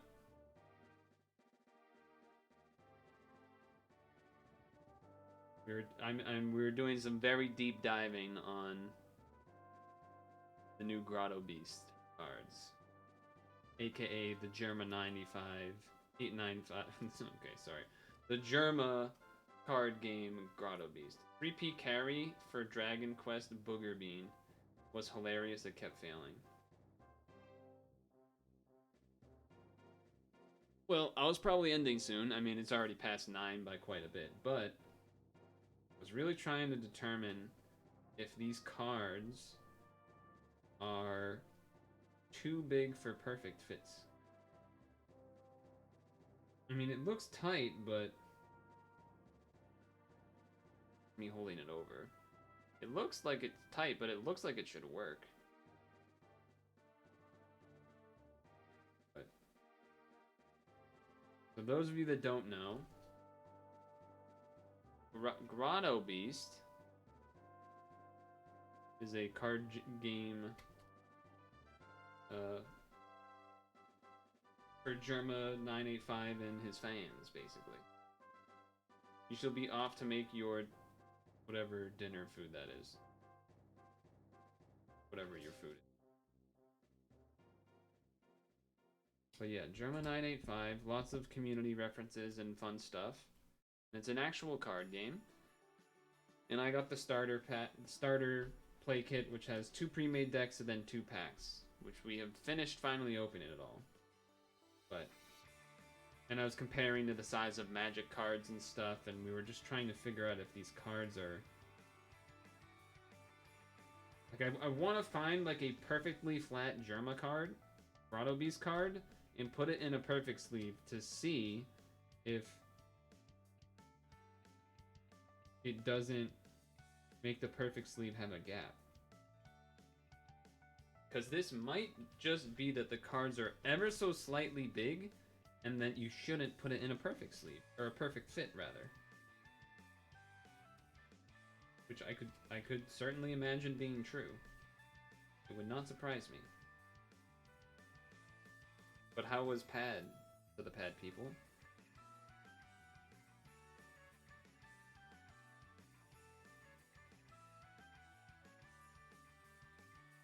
I feel like I'm gonna try this on every single card.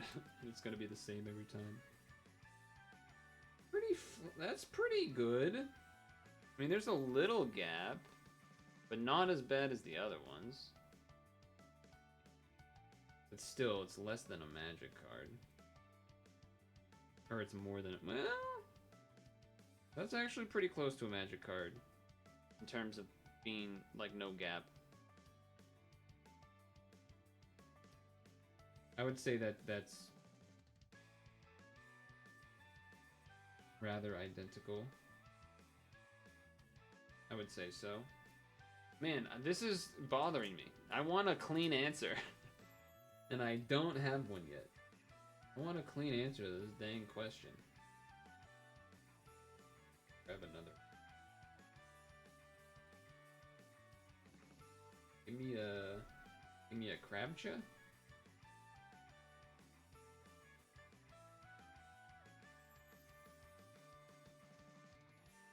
Alright, hold on, let's... Crabcha.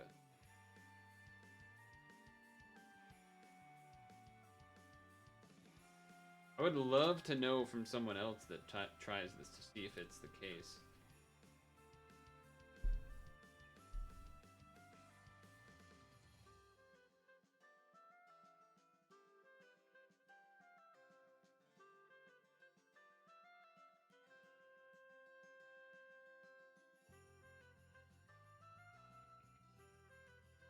Because yeah, this one is, there's definitely the gap.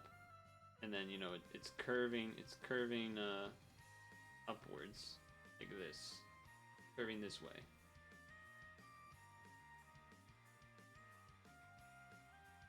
If I take you out.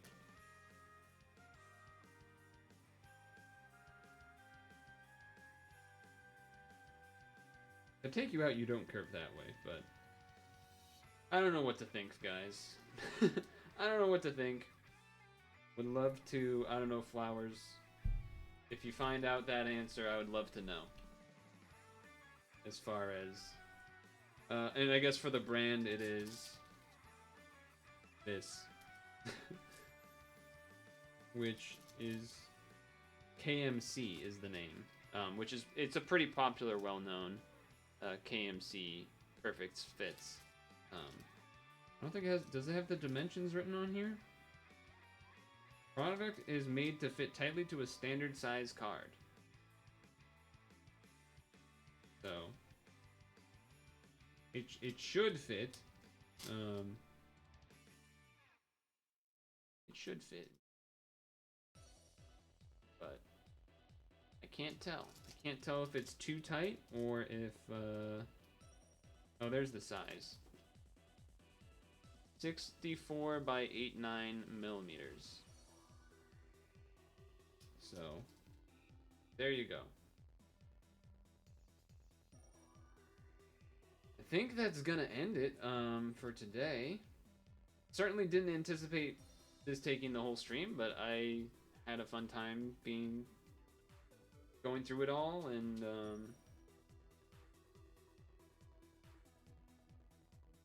I don't know what's, I mean, I'll definitely play with the pre-made decks against a friend when I can do so. I don't think I'll add these new cards into it as a like beforehand, but I am interested to see what happens. I haven't really seen many people talking about it yet, but maybe my social media, maybe algorithms don't tend towards that for whatever reason. So I am probably going to tweet them to ask about this, though.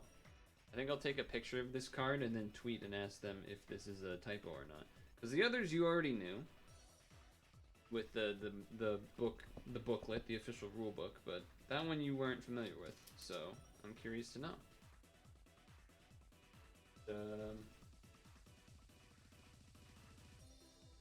I don't know if there's a way for me to tell you if you want to know that answer, then I can do so, but otherwise, I don't know, you'll have to find out some other way, I guess. Anywho, gotta like have room to like move around here. Anyway, the fucking Grotto Beast is cool. I'm really there was some really interesting stuff as we were going through this. It seems like the play pattern will be very unique. I'm excited to see how it goes. Definitely glad that I got the starter kit as opposed to just random packs. That's for sure. There are some synergies within them, which is nice to have. Will make for an interesting, you know, test playthrough. So I think that kind of wraps it up.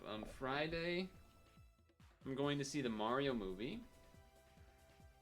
Not stretch breaking. Friday, I'm going to see the Mario movie.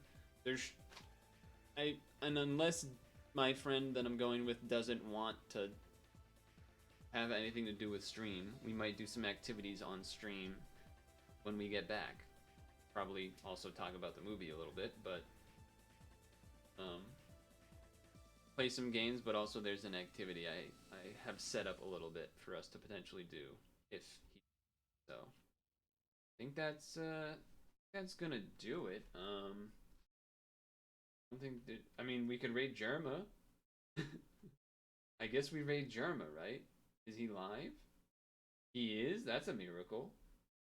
Well, it's not a miracle, but I'm gonna raid him. I don't know what he's doing. Just saw that he's live, so I wanted to raid him. He probably won't do anything. I doubt it. Happy birthday underscore? Oh god, is he reading names? That's gonna be good. Alright, chat. I will see you on Friday, very likely. Have a good one. And that was unexpected, huh? I enjoyed myself, though. Anyway, see ya.